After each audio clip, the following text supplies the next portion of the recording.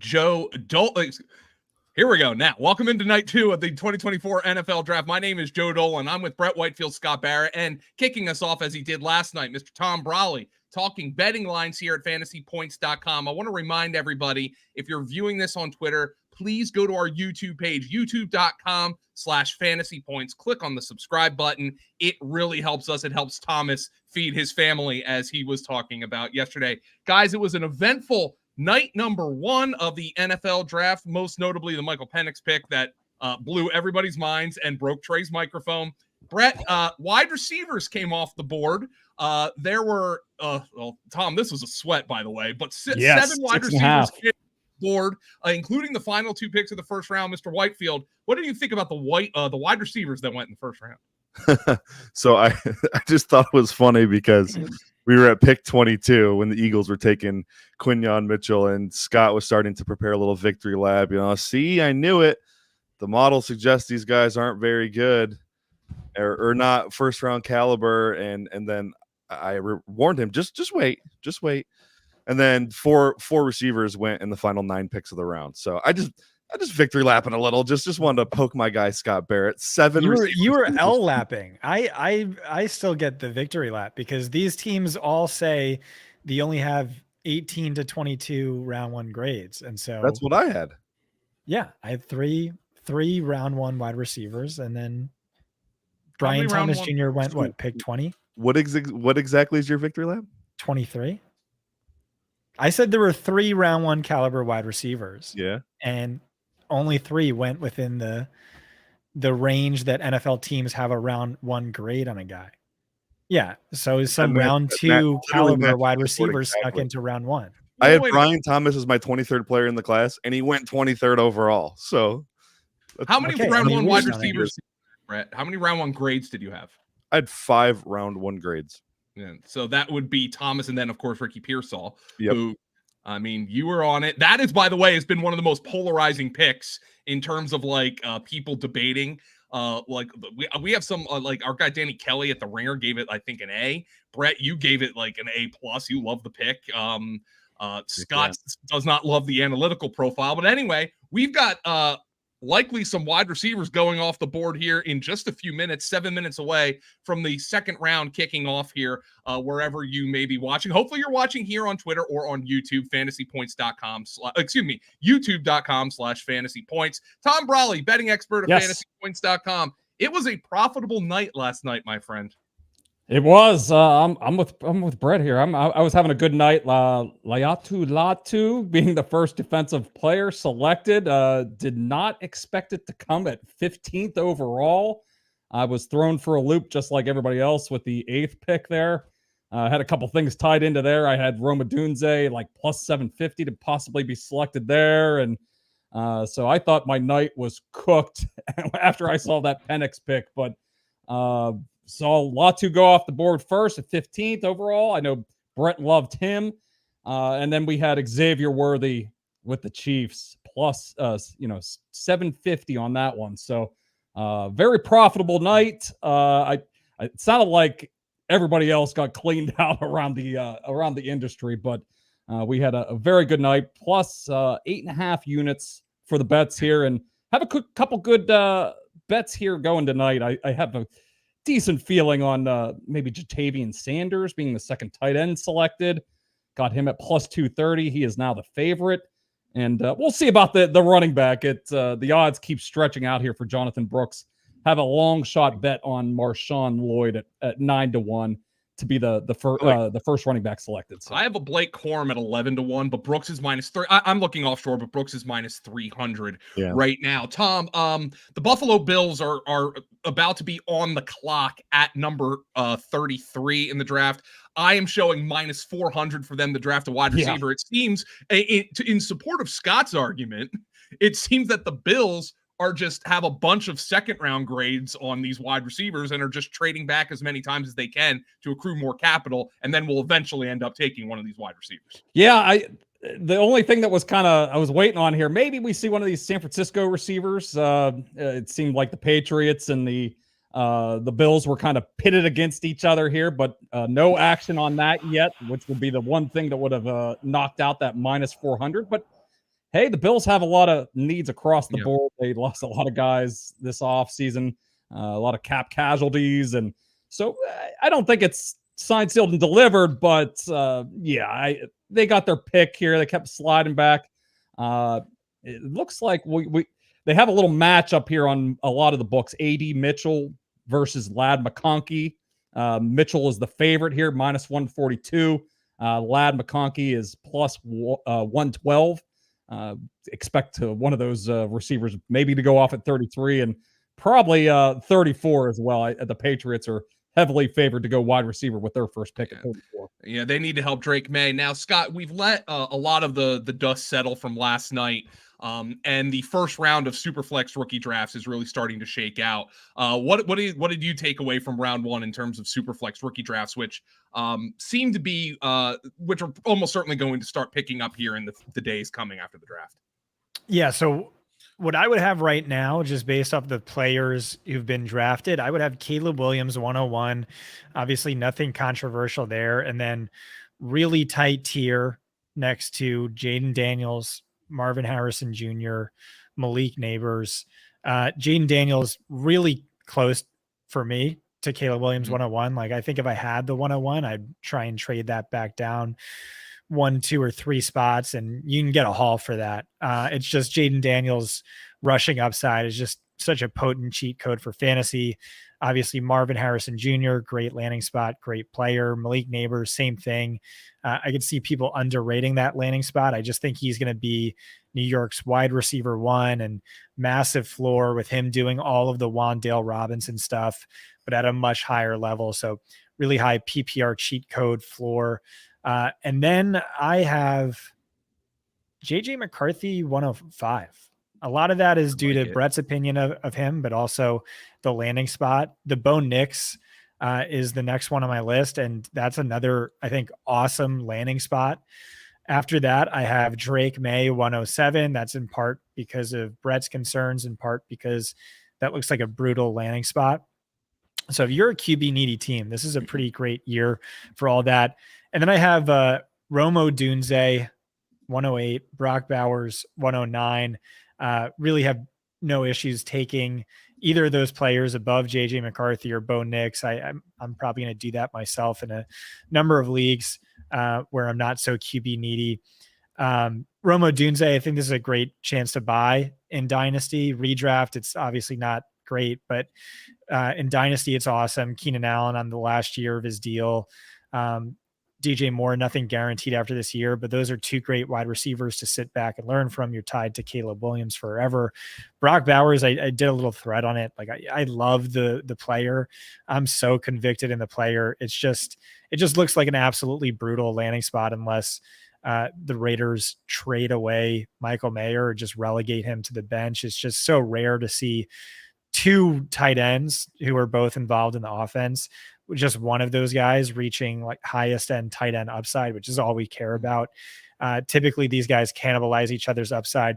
And then we have Xavier Worthy at the 110. And I think last night when we talked about this, I might've been even higher on him. But I was watching the Andy Reid's post-draft press conference and he was like, yeah, he's skinny. He's really fast. He does some things well. He has other things he needs to work on. He'll just slide into that wide receiver rotation we have with Kadarius Toney and Mecole Hardman and Rashee Rice and Marquise Brown. And I'm just like, oh God, are we really doing this again? The wide receiver rotation, is it going to be Rashee Rice where, top 5 in yards per route run in the league, but you're stuck at a 50% route share. And so just that nightmare, reliving that nightmare. 110 ultimately. I mean, at the end of the day, he's tied to Patrick Mahomes. And then after that, Ricky Pearsall, Xavier. After that, Brian Thomas Jr. Really not high on him. Don't love this landing spot. Doug Peterson, wide receivers, always underwhelm. Where he's just a deep threat only at this point of his career, which isn't great for fantasy. And then Ricky Pearsall, and then Xavier Legette, and then Michael Penix Jr. because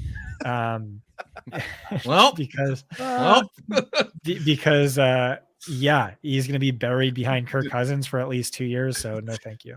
Did you see there's a picture? First and foremost, this just reminded me. Did you see there was a picture? I think Sarah Spain from ESPN posted it. Where somebody was holding up a sign when the Penix pick was coming in, and it covered up the stem of the P on the pick is in. And it had Michael Penix Jr., so it looked like the dick is in. So you have to look at it. It's funny. And also, did you, Scott, your Mr. Press Conference, did you see Malik Neighbors talking about Daniel Jones today? No. Well, he said, yeah, I did talk to Daniel Jones. He's Spoonerisms. Well, you do that constantly. I do it constantly. He did it on accident. If he did it on purpose, I'm going to like him even better, quite frankly. But awesome. Yeah, Bomb Trolley, Bram Garfield, Rhett Brightfield, Joe Jolin. It's simple. Now, some of the greatest Spoonerisms in NFL history, and here we go. We're off on a tangent. Nobody's picked yet. Percy Harvin's a great one. Harvey Person. That's an all-time. Latavius Murray is a good one. Murtavius Larry. That's one of my favorites. I've got apparently LeBron James loves Spoonerisms, by the way. Apparently that's one of his things. Really? Anyway, yeah, Bomb Trolley. The Bills are coming up. Flo Jacko. I don't know why Joe Flacco's name was in my head. That's a good one. Flo Jacko. Well, apparently, Latu is trying to negotiate with Flacco for number 15 with the Colts. So, but the Colts just posted a picture of Latu wearing 15. Hey, I thank you, Latu. I cashed that bet as well. Yeah, nice, Tom, the Bills are on the clock here, it looks like, or I'm sure they're going to come out and they're going to trot the military across the stage before they kick off night 2 of the draft. But the Bills are coming up on the clock, minus 400 to draft a wide receiver. We might hear your roommate scream from Tom's roommate is a massive Bills fan. He also has the foulest mouth of anybody I've ever met in my life. We might hear him scream if they do not draft a wide receiver here. Yeah, especially after, making them wait through 28, getting pushed down to 32, and then, having to wait another 24 hours. He was not very happy last night. So waiting all day for this pick. Who do we think it's going to be? I guess A.D. Mitchell, maybe. I guess they probably got some assurances from Carolina last night that they weren't going to take one of their guys. Wait, who are we talking about? The Bills? Yeah. I think they have no interest in picking here. I think they're trying to trade down because this is a bad roster. They have a lot of issues. Wide receivers don't seem that important to Joe Brady's offense, or just not as important because they really went so run heavy with Brady, and you saw Stephon Diggs just absolutely disappear. I think this is what they need to do. Just keep trading back. It's a super deep wide receiver class. I've been saying it's better to have 2 picks than to throw a dart on one of these fringe wide receiver round 1 guys. And so I think that's what they want to do. I think that's what they're gonna do. You saw the trade last night, and it was kind of crazy. Like, it was actually a really good trade for the Panthers. You get that 5th-year option and you only give up a 5th round. Like, that seems like bad value to the Bills, but it might actually be good value because there are so many teams calling them right now who want their guy. So they could probably get a king's ransom. I really see them trading back, but you never know. I could be wrong. Another point to that, Scott, the Bills are kind of cash strapped. And I think that was like a $2 million trade, like, value to them for this season. That's actually kind of cool. So that's elite cap management. Yeah, right there. I never think of things like that. Of course, I'm an Eagles fan, and the Eagles are never in cap trouble. So Brett, let's say the Bills are sitting and picking here. Who do they take? I if I had any one guess, I would say it would be Lad McConkey, because just to me, he looks like a Cole Beasley clone. Yeah, there's God dang it. He's better than Cole Beasley, isn't he? No, but seriously, it's the constant props to for them. white guys that he's doing with Lad here. So, I mean, I think that's I'm joking about the comp, obviously, but I think that would be the perfect guy. Well, didn't Phil McConkey also play for the Bills? No, he was a Giant. He's a Giant. Oh, sorry, I knew it was someone. And they're not related. I know. Yeah, there's only 2 people on planet Earth named McConkey, and they're both white wide receivers, and they're not related. To answer your question, Scott, like, schematically, like, old school, you got to get 3 different types of receivers. I'd be like, let's get Adonai Mitchell in there, even though I don't really like him that much. I don't think they'll do that, though. They haven't traditionally played with an X receiver. Like, even Gabe Davis wasn't really a traditional X. So if I had to pick a guy, I would say Troy Franklin, actually. That's who I think they'll draft. They did a lot of homework on him in the pre-draft process. Talked to my guy, Joe Marino. He was torn in his mock, I think, between Franklin and Xavier Worthy, because it seems like they really like that archetype. Josh Allen played his best football with guys that can separate. Lad can also separate, obviously. I just think the smoothness of Troy Franklin is something that the Bills might be interested in. I also think they could shock everybody and go like defensive back right here or something stupid, like some good ones left on the board. I mean, yeah, exactly. And they've accumulated these picks. I mean, I could certainly see that. Trey White's gone, so Kool-Aid's still out there, a little surprising. So, Brett, Troy Franklin's your wide receiver 10. But you always mention your big board is scheme agnostic, right? Yeah. Like, so for Buffalo, he might be wide receiver 5. Exactly. Just depending on what the teams need. Yeah, that's exactly right. And the thing is, like, this is a deep class. So, like, even though he's my wide receiver 10, I still like him. Like, there's a lot to like about his game. I think he's a better prospect than Xavier Worthy. So I think they're. So we are going to hit on that throughout the night, because you were like the only person on planet Earth who hated the Xavier Worthy pick. Scott wasn't a fan of it by an analytical, but like everybody out there says, oh God, he's a 4-2 guy. The Chiefs have done it again. You gave that pick an F in our your first round draft review.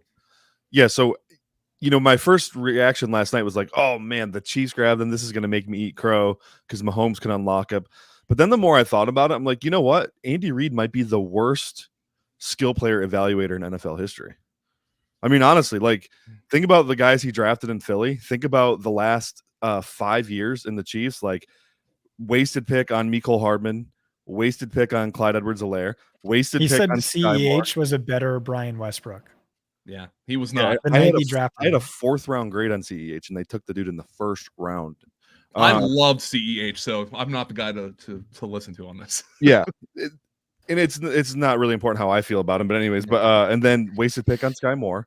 Then they trade a 3rd round pick and a 5th round pick for Kadarius Toney. They kind of hit on Rashee Rice, except the dude had off field coming into the draft. Surprise, surprise, he's got off field while he's in the NFL as well. So like he is an absolute landmine when it comes to drafting skill players. So I'm actually not even. I think he got lucky with Travis Kelce, and obviously Tyreek Hill was a running back at Missouri. Or sorry, not Missouri. He was at Oklahoma State before he got thrown out. Oklahoma State, yeah. He was a running back at Oklahoma State and then played some receiver at junior college. So, like, that was a completely lucky selection. I don't know. I think maybe Worthy just stinks like I think he stinks, and the Chiefs don't know how to evaluate skill players.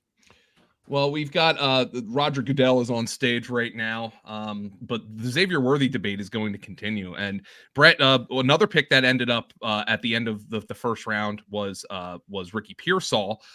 We didn't get to talk about he or Xavier Legette all that much because we jumped off and let the after party come on. Pearsall's your guy. He was your guy. As soon as we saw him, you pointed him out to me at the Senior Bowl. You have been consistent on that.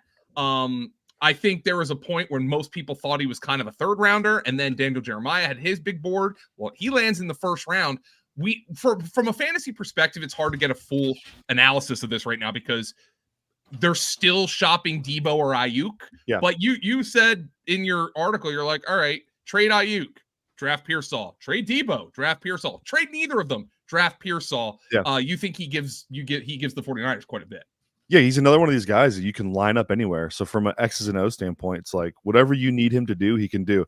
Ironically, I think he has the skill set to replace Brandon Ayuk if that's necessary. I also think he has the skill set to replace Debo Samuel if that's necessary. So it's almost like the perfect hedge for them. And then if they end up not needing to replace any of them, then they're just going to have this, probably my favorite receiving trio in the NFL. I think that's really cool.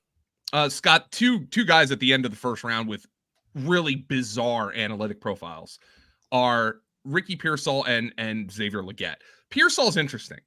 The guy played wide receiver with 2 top 5 picks in college, one at Arizona State in Jaden Daniels, another at Florida in Anthony Richardson, and never produced. He just didn't put up big numbers. Meanwhile, Xavier Legette, it's funny that the Panthers traded up to get that 5th-year option because they might need it for him to break out in the NFL because he did nothing in college until his 5th year. How hard was it for you to evaluate these guys with your model, given the bizarre profiles that they've put together? Yeah, really difficult. Yeah, it's crazy how Dave Tepper seems to think he's like some analytical genius, and he seems to have made the same exact mistake, which is, one most dynasty players learn like 6 years ago, which is to avoid the 1-year wonders and avoid the late breakouts. Mingo might have been a 0-year wonder.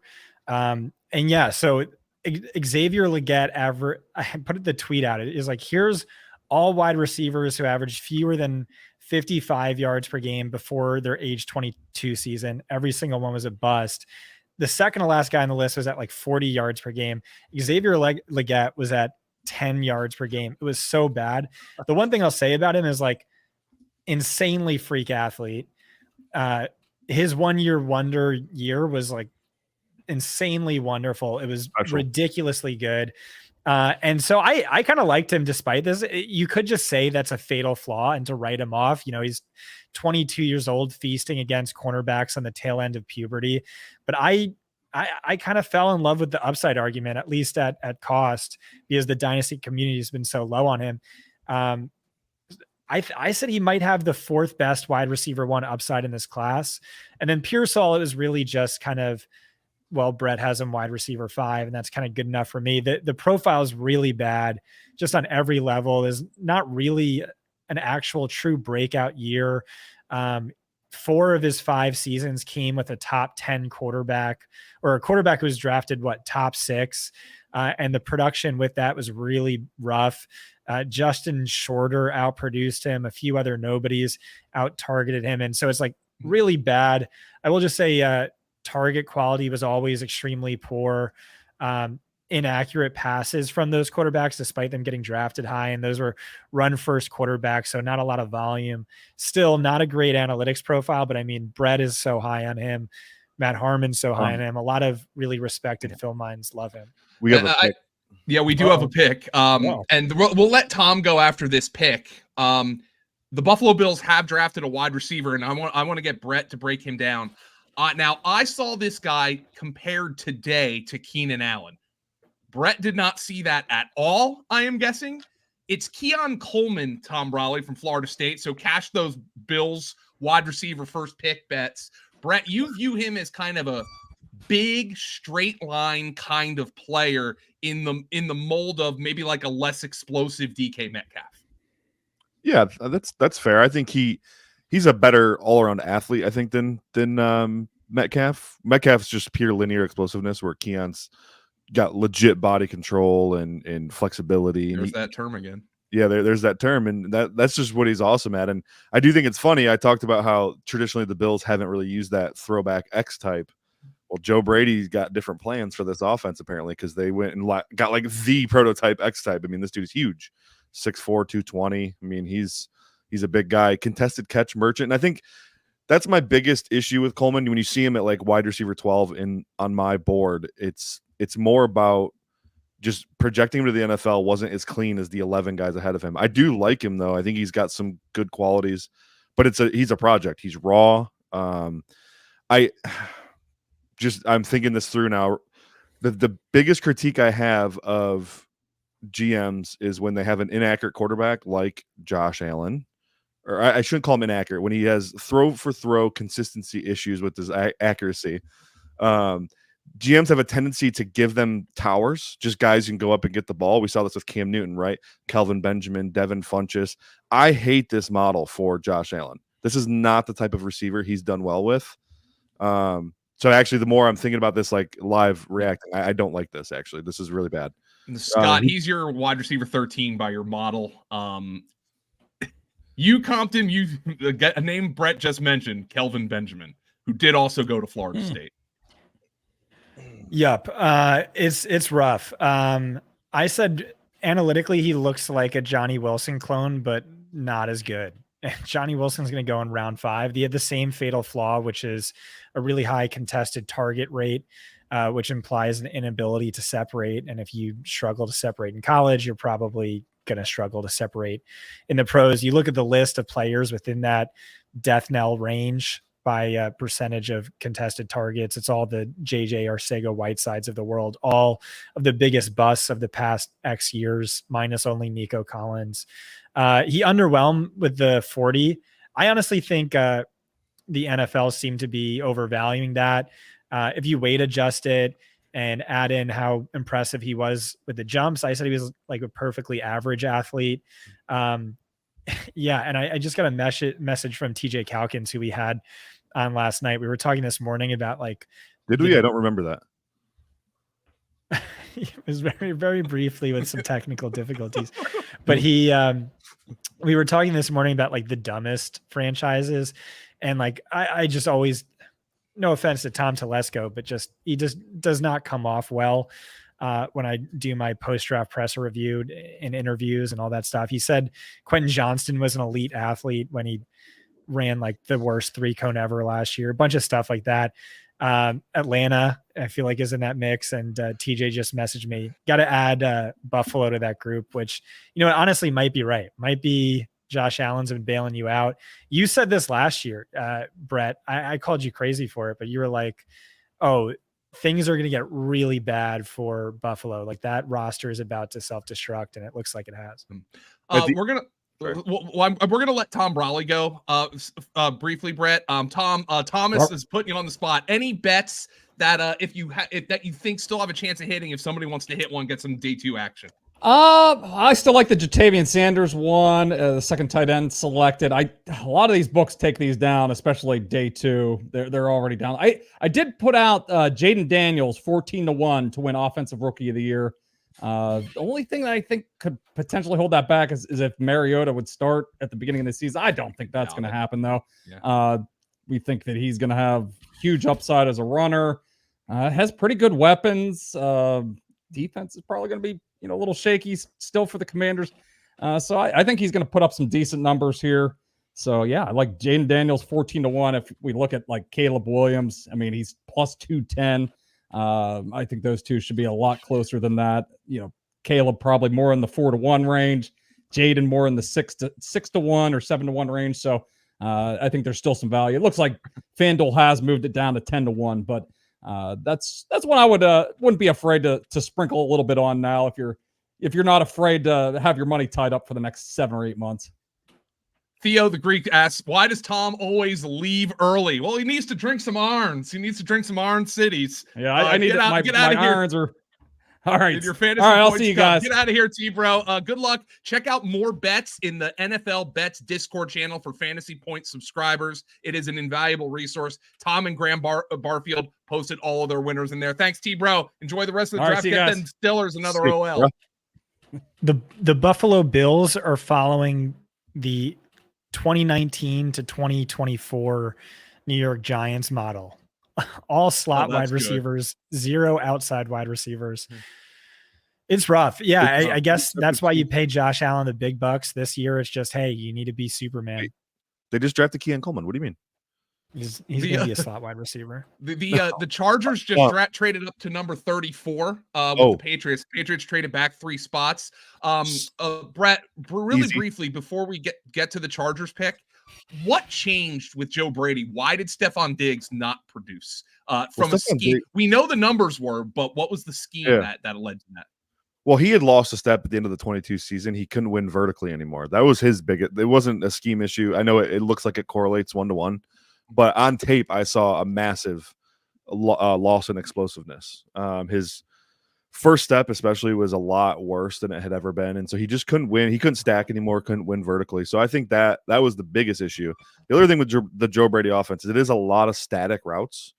It's a lot of hitches. Like, we're going to spread you out, run hits. I know who this pick is. And then run behind. Go on. Keep going. It's going to be Roman Wilson, Mike Sainristil, Blake Corum, or Junior Colson. It's going to be one of those guys. Somebody that played for Michigan. Well, guess what? What? It's Lad McConkey. Let's go. Lad McConkey with Justin Herbert. Scott, I mean, that's the first-round receivers does he jump in front of? Worthy for sure. A lot of them. People are going to freak out about Keon Coleman to the Bills, but I just like Lad so much more, and minimal target competition here. This is I'm really excited about that. And you see live on the draft, they're freaking out about it. They're so excited they got him. They traded up for him. I feel like that matters more. He would leapfrog for me.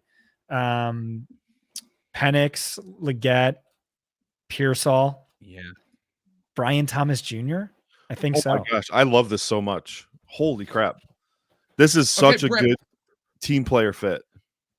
You know Jim Harbaugh's offense, you know Greg Roman's offense intimately. I don't think, look, Justin Herbert's one of the best natural throwers of the football in the NFL. He's not going to throw the ball 40 times a game. They don't want him to. Sure. But I mean, is McConkey instantly their one? I mean, look, they might see something in Quentin Johnston that he didn't show last year. I mean, he was a first round pick. Josh Palmer's there, but I'll give you the whole analysis on the whole room. So so Quentin Johnston, people overreacted to a bad rookie season. He was never supposed to be good last year. He was always a project. He was always a guy that was going to take some time. Now it might take a little more time. He's got to learn a new install. But I think with Lad McConkey there now, this actually elevates Quentin Johnston as far from a skill set standpoint. I'm not saying for fantasy, I don't know that the volume for fantasy goes up or anything, but it allows Quentin Johnston to do what he does well, and he's a freak after the catch. Get him the ball in space, let him work the boundary on hitches and stuff. I think that's really where he's going to thrive. McConkey comes in, and he is the best vertical threat that Herbert's ever played with by far. The Greg Roman offense has so many deep crossers in it, and Lad McConkey 8 on deep crossers at Georgia. He's awesome on double moves. You're going to see the heavy play action game drawing up double moves for McConkey on the outside. I think that's a huge win. They're showing double moves on ESPN right now, actually. So this is great. And then Josh Palmer slides in. He can still be your move type guy. He can play in the slot. He can play Z. He can play X. And he's just going to be your short area possession guy. He'll play that Keenan Allen role that we've seen for years there in LA. So I actually like this group now. I think McConkey's skill set makes the other two guys a lot better, and there weren't many guys left you could say that about. Scott, I argued when we were down at the Senior Bowl because all the scouty types, for lack of a better term, everybody was loving watching Lad McConkey. And I think one of the first conversations we had about this rookie class, or at least you and Brett had about this rookie class, was McConkey is going to be the film guy favorite and the guy that the analytics people hate. And I'm not sure it 100% turned out that way, because I think McConkey ended up testing a lot better than a lot of people thought, but the production profile still isn't there for McConkey. Nonetheless, you ranked him 5th in your model. You put a high score on film on here, but he turned out to be a pretty damn good athlete, even though he's a smaller receiver. Yeah, well, the athleticism is really like a small variable within the model, but yeah, he registered as a high-level athlete. The production profile was just difficult. He had 2 100-yard games in his entire career, and Brock Bowers smashed him by anything you want to look at. But by per target or per route, anything that's predictive in my model, he ranked as, easily top 5 in the class. So I did like him. I like the PPR cheat code upside, especially now that he has this great landing spot. Even if the Chargers are going to be probably one of the top 5 most run heavy offenses in football, great quarterback, minimal target competition. I think Quentin Johnston's just dead because, where did he need to be? He needed to be in the slot and getting a lot of manufactured touches. And that just seems like an inferior redundancy to McConkey. McConkey's not going to do manufactured touches. That's not his role. I mean, he was great at it in college. Kinda. I mean, he had really good. He got a ton of it in college. He had really good catch to transition in field vision, but he didn't make anyone miss. He's not a guy who's gonna. His biggest weakness is play strength. So you're not going to want him to take the licks over the middle on design stuff. I don't think. Well, yeah, you have to worry about the durability. But no, his numbers as a runner were incredible. His yards over expectation on screens were incredible. Just crushes in the short area of the field. I think he's better as a slot. I know you kind of disagree on that, but the Falcons have traded up to number 35 in the This draft. has to be Spencer Rattler, right? Yeah, everybody on Twitter. Andy Barron's got the first one off, and now literally everyone's making the same exact joke. Yeah, of course. I wonder what Trey's thinking here. Trey, can you come on here? Let's see what the what could the Falcons possibly do to you anymore that's going to hurt you? Trey is I think he was signaling to me that he's not going to come on. Or no, here he comes. Trey's on mute. Trey, you're on mute, but the Falcons are on the clock here, buddy. It caught me off guard. I never would have expected the trade up here. And I really have no clue what they're going to do. Part of me, I got the pick. I wanted to say Cooper DeJean. I thought maybe that'd be decent, but or Kool-Aid. But who we got, Brett? It's Clemson defensive tackle Rook or Ororo. It's literally the noise that my dog makes when I take her out of her crate. Oh, nice. My beautiful Crimpet right back here. Crimpet's the one there. This is Butterscotch here. That's Crimpet back there. Crimpet's my singer. She goes, arr, arr, arr. And then it's Rukaroro, he's a big, powerful guy, Brett. Yeah, he's a big, powerful guy. They needed some fresh blood on that inside of the defensive line. I just don't know that it seems early. What do you think, Trey? Well, clearly they know what they're doing. I mean, it's been a good process so far for the Falcons. So I think we just have to, trust in Fontenot and the crew there. And as a Falcons fan, you got to feel better about this pick than you felt about the first pick. That's well, this one's gonna play, so yeah. Well, at least you got that. Trey, some immediate help. Friend of the show, Ross Tucker, put out a tweet today talking about how. Did you see this tweet? Basically, by drafting Michael Penix Jr., you're doing your veteran players a disservice. Like this wasn't fair for Grady Jarrett and Kirk Cousins and that veteran group they have. Do you agree with that? Yeah, 100%. There's literally no question. I had this conversation the other day with a buddy.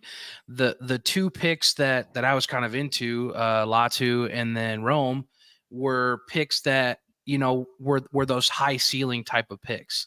If you take Rome, he's got that chance just as good as anybody in the class to be a franchise changing wide receiver talent. If you take Latu with the higher upside, he's got a chance to be a franchise changing defensive player. One like the Falcons have not had in a long time. I mean, like there's Colt heroes, there's the Deion Joneses of the world, the Keon O'Nealls of the world. Grady Jarrett's pretty damn good, but those type of guys, we don't have a Micah Parsons. We haven't had a Khalil Mack, That's what I was kind of hoping for. But yeah, absolutely. It is honestly, it's not a disservice. It's a slap straight in the face to the roster that's already kind of built there and ready to compete. So imagine they would have went Latu and then doubled down with however you say his name, Rook. Now you're building a D line that's scary, right? And think about how good that defense would be next year with those two dudes added to it. And instead, you give Michael Penix Jr. So, and when you think about the Atlanta Falcons, sorry to cut you off, the first thing you think of is great defensive line play, right? No, they've been fucking terrible on the defensive line forever. The only good defensive lineman they've had was Vic Beasley for 1 year because nobody ran the ball against the Falcons because the offense was so damn good. He just had straight pass rush. He never had to do anything else, and he's not even in the league anymore. I don't believe. He's terrible. One of the worst picks they made. But yeah, the defensive line's been an issue since I came out of the womb. I think and. Yeah, I would have loved that. Latu would have been great, but I'm still a little salty over the Penix pick, but hopefully this is a step in the right direction. We'll let you go, Trey, because I don't know if the Falcons are going to be picking the rest of the night because they traded a second and a third to move up 8 spots. Bro, like I don't understand it, but I feel really bad for Falcons fans. I feel like we need to give away a Fantasy Points data sub to a Falcons fan who subscribes and leaves us a comment or something. Yeah, the GM needs it more than anyone. Yeah, please. Yeah. Maybe Terry Fontenot's in the chat.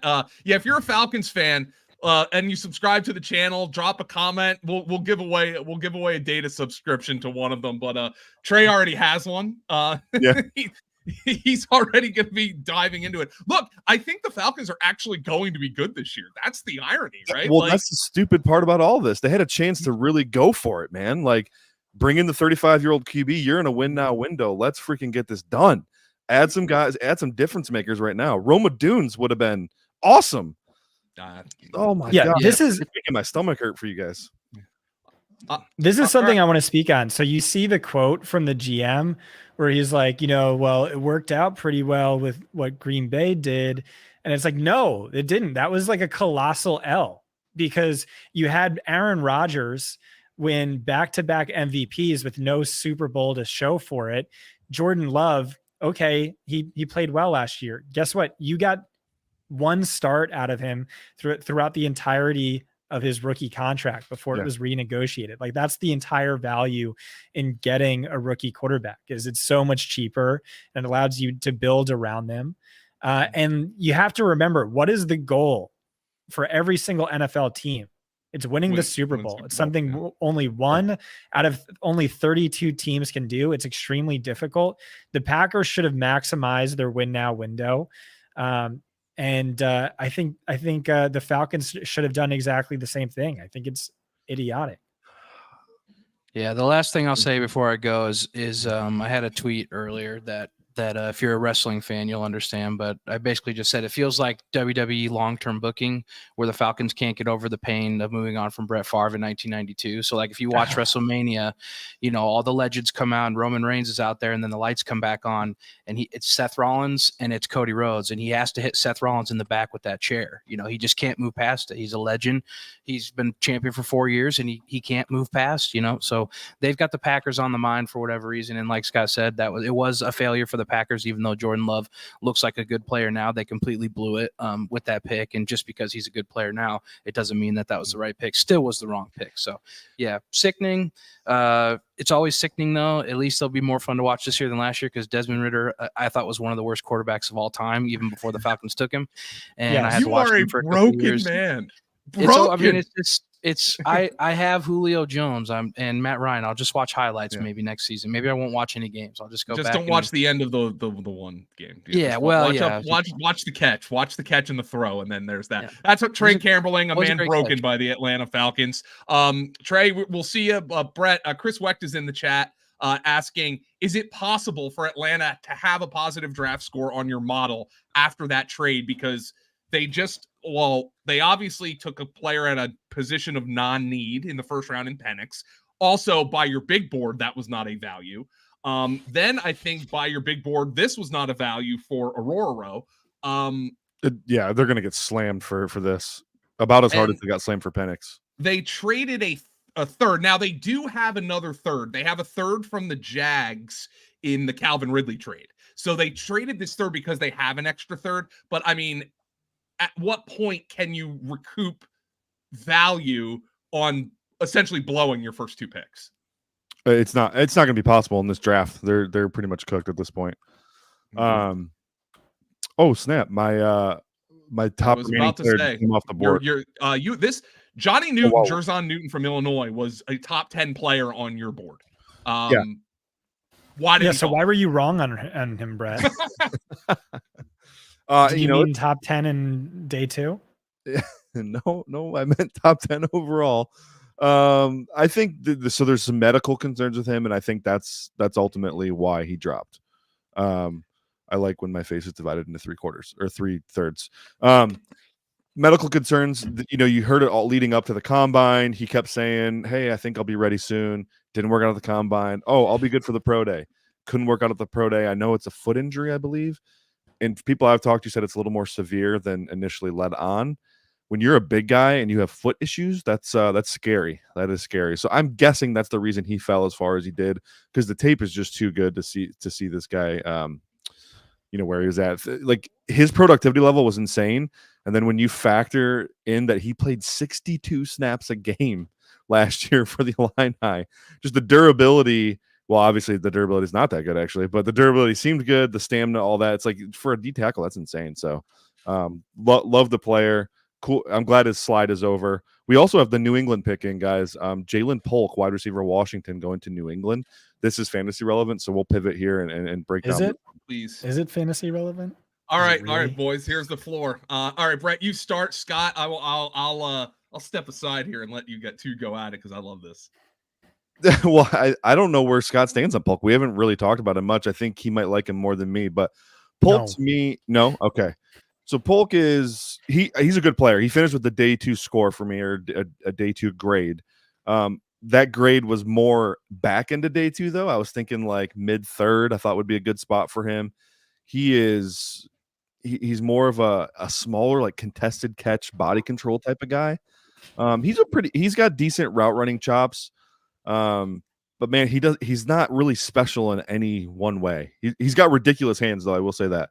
Like Michael Penix often put him in some interesting scenarios, and Polk came through for him a lot in clutch moments. So I do think that's a body control and hands. That's a good package to start with. It's just going to require some development there. Scott, you buried him in your model. Yeah, and it was tough for me because Danny Kelly is so high on him, and I really respect and trust Danny when it comes to his evaluations. It's just analytically, it was hard to make an argument for him. Super late breakout, 1 year wonder. And yeah, I don't know how much I'd call it a breakout, especially because he benefited from Jaylen McMillan's injury. And whenever Jaylen McMillan was on the field, it was very clear that's the wide receiver 2. In 2022, by yards per route run, McMillan was closer to Odunze than Polk was to McMillan. And then it was the exact same thing last year in games. McMillan ran more than 7 routes. And so it's just weird to me. It's like, oh, you're drafting the team's wide receiver 3 ahead of all these other names who you can get excited about. But yeah, I mean, McMillan's slot only, and I do devalue slot production, but it's just nothing really about his profile stood out to me as being all that exciting. So make sure you go to our YouTube page, youtube.com/FantasyPoints. Click on that scribe, as my nephew Max says. It helps us feed our families. And leave a comment, like the video. I think it was our boy Theo the Greek who earlier said, P.S. By the way, here, I'm going to throw it up. He's like, hello, gentlemen, again, and I still use that term loosely. I like this video. I've unsubscribed and resubscribed and made a comment. The trifecta for YouTube. So where is my free sub? Get in Trey's DMs, man, and we'll hook you up, Theo. Thank you for your patronage, and thank you for joining us here again on the live stream. Jaylen Polk, Brett. I mean, how many deep threats are the Patriots going to draft? Like, they had Tyquan Thornton. Like, it feels like that's just kind of what they do at this point. They just draft like guys who run deep. Yeah, I think Polk did a little bit more than that in the Washington offense. He had the second highest rate of career yards coming on deep passes in the class. So he profiled to me as one trick pony deep threat. Nice. Here's quick synopsis I wrote up on him. NFL size and athleticism, ball skills, and elite body control, excellent hands, and bring him the smoke. One thing I did like about Polk in his tape is he's a super duper high energy player, physical to the point of like where he's on the verge of getting multiple penalties a game after the play, offensive pass interference. If you've heard the term "no block, no rock," he'll embody that till the day he dies. Like I do love that about him. So in New England, where you're trying to build a new culture, they're getting out with the old and with the new. I do think he's a glue guy, like a culture guy. They just took him too high. I think, if they did this in 15, 20 picks from now, I probably would have been okay with it. But, pick 5 of round 2 just seems crazy. So here's a question I have, and this is maybe one that we can't answer. Can you game like? I guess it's kind of like a fantasy draft, Scott, where we see like a run on quarterbacks or something like that. And then you end up taking one higher than you typically would have. Is that a thing in the NFL draft? Like if the Patriots are like, well, these wide receivers, 10 wide receivers have gone in the first 37 picks, by the way.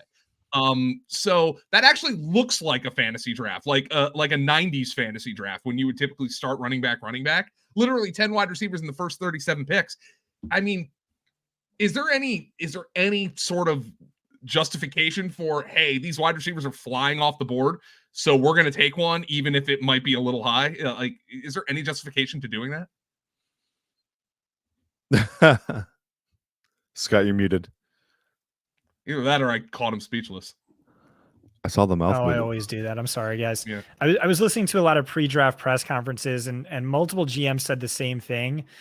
was with the wide receivers, there's this tier at late round 1, early round 2, and then another big tier later on in the draft. And so maybe they're just trying to get the tail end of this tier. I don't know. I would Keon, Coleman, Jaylen, Polk aren't players I'd be excited to draft, but that's me based on the analytics. Can we circle back on the Keon Coleman? Actually, I want to clarify something. Sure. Because I did throw out the Funchess, Kelvin Benjamin thing, contested catch only. I want to reiterate, though, this guy does have really, really nice movement skills for his size. And I do think he is some development away from being a very good X receiver. I think he's closer to T. Higgins than he is those other guys. Like, has the potential to be an excellent route runner, where that was never the case for Benjamin. And those dudes were stiffer than a board. They were also kind of fat and out of shape. Like, that's not Coleman. Coleman's rocked up. He's lean. He's flexible. Like, I think he has the necessary traits to be awesome. It just, when you have developed players sitting there on the board, it's just weird to take a guy that's such a project to me.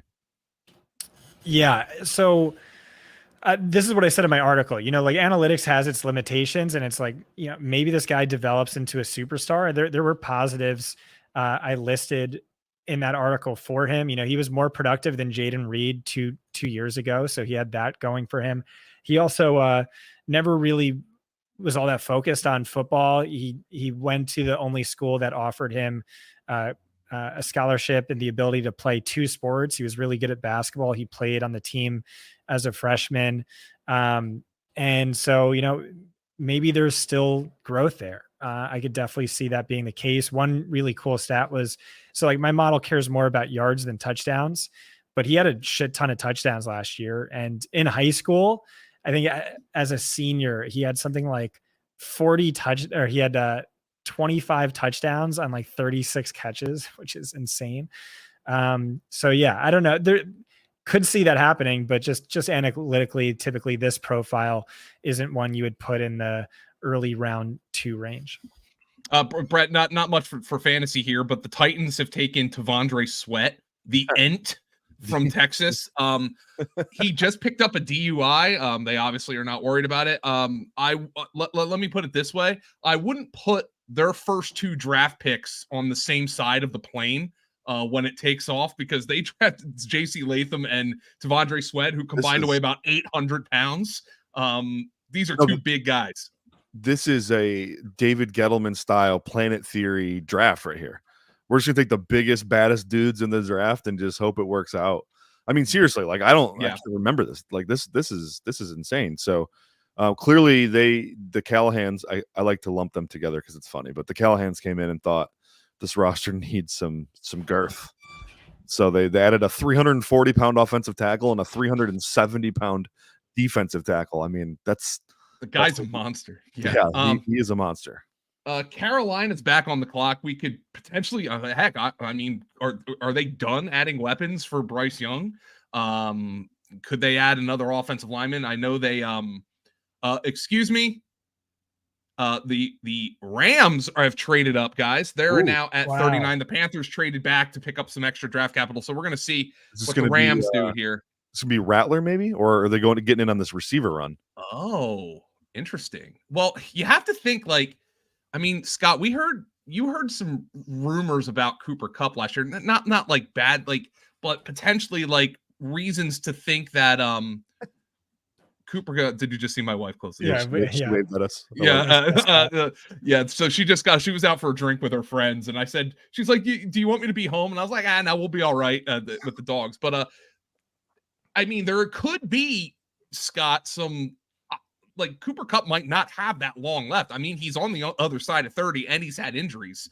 But fortunately, Puka Nacua has been fantastic for them. They nailed that pick. It's one of the best draft picks of the last 5 years. But the Rams now on the board and could get some weapons here. Scott, what did you hear about Cooper Kupp and how concerned are we for his future? Yeah, so I heard that he might have some sort of genetic condition that has played a role in his reoccurring soft tissue issues. And he was mulling retirement. This was like a year ago. I have no idea if it's real or not, but this is what I heard, and multiple other people heard this independently from me and my source.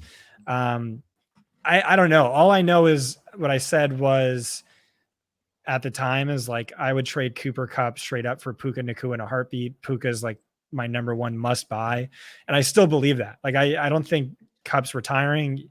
You see him working out with Puka and doing all these things.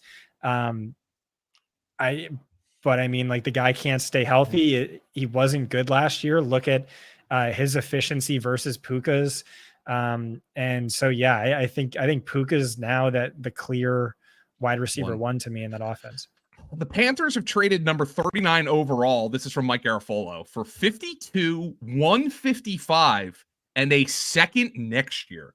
That is a hefty price. God. Well, that's actually a really good move for the Panthers to pick up a pick next year because they finally a good move. Yeah, they're going to need to they're going to need to start really accruing some draft picks. So that's a nice haul for Dan Morgan.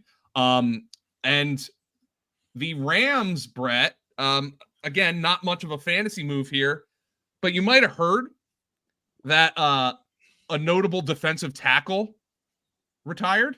Sure. They're taking Braden Fiske. Oh, perfect. I freaking said it in the write-up, Joe. I freaking said it in the write-up. Yeah. Let me bring your write-up up because I have it right here. But the Rams obviously view they wanted to get in on this run of defensive tackles. This was not a great first round defensive tackle class, but this is what you have. First of all, Fiske, however you say it, he is your number 3 defensive tackle, and you had him at 37 on your big board, so this is technically a value. Listen to what Brett just wrote about Braden Fiske. He has super short arms, but still has a wingspan similar to Johnny Newton and Byron Murphy, who were both taken ahead of him. If you are trying to replicate Aaron Donald or Kalijah Cansey's ways of winning, he is the guy in this class to do it, albeit a lesser version. I'm just going to freaking flex. Right? I mean, yeah, that's is really good. That's great. Like that, I feel like that happens too much, but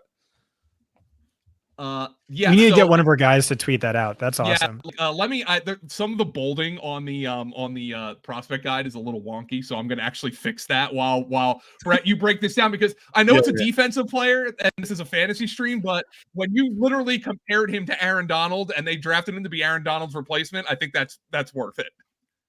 Yeah, I will gladly break him down. So Braden Fiske, wicked quick first step. That's where he lives. He's built almost identical to Aaron Donald. He's like 290 pounds, absolutely rocked up frame, short arms. He's got this big barrel chest though that gives him a decent wingspan, despite the short arms. He is a freak athlete, one of the freakier athletes we've seen at the position. I think he had like a 4.3 shuttle for a 290 pound guy. That's pretty good. Quick penetration, football IQ. Everything you saw Donald do, Fiske does it, just not at quite the same level, obviously, or else he would have been drafted much higher. I think Fiske and Kalijah Cansey were very similar in talent. From Cansey came out last year, and Cansey was kind of that first guy we had seen since Donald to replicate that skill set. So it's really interesting, too, to see how they're going to pair him with Kobe Turner. I think it was a 4th-round pick for them last year. Kobe Turner also on the lighter side, for quick first step kind of player. So, I mean, they're going with just a ferocious defensive line now. The speed that they have between Dallas Turner, Braden Fiske, Kobe Turner. I mean, this is crazy. Like, they have just super athletes all across that line. They are definitely going for a quick penetration, quick pressure model here, and I kind of love it. Love it. So, by the way, Rams fans are going to start falling in love with Brett, because last year you compared Puka Nacua to Justin Jefferson, which obviously on the surface appears ridiculous, and then all of a sudden he comes out and has the best rookie wide receiver season we've ever seen. So, Scott's boys off the board to the Eagles. What? Who's my boy? The Eagles traded up with the Commanders to pick 40, and they have taken Iowa cornerback Cooper DeJean. They have doubled up now. Cooper DeJean and Quinyon Mitchell. Holy wow. Howie Roseman. My goodness. Dust your shoulders off, son. That is crazy. So the Eagles have rebuilt their secondary. Brett, you think DeJean can play corner. Yeah. Others think DeJean is more of a safety. Well, it sure as shit looks like the Eagles have options here, though. Oh, for sure. What's funny is the style of defense that it's going to be different this year. Yeah. I'm going to have to think that through with. Well, it's Vic Fangio. Yeah. Yeah, Vic Fangio. Wow. I mean, he does the match carry deliver system. Here's the thing, though. Like, and they were trying to do that before with Gannon. Gannon just ran a different version of it, a little bit more off, extensive off coverage. I think DeJean can play corner in off zone for sure. I'm not going to ask him to play off man though. I think there's a big difference there. So I think he can play in that scheme though. I think he can play in the Fangio scheme. I'm trying to remember. Shoot, when Fangio was in Chicago, he loved corners like DeJean, ball skills, IQ, come up and hit, physicality at the catch point. So I think that's fine. And then Mitchell, you pair up with the more shifty wide receiver on the outside that a team has, and DeJean can play the bigger guy. I think I like that. Cooper DeJean, by the way, the Eagles might be the first team in the last 30 years to have two white guys in their secondary. Because they have Reed Blankenship as well, who they just signed to an extension. So, there we go. There's that. So, Scott, Cooper DeJean, I'm sorry, man. I know you wanted the Giants to get him because of your boy Jason Sehorn, but interesting. I met Sehorn when I was 9 years old. He was in a leather jacket, and he just looked like the coolest dude ever. This is how he freaking does it again, man. And as a Giants fan, I'm so absolutely sick of it. Coming into this draft, he had the oldest and potentially the worst cornerback room in football, and now it looks incredible. Way to go, Eagles fans. I said this last year, and I'm saying it again. I'm so jealous. You crushed it. Way to go. I don't know how much I love it, just because, I don't know. They traded both of their seconds to do it, and they picked up a third. They picked up a third and traded both of their seconds. I don't know if I love trading the 2 seconds because they do have other issues, like offensive line, but very clearly this was a player, Brett, that they had a first-round grade on, or they wouldn't have made this trade. Yeah, it seems that way. And sometimes patience pays off like this, where they just sat and waited, got, Mitchell sit and wait enough to negotiate a trade up to get DeJean. So I like it. And thinking out loud, I think you're right. DeJean, they might have bigger plans for DeJean than just playing corner. He might, he could very well play one of those safety spots. Can he return kicks? Oh my, yes. He's a great return man. And by the way, the kick return, that's added value this year, right? I put that in his write-up. Yeah.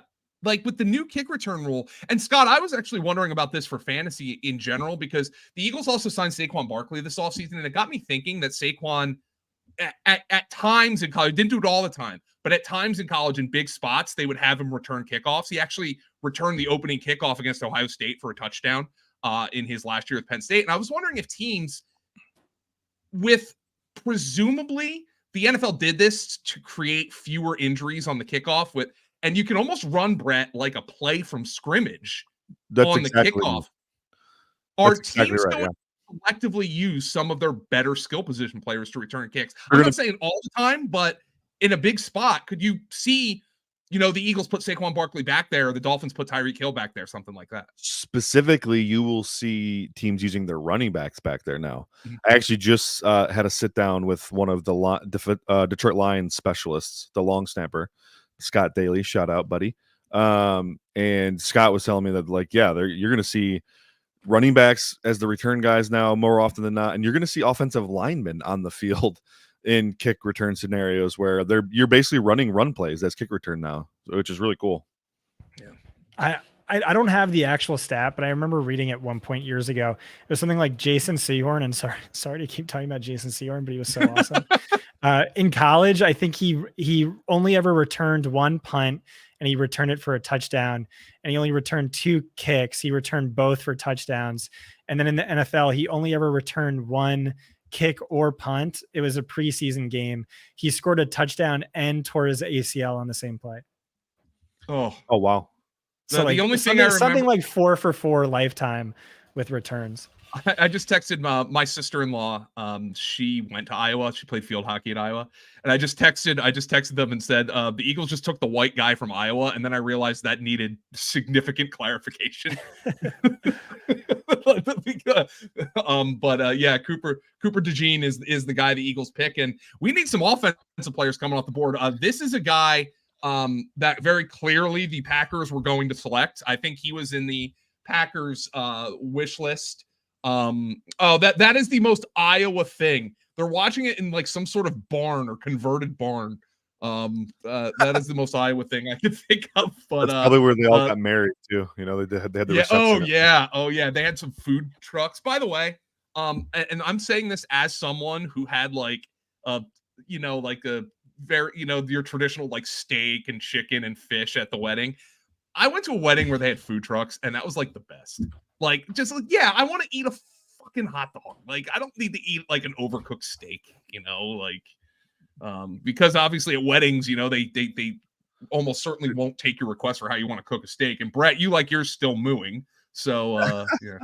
Wait, do you guys remember we were at the Senior Bowl and John ordered a steak and he explicitly told the waiter that he didn't want it to be medium rare or medium, and he said, well, that's kind of the only way we do it. And then they brought him a steak that was bleeding everywhere. John, I'm sorry, that I do remember that. That was like a really fancy restaurant too, and I was, John was like all mad about it. I was like, well, to be fair, John, they literally told you it is what he told you. Yeah, so they told you they weren't going to do it a different way. So, so Cooper DeJean is an Eagle, and the Saints are now. Like the Saints traded up. They picked to and it's 41. Quarterbacks. Another corner. Oh, Kool-Aid's off the board now. Yeah, that's my guy right there. I love I love the Alabama guys this year, Arnold and Kool-Aid. Though Mitchell was your QB1, your CB1, right? Yeah, Mitchell. Yep. Mm-hmm.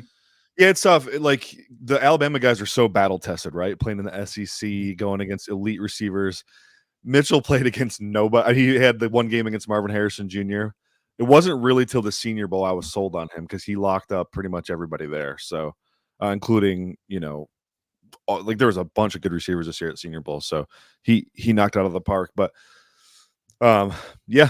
corner defensive showdown right now. That's what happens though when you have 23 offensive players in the first round. You're going to get a big time swing the other direction in the second round, and we're seeing that right now. Yeah.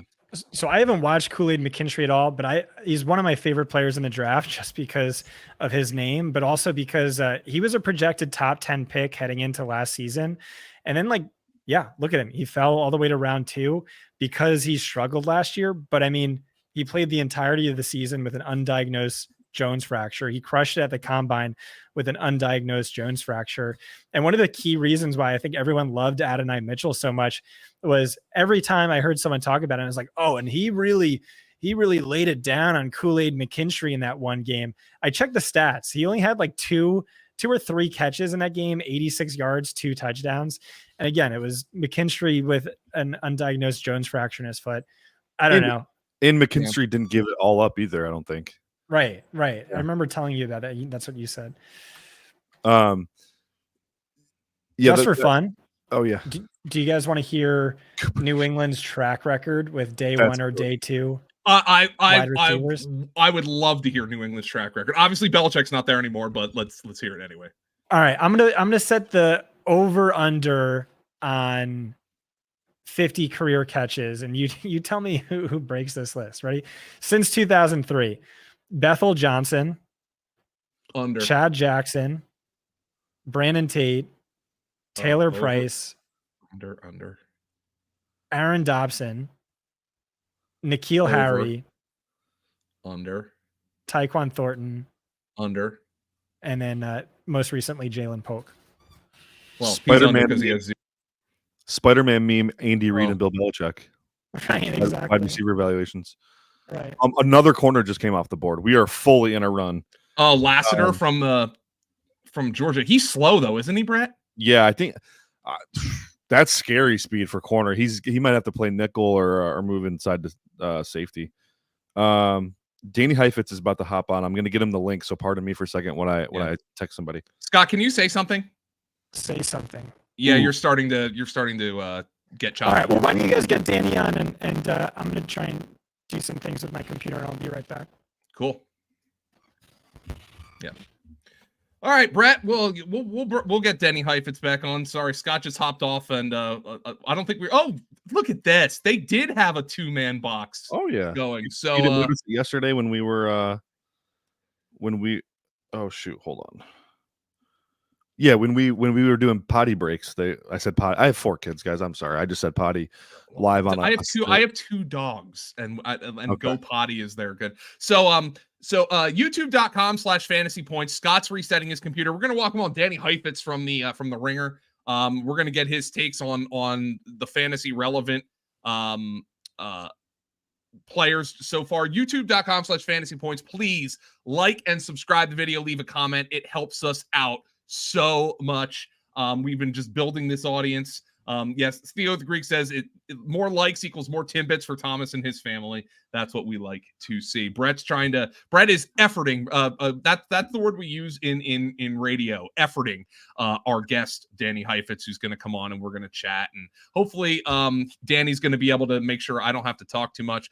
Brett, what's your favorite pick so far of day 2? Well, I mean, I think that's pretty obvious. It's Johnny Newton, but yeah, Fiske has got to be pretty much up there. Fiske is up there. I really like Kool-Aid to the Saints as well. Like that. Like I didn't write it in the prospect profile, but I think Marcus Lattimore is kind of who he reminds me of the most. Did I say Marcus Lattimore? Sorry, Marshawn Lattimore. Marshawn Lattimore, yeah. Marcus Lattimore is the South Carolina running back who blew his knee out. Yeah. So I think there's a lot of similarities there. I could see why they would really like a guy like McKinstry. Really, really good man corner, can drop play zone a little bit too. So good pick. We're seeing this is a crazy run. We got another corner off the board. Where's John Hansen? Yeah, Max Melton going to the Arizona Cardinals here at number 43. This is wild. How many corners just went in a row? Starting with it was DeJean to Philly, then Kool-Aid, then Kamari Lassiter, and now Max Melton. That's 4 in a row. So we just had back-to-back massive runs. We had a 3-man defensive tackle run. We had 4 defensive tackles and 5 picks, and then we had 4 corners in a row. On day 3, we've had 11 picks so far. Every one has been a wide receiver, defensive tackle, or cornerback. I'm bummed Scott dropped out because I really wanted to hear how he related all these corners to Jason Sehorn. Jason Sehorn, let me tell you, one of my first memories. Well, not one of my first memories. That's false. A memory I have of Jason Sehorn is, of course, an acrobatic interception he made against the Eagles in the playoffs. I believe it was 2000.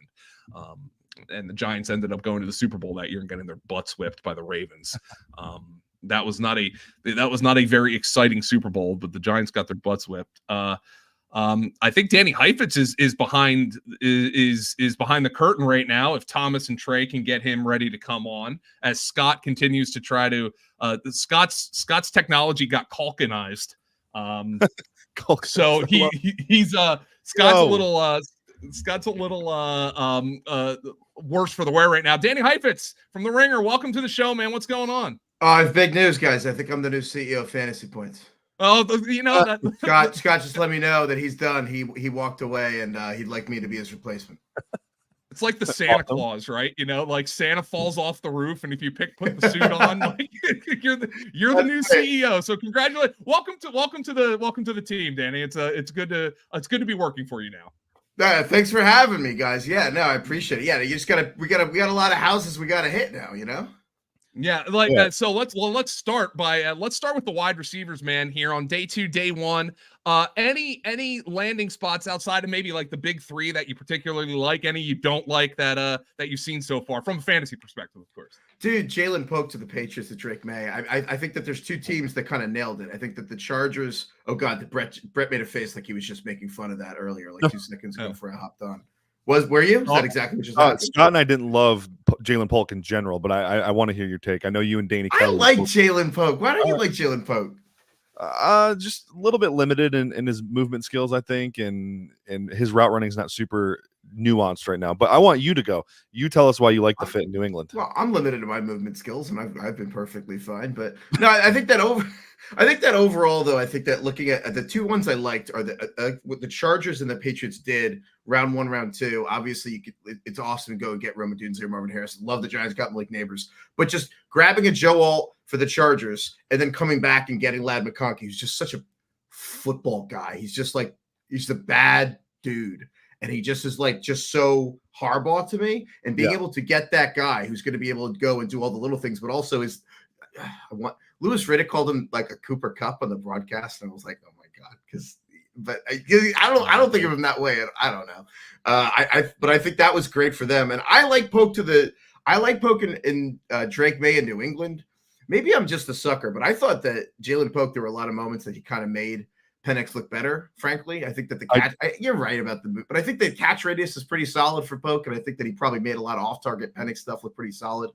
And I don't know. I just think he works with Drake Maye. And frankly, the Patriots have had so many misses. I once went through and looked at if the Patriots had just taken every single receiver that went after the receiver New England took, they would have like 4 Hall of Famers. And I think that this is the draft where New England can kind of look and be like, wow, that you did it. This is the year that New England gets a second-round receiver that I actually really believe in. But I don't know. I mean, what have you guys liked out of the second round so far? Well, McConkey for sure was awesome. Yeah, McConkey, that he makes Josh Palmer better. He makes Quentin Johnston's role more manageable as well. So like I think that's just a great piece to kind of bring that whole unit together. Feel really good with what they have. Darius Davis now is the 4 potential slot gadget guy too. Like it's nice. I think that's a really good ad. I just figured out a comp that we need to this is a term, and we can now have it at the Ringer and at Fantasy Points to come up with this together. You seen the Big Lebowski? Yes. Every now and then there's a player who's like the rug. It just brings the whole room together. Lad McConkey brings the whole room together for the receiver room, but every now and then does that. That's what I was saying about the Giants getting Malik Neighbors. Like Jalen Hyatt, Wan'Dale Robinson, Bellinger, they all make more sense when Malik Neighbors is there. And I think McConkey does that. But there you go. They're rugs. That is I like that. McConkey's a rug. He's a rug guy. He's a rug. Yeah. So I loved that fit though. I mean, I thought that was awesome. That might be the best vertical threat too that Justin Herbert's ever got to play with. I don't count Mike Williams because he can't separate. He's just a jump ball phenom, but McConkey's going to give him some nice clean looks downfield. He hasn't ever had that really. So I'm kind of excited to see it. Danny, where do you think awesome. Of these rookie receivers, where do you think McConkey ranks right now, like in terms of redraft value? Like I'm Dynasty, there's going to be so many debates to be had. It's going to move, but I can't imagine there's going to be guys who are going to have like at this point at the receiver position some oh my god redraft value. I mean, can you make an argument for him like third behind Harrison and Neighbors right now? Ooh, I mean, it's weird because you think that McConkey will probably it's like chicken or the egg where you look at it and you're like, would you rather have Rome Odunze in Chicago, but they're gonna have like Keenan Allen and DJ Moore ahead of him? So like, but also he's a playmaker. But then, or do you want Lad McConkey in a Chargers offense that if everything's going perfectly, they're gonna, what was that Penn State game where Jim Harbaugh just was like, I'm just gonna prove that James Franklin they didn't throw the ball in the second half. Like I'm just gonna like shove it up James Franklin's throat. And so I think that's how Jim Harbaugh wants to play. But no, I think that I would put him 4th right now. I don't know. I'd have to, I kind of I usually take it and I start with the Dynasty and then I work it backward to redraft, which maybe is the opposite of how you should do it. But I think you could totally make the argument for McConkey being the biggest impact guy in that Chargers offense, like immediately. I feel like to me, Brett, you're better at this than me, but I feel like McConkey is absolutely like, we talk about these guys as contributing down the stretch. I think McConkey is a week 1, week 2 contributor, like immediately for this team. Yeah, for sure. Yeah. I mean, the route running is so developed already, explosive capabilities as well. That linear explosiveness, he can stack and win downfield. He's also older. He's a 5th-year senior. He's got a lot of experience under his belt playing in a really tough conference. I think he's ready to roll. And a lot of block. What's that? And he can block. And I think that's so underrated about rookies, running backs, receivers getting on the field early is can you block? Yeah, Harbaugh wouldn't draft a receiver that can't block, by the way. I mean, that's just a fact. We got Jackson Powers Johnson going to the Raiders here. This is another culture fit for the Antonio Pierce guy. He promised the analytics crowd he wasn't going to go meathead, but he's going meathead. This is full meathead, tight end, center. We're just, he's Dan Campbell 2.0, and if it works, he's going to look like a genius. But I love this fit for the Raiders. This dude is an absolute mauler.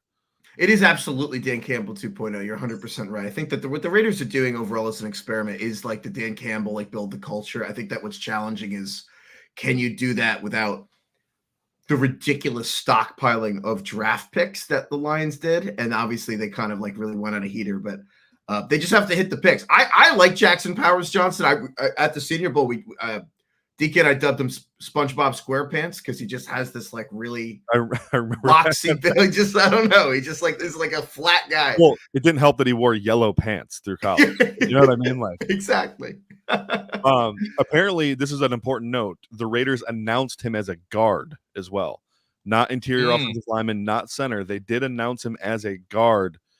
I might like it a little bit less, but I think he's got the size and physical strength to play guard, so I think that's okay. But he was just so good at center. It's just hard to imagine him playing a different spot right now. Apparently, Andre James at center, but yeah, I feel like Jackson Powers. It's weird to move a center to a guard to me. I feel like if you can get a center, like he also seems to have a high IQ. Exactly, and that's the one thing you worry about moving guards to center. It's like, do they have the processing skills and the mental acumen to get into the right protections, slide with the quarterback. We got a trade up here. Hold on. Carolina just traded up. Oh boy, here we go, fantasy boys. God. They're getting ahead of the Giants. They got ahead of the New York Giants.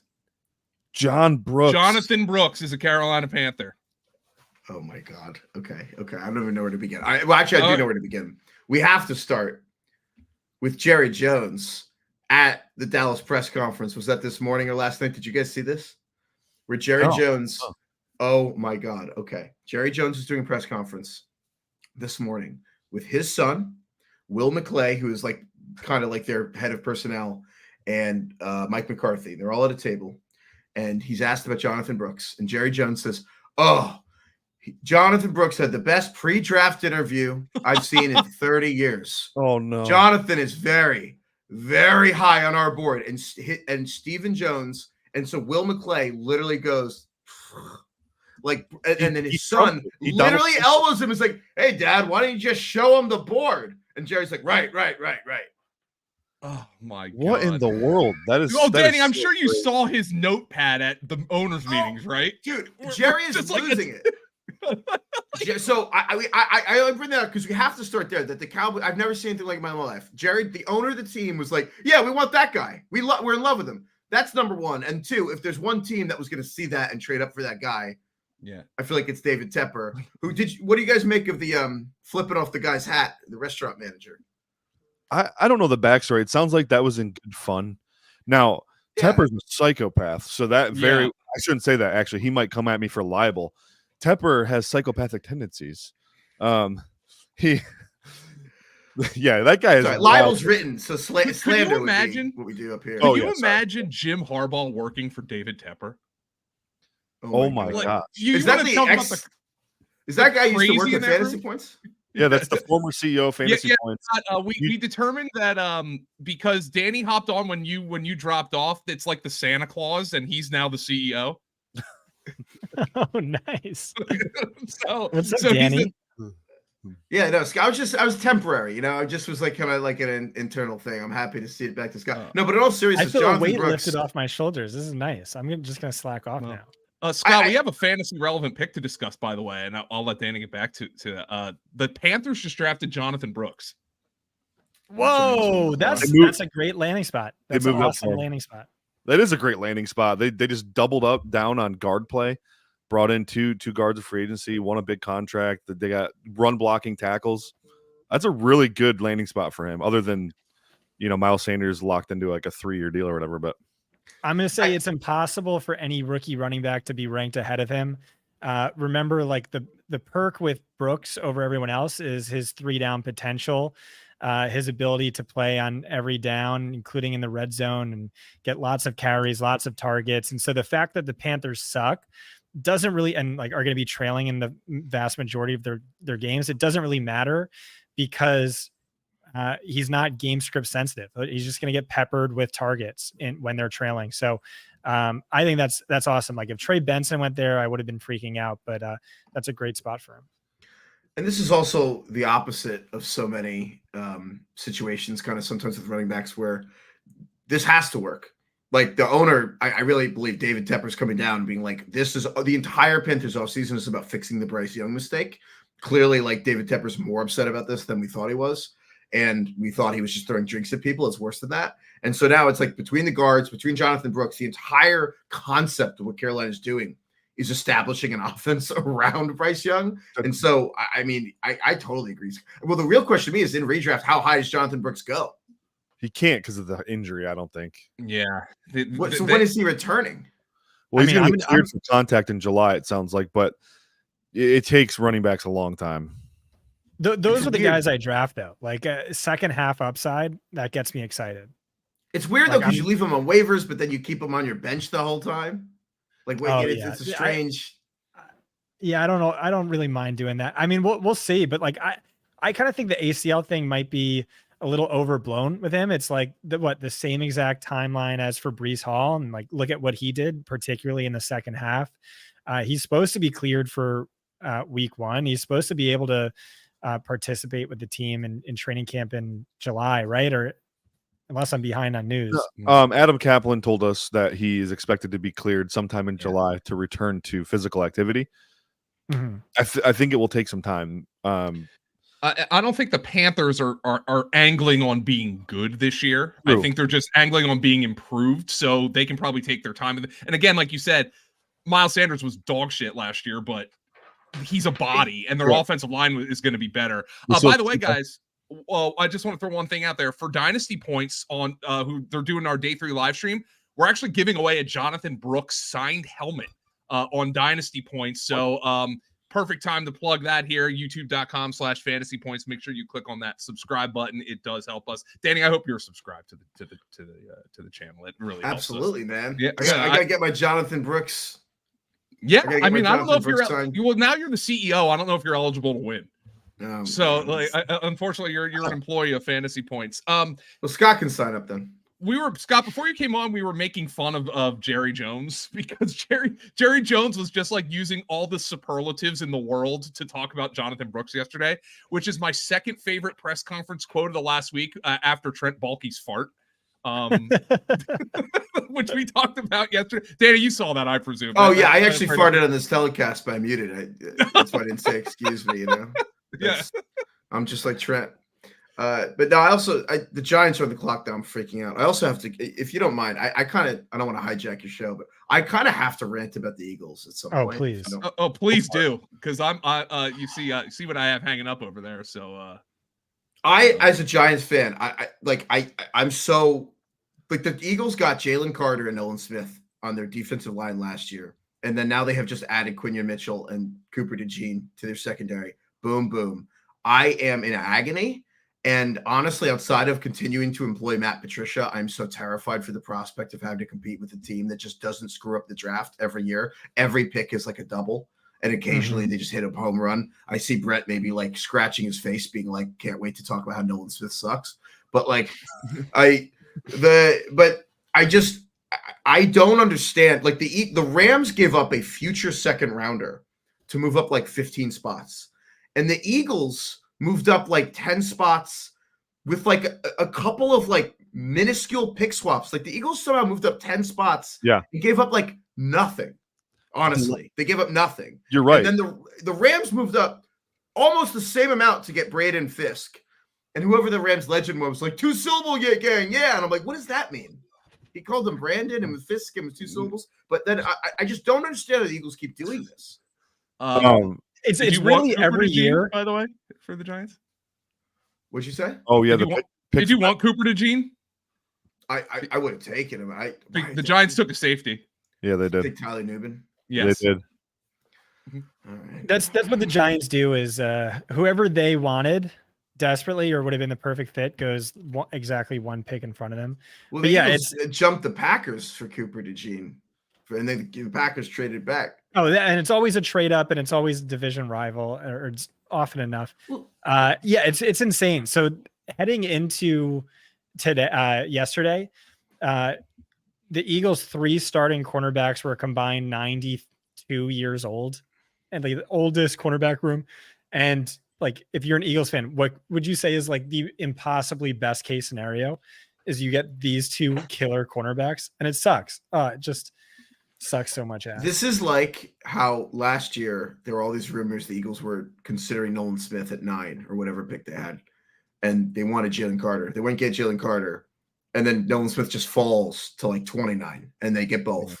I bet the Eagles, if Quinion Mitchell are gone, I bet the Eagles would have at least thought about taking Cooper DeJean at 22. And which is why they gave up both of their seconds to get him, because I think they probably had a first-round grade on him. I don't know. Brett, you're much smarter than me, but I look at Cooper. I'm going to say something outlandish, and I want you to tell me how crazy I am. When I see Cooper DeJean, I see like Jalen Ramsey is a superhuman, but I see like a mortal Jalen Ramsey. He's not as big, he's not as fast, but like to me, he is like Jalen Ramsey in that he's like a monster or whatever they call him, money back or a monster back. Like he can do everything. He can play slot, he can play outside cornerback. Like the safety thing is just because he's white, but it's like safety because he can do everything. He can blitz. To me, it's like he's a perfect this fungible, malleable piece you can put anywhere. Yeah, I mean, that's exactly how I described him earlier. Basically, they can in that scheme, he can work as an outside corner for sure, but he could also kick in, play safety, play nickel. Whatever they could you imagine him at nickel in that scheme? That'd be so much fun. His blitz capability, his run defense, like it's a culture fit, man. It's awesome. If Belichick got that Falcons job, he would have taken him at 9, right? Would have been better than what they did. He loves handsome white boys and players with position flexibility. When I was at the combine, I ended up getting beers with Cooper DeJean's dad. And, that's awesome. I'm not going to lie. I kind of thought, I don't know, the first white quarterback in like 25 years. I kind of expected like kind of a Nick Bosa dad, like someone who had him on a weight regimen for like his whole life. And just like super normal Midwestern dad who was mostly concerned how he would continue to attend his other kids' high school sports. Big beard, like right? Aiden Hutchinson's dad, who calls his son Hutch. Aiden Hutchinson calls his son. That's how do you know about Aiden Hutchinson's dad? Is it because they cut to him like 8 times during every NFL game and give him a microphone? Is that how you know? Yeah. He's also he's literally a celebrity where I live. I live in the town Hutch is from, and so you'll be walking downtown Plymouth and you'll see Hutch's dad, and he's just getting mobbed like he's Hutchinson himself. It's the weirdest freaking thing. It blows my mind, but. Anyways, random side rant. Danny, is anybody on your in your show willing to defend the Michael Penix pick? No, honestly, I mean, if anyone, I think I might be the one to defend it, and I only defend parts of it. I think that the way all right, I'll give you my takes. I think the things that I'll accept, even if I disagree with, I'll accept as possible premises. When they're like, if you love a quarterback, you should take a quarterback. You believe in a guy. I'm like, you know what? It is quarterback league. I can understand that.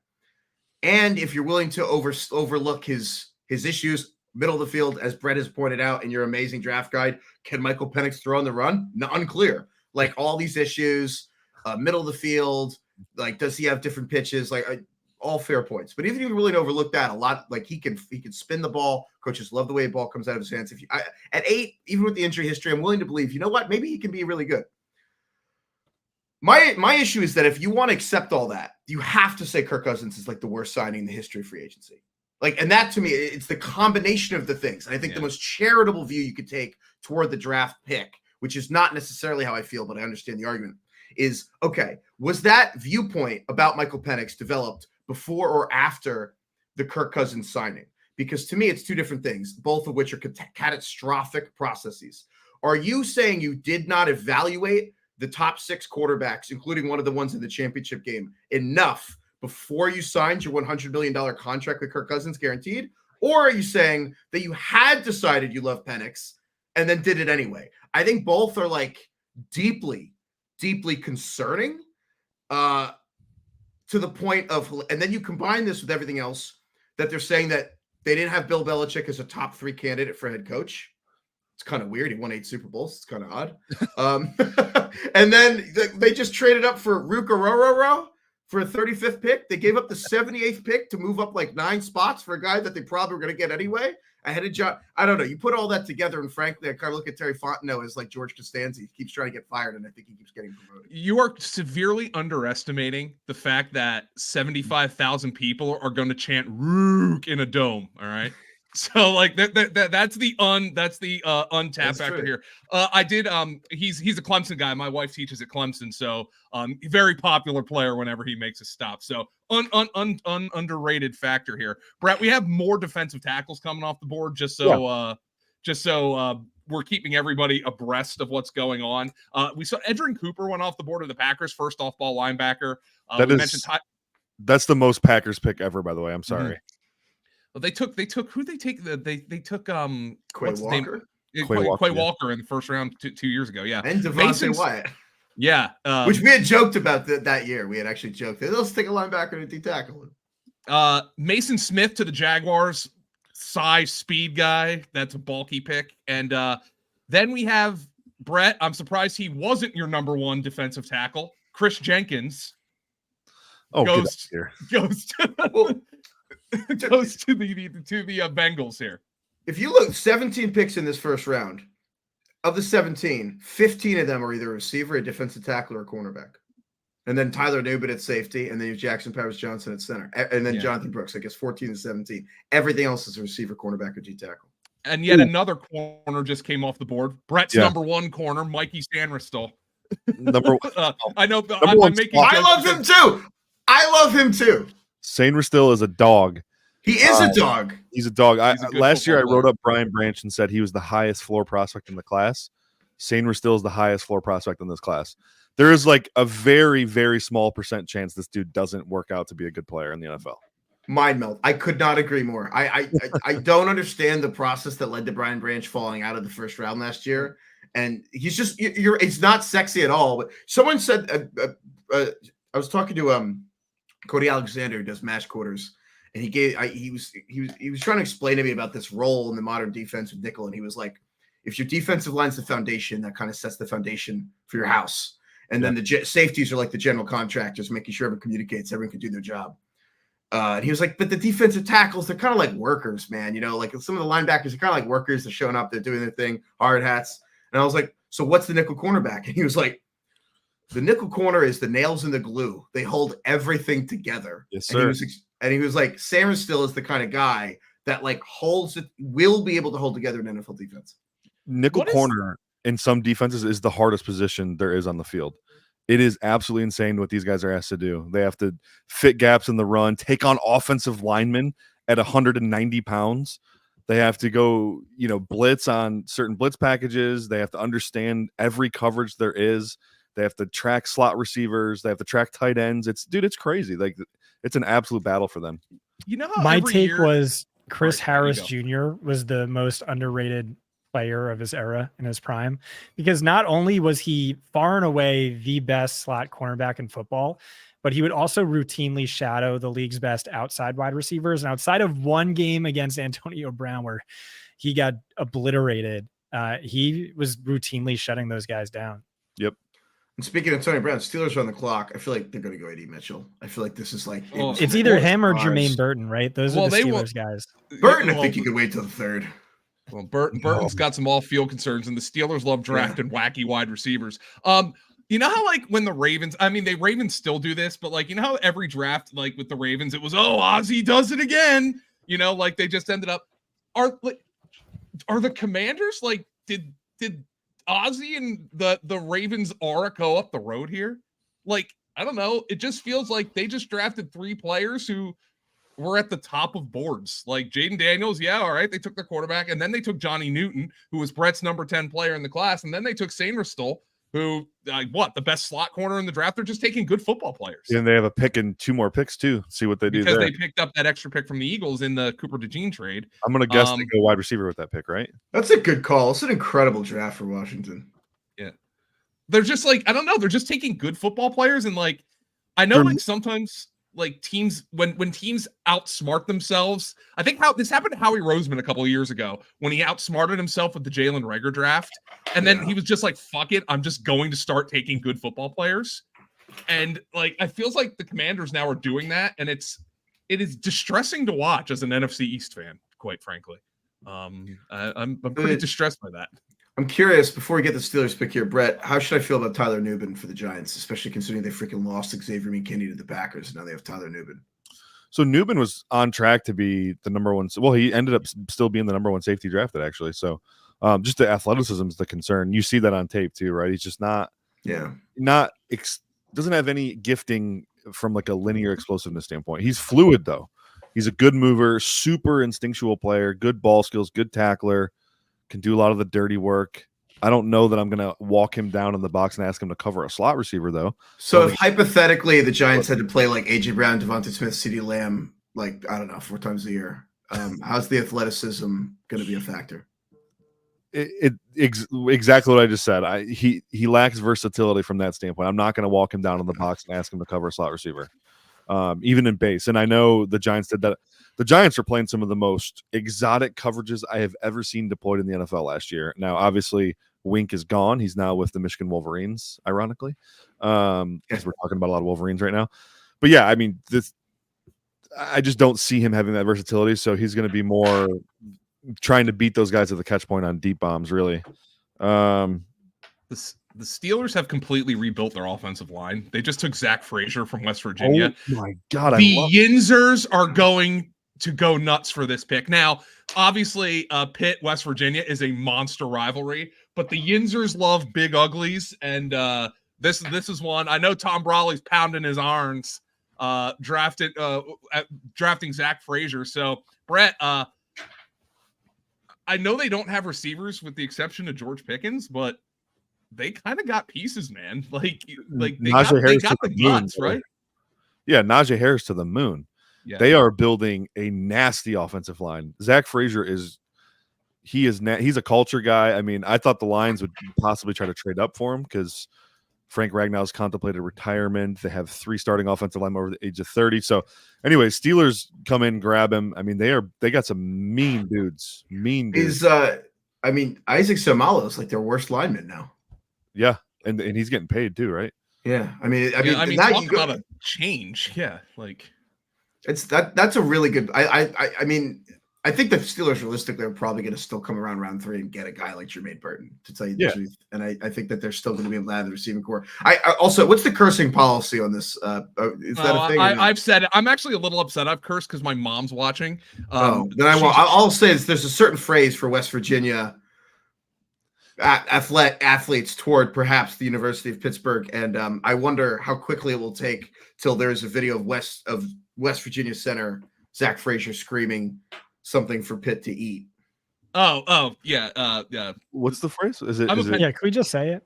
Yeah. Eat shit, Pitt. Yeah. Eat shit, Pitt. Nice. Which is all they yell in West Virginia, and I feel like it's going to be like, I don't know, 20 minutes till they find all these videos of Zach Frazier screaming that. But other than that, he's going to be beloved.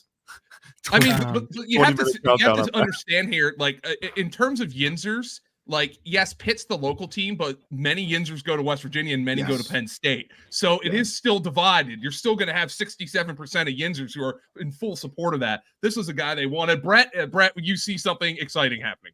Big time fantasy move here. The Indianapolis Colts have drafted Adonai Mitchell, Texas wide receiver Adonai Mitchell. Wow. Whoa. All right, Brett and Alex Scott. Pierce is officially dead.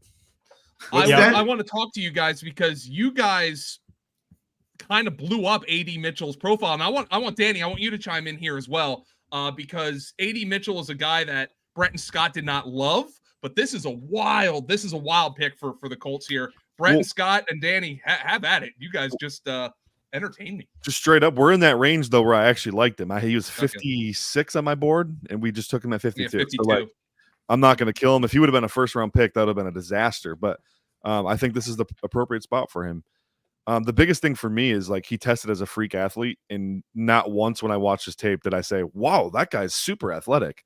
Like, just never showed it. I mean, some of that was Quinn Ewers' fault, but honestly, it just doesn't. He didn't really pop. I comped him to Josh Reynolds pre-combine, for God's sakes.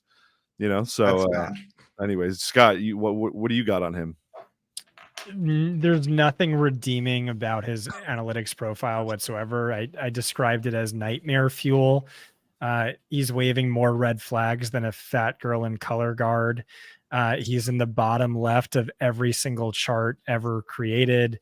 He's not good at anything that matters and is predictive. I mean, like, there's excuses you can make, like, well, 2 years ago, He missed 14 weeks with a high ankle sprain, but even that's a red flag. Why are you missing 14 weeks with a Right. 4 to 6 week injury?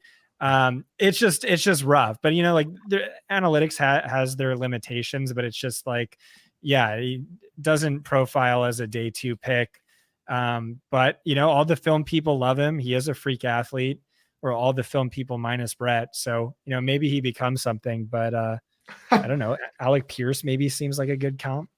I have to quit. Well, no, Brett, you're smarter than me. You go first. No, you go first. I've already said a little bit, so I want your take. I have to quibble with one thing Scott said, which is he doesn't do anything that matters. Almost all of his touchdowns were in huge games and huge moments. And I have to, right. I know. It's a gamer. I'm not gonna lie. It's not cool. Look, I would say he takes off about as many plays as I've ever seen a receiver take off. I would give you AD Mitchell, like obviously the transfer. My comp for AD Mitchell as a joke was Jay Cutler. You know that play that Jay Cutler lined up as a receiver on the Dolphins and he stood there with his hips and he just didn't say it and he didn't move. And they ran the Wildcat and then he went back to the huddle. I was like, AD Mitchell does that a lot, where they call the play and he just like, all right, cool, and then walks back to the huddle. Having said that, scored a touchdown against Washington in the semifinal. Scored a touchdown in that last game against Oklahoma State. Scored, I think, he had 2 touchdowns against Alabama. Scored a touchdown against Ohio State last year. Scored a touchdown against TCU. And there is something to me about, he's been described as a mercurial player. It does mean something to me that he has showed up in all of the big moments. That to me is not an answer. That is a question I wonder if NFL teams have explored. Danny, I'm so surprised to hear you say this. This just feels like such a boomer old football head take, where it's it's not recency bias. It's just I don't know, variance within a profile.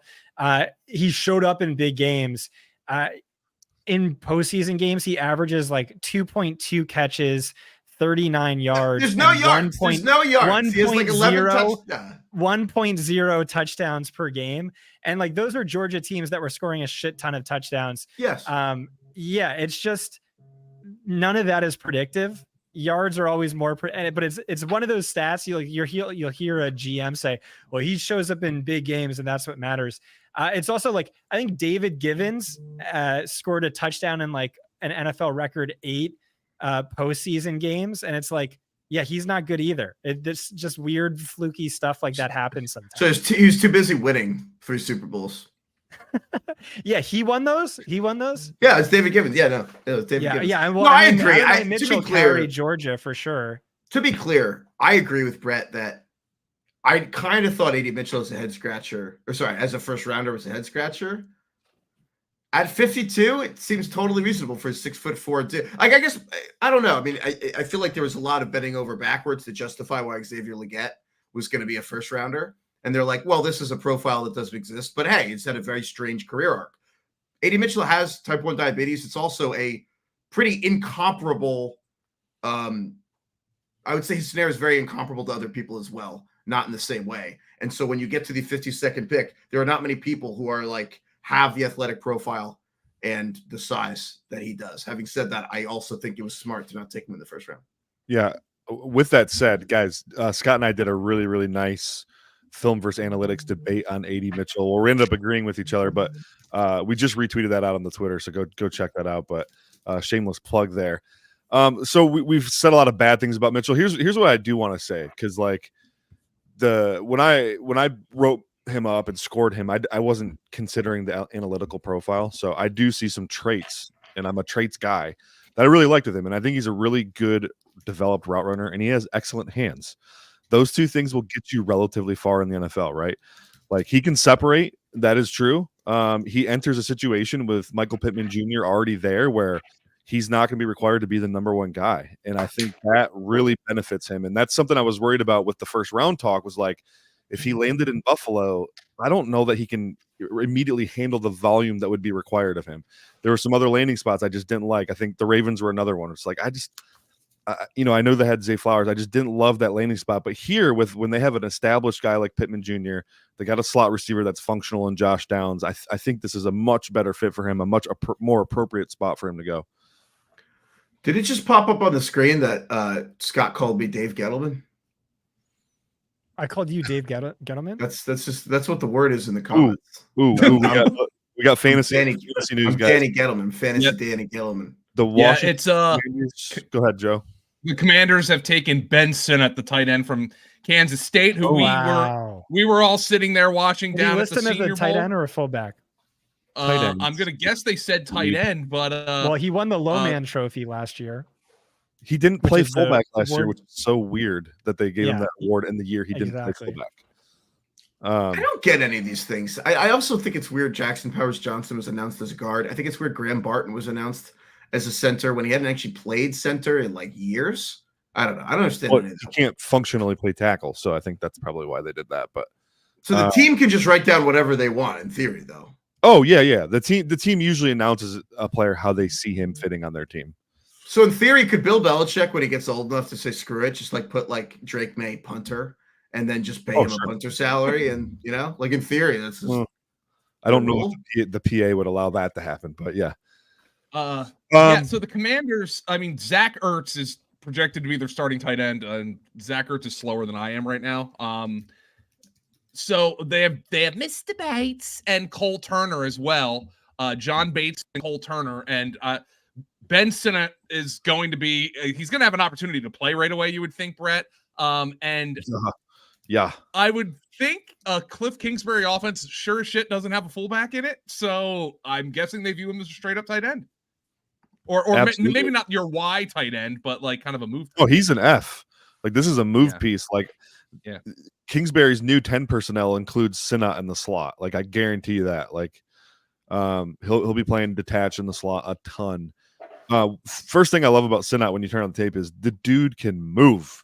Like absolute crazy movement skills for a tight end. I'm talking lateral quickness, agility, first step quickness. Like he is a really excellent mover. I think he tested that way at the combine too, right? I'm pretty sure he put up like wide receiver, short shuttle, and 3-cone times, if I'm not mistaken, like a 3.8. Let's see here what I got in my profile. Yeah, great route runner, developed route runner. We saw it at the Senior Bowl too. He didn't get a ton of opportunity until last year to be a really good route runner in the Kansas State offense, but went down to the Senior Bowl and just destroyed everybody.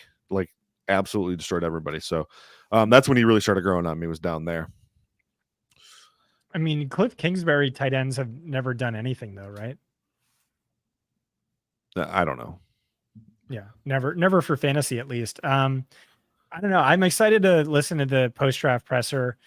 Kingsbury in particular is like usually like super honest and forthright with his plans for players.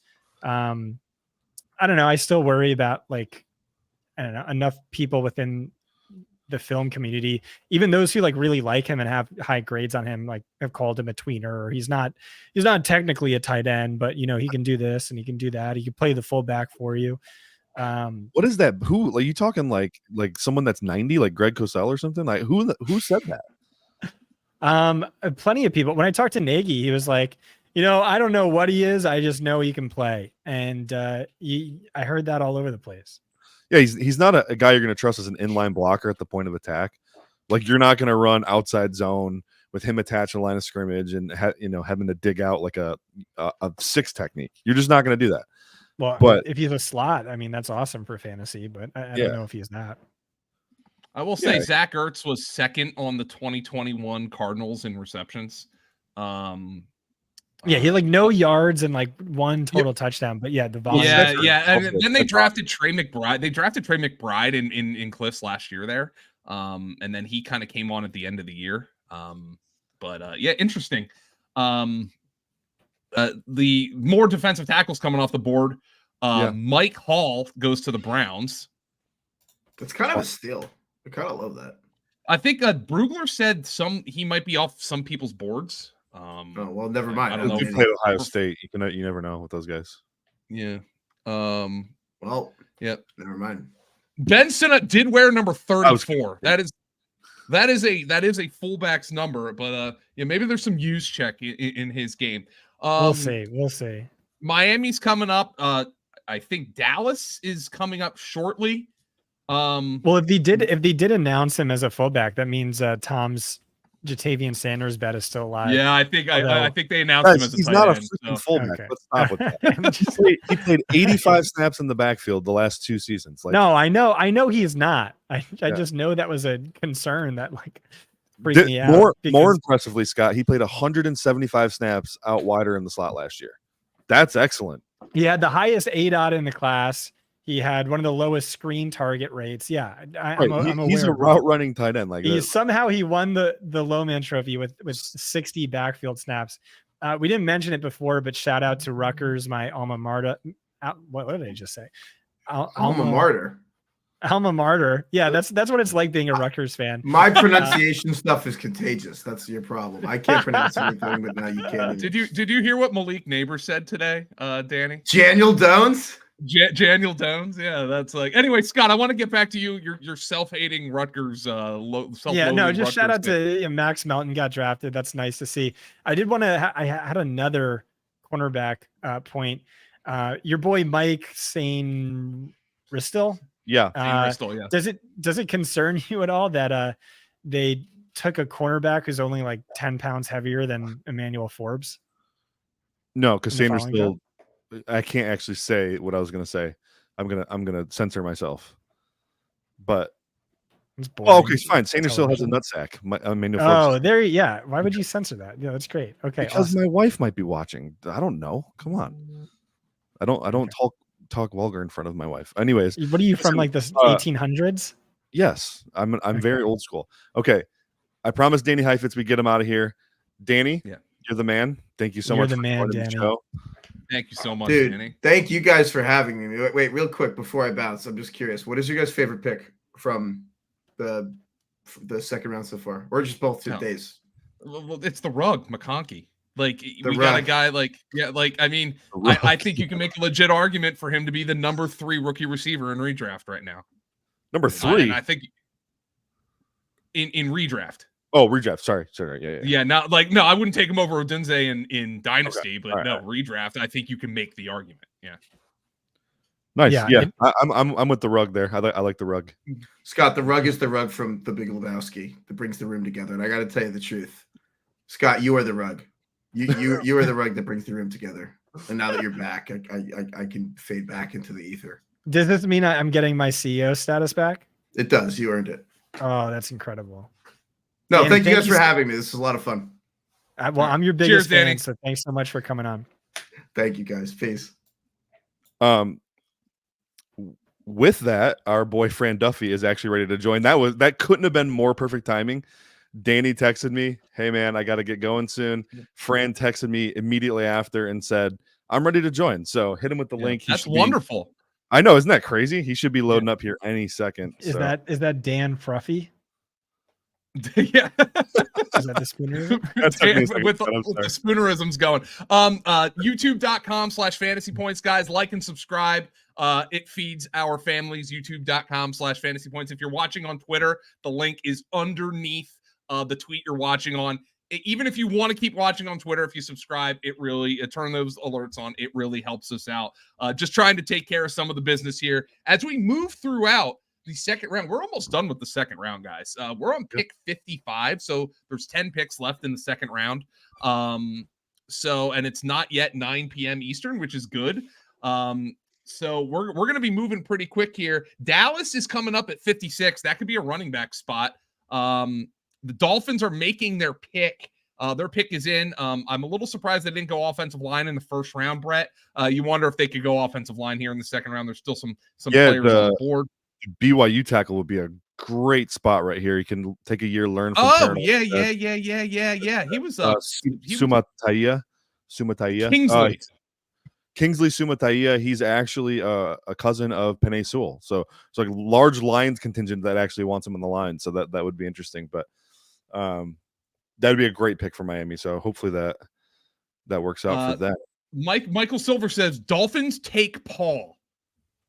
Houston tackle. So they did not take John, Ringo, or George. They took Paul. It's so the Houston tackle. So they did go offensive line here, Brett. Which was a need for them. Yeah, Paul's a left tackle, can play a little right tackle too. honestly might have a little bit of guard potential, even if they felt like they needed to get him on the field right away to make sure they get the best five out there. Great. They needed to address offensive line in a bad way. So I kind of like that for them. Let's see. Where did I have Paul? I think I had him relatively high. Yeah. Patrick Paul. He's my OT 10, 72 player on the board. But we're at that range of the draft where like the 48th pick is basically the same as the 72nd pick. So it's like, there's not a whole lot of heavy value swings here unless you're really reaching for players. But I like that pick for them. And Dallas is on the clock. We could, go ahead. I wanted to ask you, so you missed a continuation of that cornerback run when you were fixing your technical difficulties. Mm-hmm. And I was really sad that we didn't get to hear you relate all of those corners to Jason Sehorn somehow. So if you have any thoughts that you'd like to double back on, just let me know. But I mean, no white guy in Cooper DeJean, but Max Melton reminds me a little bit of like if Bo Melton played cornerback with like slightly lesser hand. And then Lassiter reminds me of like Jason Sehorn, but slower with a tan. I knew you could do it. What do you think? I knew you could do it. Well, do you remember my quarterback tweet where every quarterback is just different variations of Eli Manning? Yeah. That's honestly how I watch quarterback. Like just because I'm a Giants homer, they all just remind me of Eli Manning. I had a phone call today with someone I trust very much in the business. We were talking quarterbacks, and he kind of accidentally comped multiple QBs to Jared Goff. It was hilarious. And I after like the third guy, I was like, "You realize you just comped 3 quarterbacks in a row to some variation of Jared Goff?" He's like, "Did I really?" It's like, yes, which is just cracking me up. But because that's what it is. It's like Eli Manning and Jared Goff are like every quarterback, and every quarterback is that. It's just like baseline average, right? But flashes of. Is it like that South Park episode where Cartman dresses up as a robot, and every movie he pitches stars Adam Sandler in a different role? Yes, it's that's like, exactly. Anyway, we have a gentleman and a scholar, man who dressed up to join us tonight here on the live stream. Fran Duffy of PhiladelphiaEagles.com. The first time a tie has ever been worn on FantasyPoints.com. Fran, what's up, my friend? Thanks for joining us, man. You look great. Oh, thank you. What's up, guys? So it's look, it's draft week only comes once a year, right? So you got to go. First class is never goes out of style. That's what I always say. So the Eagles made only one pick here in the second round because they traded up for Cooper DeJean. You and I have been talking about these corners for a couple of weeks here. We saw Quinyon Mitchell down in Mobile, where he might have been the best player there, and then DeJean just comes up and they trade up for him. I know this is a fantasy show, and we'll get to that, but what do you think of what they've done? And two good corners, but 2 very different players that the Eagles have drafted so far. Yeah, I mean, certainly different in terms of like overall skill set, but I think when you talk about like the vibes from both players, right? I mean, both guys thrive on being able to create turnovers. Both guys are really instinctive. Both guys are really tough. I think when you look at DeJean, he's got a little bit more projectable versatility. What his usage, I think, will be very interesting. We'll see what Howie Roseman and Nick Sirianni and the coaching staff say about that moving forward. He just got done speaking with Philadelphia media, with local media, and he said, "Look, wherever you want to put me, like I'm a football player." So he certainly left that door open. But we'll hear from the front office and from the coaching staff shortly. I think when you look at Quinyon, I mean, he's an outside corner all day. But honestly, both of these guys, they were my top 2 corners from this class. I loved both players on film. They were 2 of my top 20 players when I looked at this class as a whole. So I love both players. I'm excited to see them here in Philadelphia. You're an Eagles fan as well, right? Grew up an Eagles fan. So, I think that, obviously working for the team, there's a rooting interest there, but, once you're in the business, you try to take fan out of it, but I suppose part of that will always be kind of ingrained. How nice that must be. There's no Dave Gettleman era for you. It was just like Eagles did it again. They drafted 2 of my top 15 players. The position they were neediest at, they got the top 2 cornerbacks on my board, and they did it again, just typical. And I'm just so envious.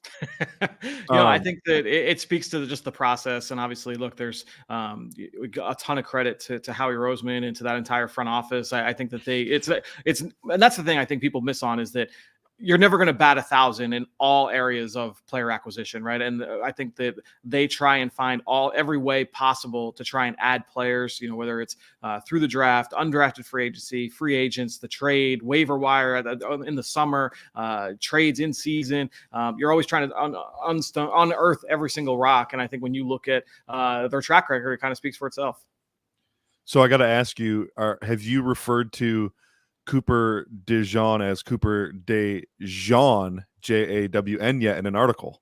No, but it's coming. So when I walked into the room, I was actually live. I was doing another hit when the pick was made, and I walked out and I walked into our we have an open office space and the whole content team was in there. I was like, guys, did we put the tweet out yet? And they said, yeah. I was like, please tell me it was Cooper DeJean. And said, yeah, we leaned into it. I'm like, okay, as long as we hit that low hanging fruit.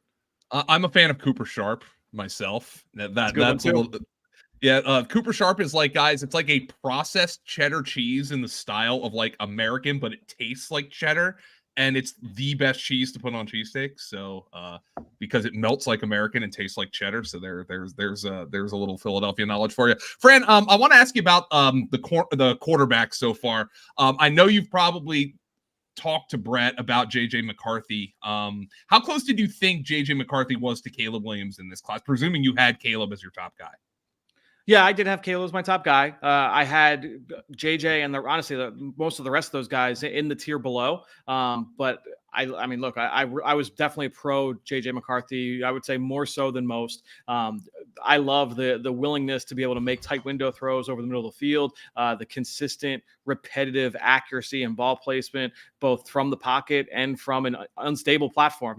Being on the run, under pressure, made some of the best throws from this class. And so when I look at JJ McCarthy, I know some people get kind of carried away with the volume stats and how it wasn't there. I think it was the nature of A, the offense he played in, and B, the situations that he was put in terms of nursing leads in the second half and what they were faced with this year. So I have no doubts that he had Jim Harbaugh on that staff, and they had stayed for the 2024 season. My guess is that we don't know. We have no way of knowing this, but JJ McCarthy probably stays for another year, and those numbers kind of go to the next level there. So I think when you look at McCarthy, there's a lot to like, and I think in this Minnesota offense, I think he's going to fit in really well. I'm excited to see what they're able to draw up for him. I think he'll be a really good fit there with Kevin O'Connell.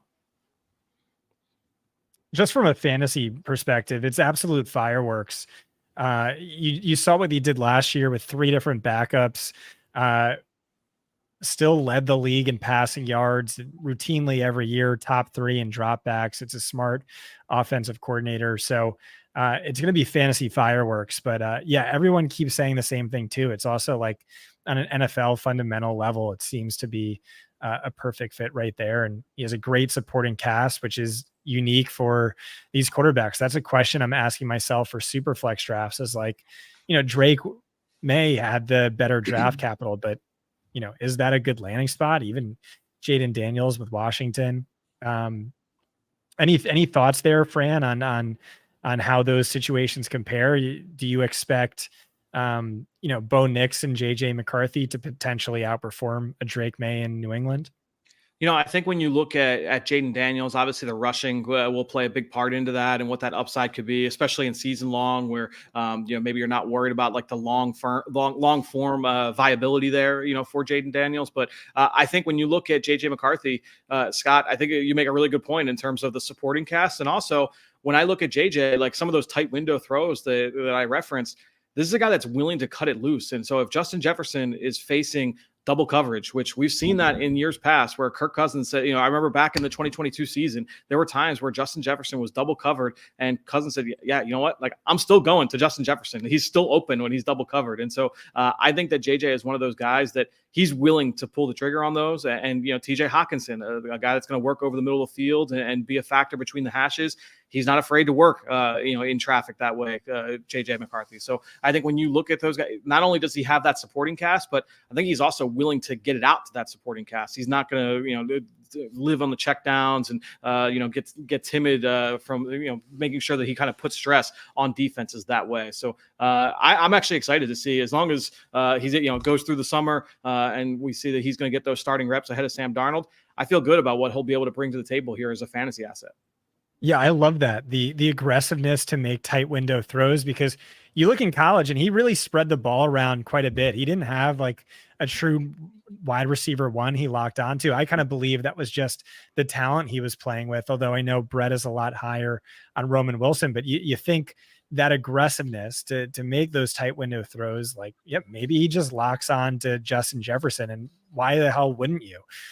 So maybe this is, a big upgrade for Jefferson, at least based on what he had last year, which was only half a season of Kirk Cousins. Yeah, I think that's something I'm definitely going to be keeping an eye on here as we get in through the fall. And that's, again, going like to season long. I feel like there could be some really good value there as a QB2 potentially, because, not a lot of people are going to be drafting him too high, I wouldn't think. Although I guess maybe if he's got Jefferson and Hawkinson, Jordan Addison, that he's going to get some love through the summer and kind of get boosted up a little bit. But I'll be interested to see what the ADP is there on JJ McCarthy. Couple of edge rushers just came off the board. Marshawn Nealon to the Cowboys. He had a great Senior Bowl week. And a guy who I know, Brett, you like a lot, Chris Braswell from Alabama, went off to the Tampa Bay Buccaneers. Couple of edge rushers there. Don't know if you have any quick thoughts there before I want to ask Brett, get into a wide receiver conversation with Fran. But any thoughts there on those two edge rushers? I liked both of them, actually. Nealon, more of a project right now. Really good tape. He dominated his competition. Not a high level finisher right now, though. Didn't rack up a lot of sacks and TFLs. Needs to get better at that.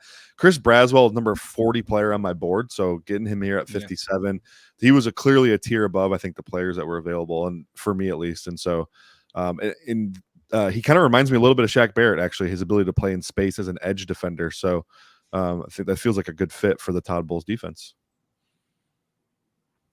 Wide receiver conversation, Joe? Yeah, I want to get into a conversation about wide receivers with Fran, because Fran, there was the big three in this class, and then it seemed like there was a pick your flavor. Is there a guy whose landing spot is really intriguing to you right now, of the guys who maybe went after the big three receivers in the top 10? Brett, I think when I came on the show earlier in the offseason, I think you and I talked about Keon Coleman, and I actually joined John Hansen this morning on Sirius, and he asked me, what do you think about the receivers that are left and landing spots? I said Keon Coleman to the Bills makes a ton of sense for a number of reasons, both on field, and then also he fits the off field profile. The Bills, when you look at some of the, especially outside of round one, when you get into day two, rounds 2, round 3, round 4, they've taken a lot of guys that didn't match the athlete. The athletic profile wasn't exactly what you would want, but they were known as guys that like played fast and, were productive and, had some of those intangible qualities. And so when I looked at Keon Coleman and the Bills, he was a guy I was thinking for them at the end of the first round, as Keon Coleman, that first round luster kind of wore off after the combine. And I said, well, he would be a guy that I think would fit them. And especially after losing Gabe Davis, you lose that big body on the outside. Obviously they lost Stephon Diggs as well. So I think that there's going to be an opportunity there for a high amount of targets. He's the type of big body that I think Josh Allen's going to trust. And he also makes plays with the ball in his hands. I mean, some of the easy, like underneath stuff, we imagine most of that's going to go to Curtis Samuel, obviously in this offense, but I think that there's going to be room for some for Keon Coleman as well. I don't think he's just going to be, downfield outside the numbers merchant.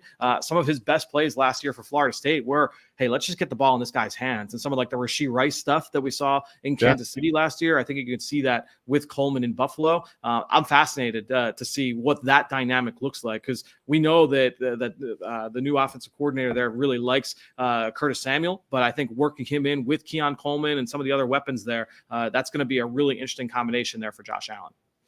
Keon, to your point, was very underrated as an after the catch kind of player.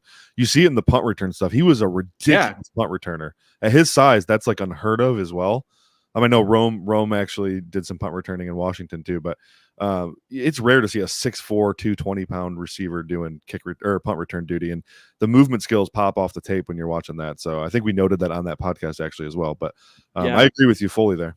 Yeah, and the other guy I think of that's like a big receiver that had punt return stuff when he was in college, and he did it as a freshman, I believe, as a sophomore as well. And this guy got drafted. It was either very late or was undrafted, and he's stuck in the league. Alan Lazard was a punt returner at Iowa State and was like an All-American as a freshman or sophomore, and he was like 6'5", 225 pounds. And it's funny, I did a piece this fall on Deshaun Jackson, and just kind of making a case for him as like the best deep threat of all time, and talked with a bunch of his former coaches and former teammates, and we're talking about just like the deep ball and his ball skills. It was more than just speed with Djax. And one of the things that in talking with some receivers, and I remember talking with Jason Avant about this, was when you talk about a guy's ball skills, that's one of the reasons why, like, punt returns, that is the hardest ball to catch on a football field is a punt.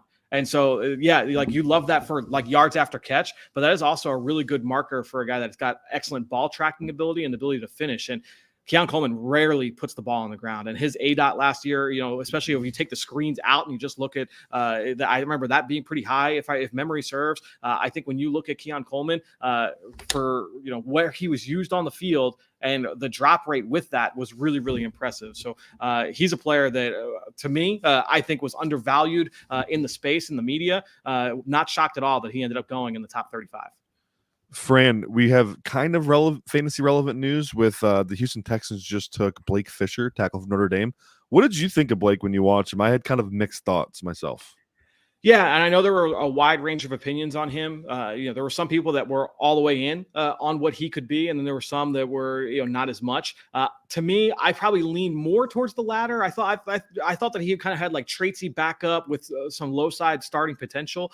That's kind of where the bucket that I ended up putting him in. I don't have my notes like clearly in front of me, but I didn't like completely throw him out there, Brett, but I think that to me, I saw more of like a high-end backup, low-end starter, think like a Joe Noteboom, like level player. That's kind of what I was thinking there with a Blake Fisher. So what's interesting here is when you look at the Houston Texans depth chart, there isn't necessarily a clear path to the field for him right now. Titus Howard is on a second contract, getting paid a little bit of money. Laramie Tunsil's highest paid tackle in the league, and even their guards, Kenyon Green and Shaq Mason, are pretty darn good. So what you just said almost nails maybe how they're going to see him, at least early in his career. Obviously, guys can develop and get better, but right now it seems like they're anticipating this guy is going to be a backup. Do you think he can play left tackle at all, and do you think he can play guard? Yeah, I talked to him at the combine about it. When he first got to Notre Dame, he was the left tackle as a true freshman, and then he got hurt. And then this kid who was just transitioning to the offensive line for the first time, this kid Joe Alt took the spot at left tackle, and then he ended up starting every game from then on. So Blake Fisher got Wally pipped at left tackle. They put him over to the right side the next year after he healed. I believe it was an ACL injury his true freshman year. And so, he's definitely got the right-left versatility. I don't think anyone has talked to him. Let me just go through my notes really fast, Brett, since you asked. I don't think anyone had talked to him about playing guard. Here it is. He had only played tackle, and I have no notes on him talking with anybody about playing guard. And so, look, he's got a tackle frame. He's 6'6". He's got 34.25-inch arms. He's a little bit of a leaner guy. It could be just an upside play. I mean, he's a 21-year-old redshirt sophomore with 27 starts under his belt. He's played a decent amount for a guy that young.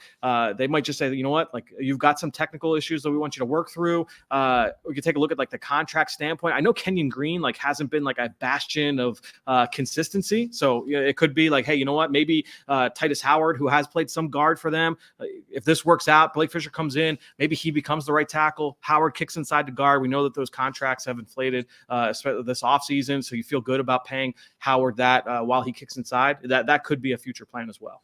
Yeah, and what's crazy too is like you kind of just have to sit back and enjoy what the Texans have done with CJ Stroud, right? They've just built this incredible ecosystem around him. Ton of investment into the offensive line, ton of investment into the skill players. I just love when teams do that. It's the smartest way to build a team, in my opinion. Just make sure your quarterback's good. And like, typically speaking, you'll be a good team if you do that one thing. Just make sure your quarterback's in a good spot, has what he needs to succeed, and they're definitely going all in on Stroud. Love it. We haven't had a skill position player picked since AD Mitchell went to the Colts, guys. So that's why we haven't really been talking about it on this fantasy show. But Brett, I feel like Robert Muldoon in Jurassic Park, where he's like, "Quiet, all of you. We're approaching the Tyrannosaur paddock. Quiet, all of you. The Lions are on the clock." Could this be a skill position player here for the Detroit Lions? Yeah, I think they have an underrated need maybe at wide receiver. They do. I think wide receiver, they're just going to take whoever their top guy is. Doesn't matter what he plays. That's kind of what they've proven they do. I think another underrated need is offensive line, Joe. Like they have 3 starters currently over the age of 30. So Kingsley, Fran, you're the name. Sua Mataia. I did get that right earlier in the show, but I choked seeing you sit there because I know you're the name guy. I know you're the name. I saw him mocked in the first round at places and all over the place. That's a fall for him. Yeah. I want to say Kuiper had him in the first round. He's raw. Like there's no doubt about that. He's raw, but he is the cousin of Penei Sewell, so I could see the Lions being a little extra interested because of that. Could they double down on corner? You know, like I don't know, TJ Tampa sitting there. I don't really know. Gosh, they could go a number of directions. They're just going to take Christian Haynes would be huge. I would freaking probably take my shirt off if they drafted Christian Haynes. Oh, you don't need to show us all up, man. Jermaine Burton, like they love Alabama players, right? Jermaine Burton, right. I know he's got a little off field, but Cole Bishop just got drafted by Buffalo, so I know they need the secondary help in the worst way. He's going to start for them. Yeah, that seems early, at least that seems early for me. I don't know about you, Fran, but I liked Cole Bishop. To me, he was a guy. It's similar to what I was saying earlier about Quinyon Mitchell, where every step of the process, from my opinion, I was like, okay, like check the box here for Cole Bishop. I mean, young, he's tough, he's versatile, played deep and played in the slot. Captain as an underclassman, goes to the Senior Bowl. I thought he was really good down there. Showed some slot flexibility down there in Mobile. Goes to the combine, aces the combine. I know he got hurt on the very last rep, but it wasn't nothing crazy, nothing serious. And so he's durable. The film's good. The medical is good. The character's good. The Senior Bowl was good. The combine was good. You just feel good about those kind of players. And so to me, like Cole Bishop was a guy that at the end of the day, he was near the top of my safety stack just because it just felt like you checked a lot of boxes with him. Hey, Brett, the Lions have been taken, by the way. The Lions just took a player whose name is a full sentence. Who did they take? Ennis, Rakestraw. That's who I literally just asked. Like it's a command. Ennis Rakestraw. That's a little shout out to our guy Bo Wolf there, Fran Duffy. Did you predict that? Ennis Rakestraw is the Lions pick. So Brett, I'm sorry I talked over you because you called it. That's crazy because I just was looking at my best available and I had him at the top, very top, and I was like, that's weird. Rakestraw should probably be gone by now. And then I just mentioned before that they might double down on corner. So I just pulled up my mock draft 1.0 from, this is right after the Super Bowl. I mocked Ennis Rakestraw to the Detroit Lions at 29. And I said, here we get Rakestraw, who might be the most Dan Campbell, Aaron Glenn player in this entire draft. So what do you mean by that? Just an attitude player? Wasn't there a year where you got like all 5 of their first 5 picks right in order? I got so many correct that I actually got a message from their communications department asking me who was leaking me picks. And I called it all on a podcast the night before the draft, literally one by one for 5 straight picks. And then, that was during the Patricia regime and they were not happy about it. Anyways, Rakestraw. So when I say he's the most Dan Campbell, Aaron Glenn dude, he's a dog. I mean, he's a lot like Taron Arnold. He's just not nearly that gifted, but he'll absolutely come up and lay the wood. How many kneecaps has he bitten on? A lot of kneecaps for sure. Fran, what did you think of our guy Ennis Rakestraw here? He was a really fun player to watch. And a good player to talk to. I talked with him out at the combine, I should say. Tough, physical, instinctive, felt really good about him in zone. The troubling part is just kind of getting past like the profile, because I think when you look at the and that's the thing is that I don't know that Detroit necessarily cares about some of these extenuating circumstances, but I think when you look at it, like, all right, well, this is an older corner who's on the skinny side. He was like 183 pounds, right? So the track record for lighter corners, especially ones that run in the 4.5s, is not good. Not good. He did not have a lot of production. So you're just kind of, he's coming off an injury. He was banged up this past season. So it's like, all right, like guy was banged up. He didn't run well. He's a little bit light. He didn't have much production. There's just like a lot of like markers there, like red flag wise, but so much fun to watch. I did not think he would end up going in the first round. I know he was mocked that way early. But I think when you look at him, he definitely is a Lions type of player. Like there's no question about that. here's the thing with him too. Is like I agree with you. I mocked him in the early in the process. Yeah. Once we got kind of as we went along, some of the other corners separated themselves a little bit, I thought, and so I ended up with I think he was 48th overall on my board. But ultimately, is there any chance you see him as a safety of some type? Potentially, yeah. I think that he certainly has the mindset. I think that can be tough to project, especially because, correct me if I'm wrong, I don't know that he played too much in the slot. I'd have to go and look. I don't think he played too often in the slot for Missouri over the course of his career. Typically, if some guys did, that's an easier transition. The cornerback safety move, it's hit or miss with some guys. Some guys are able to see the field well because you are seeing it from a completely different vantage point, and so you're almost like starting from ground zero for those guys. So some guys can take to it, and some guys struggle. Yeah, I'm asking my PFF buddy right now. Fran, I've got a question for you. He did 100 snaps in the slot last year. Did he? There we go. All right, that's good. Good, Scott. Do you think there's any chance the Eagles address wide receiver 3 with their next pick? It's a good draft to kind of target that. It seems like they've kind of just not cared about it at all for the past few years. Yeah, I think when you look at it, obviously you have AJ, you have Devontae, you have Dallas. The run game is always going to be a part of it. Jaylen's going to be a part of the run game too. And so there's just like how many balls can go around. You obviously always want to be deep. So I think that's part of what you're saying in terms of just like not necessarily addressing that with like a high level asset. So we'll see. Look, you signed AJ to that extension yesterday, Devontae to the extension last week. So those two guys aren't going anywhere. I think when you look at the impact both those guys can have, again, it's just about how there's a lot of mouths to feed in the offense, and so it wouldn't shock me either way. I think that the Eagles are always going to let the board come to them. And so I don't think they're ever going to try and like shoehorn anything.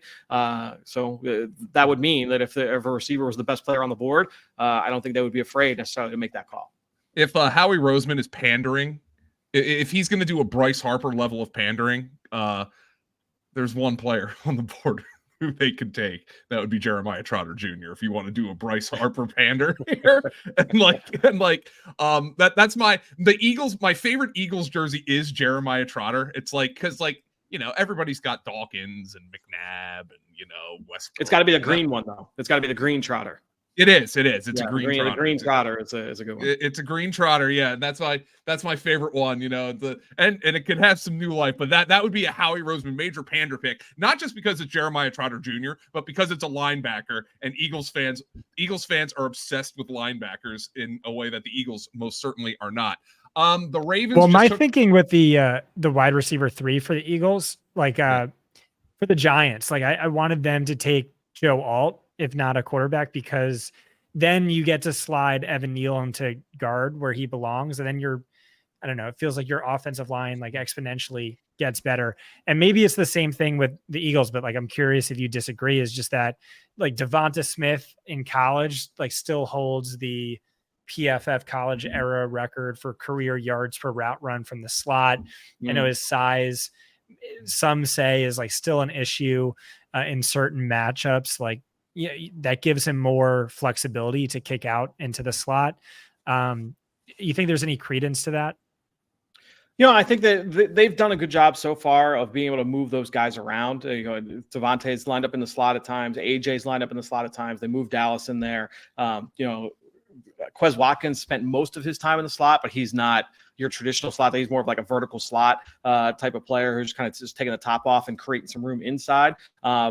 So I think that they definitely like him in there. I think the thing that'll be interesting to watch is, with Kellen Moore coming in as the offensive coordinator, does the structure of the offense change? In terms of, we remember him in Dallas where, the CeeDee Lamb was a little bit more siloed in terms of his usage and, his role in that offense. Is that how they're going to use these guys here in Philly, or are they going to be a little bit more diversified in terms of, how they lined up? Because that's what they've done in years past.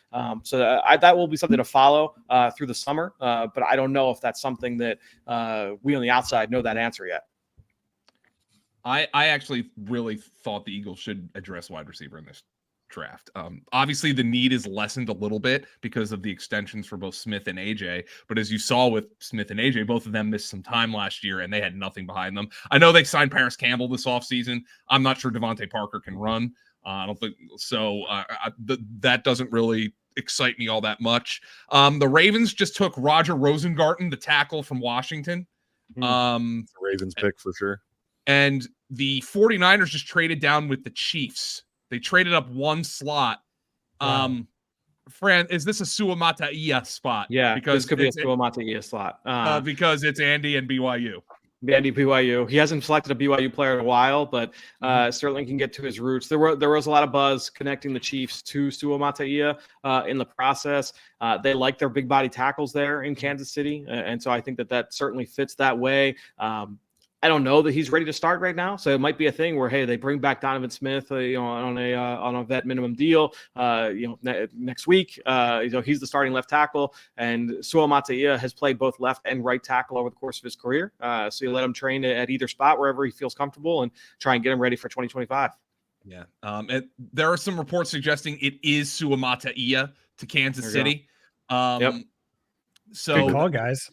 That's Connor Hughes who's reporting. Yep. Suamataia is what it looks like. Kingsley Suamataia. I'm just going to say that again. Kingsley Suamataia. The more you say it, it just starts rolling. It's like Chris Fumatumafala. Like you just it sounds good. Like as long as like Halapulavati Vaitai, like those are always when you get those names that down, it's awesome. So I'm guessing though, the 49ers traded down just one spot. My guess is they wanted Rosengarten because remember he definitely would fit them. Yes. Yeah, that's the same way that we were saying Kingsley fit the Chiefs. Rosengarten was a great fit for the 49ers. Someone even mocked him to the 49ers at the end of the first round. And so that would not have been a surprise at all. Yeah. And so, I mean, the 49ers, like, obviously we know they went to the Super Bowl. They're good. The offensive line's kind of shaky. I mean, Trent Williams is ancient and is always hurt. And that could be a little bit of an issue for them this year. Yeah, and that's the thing about the way that they play offense, though, is that they can kind of mask some of that.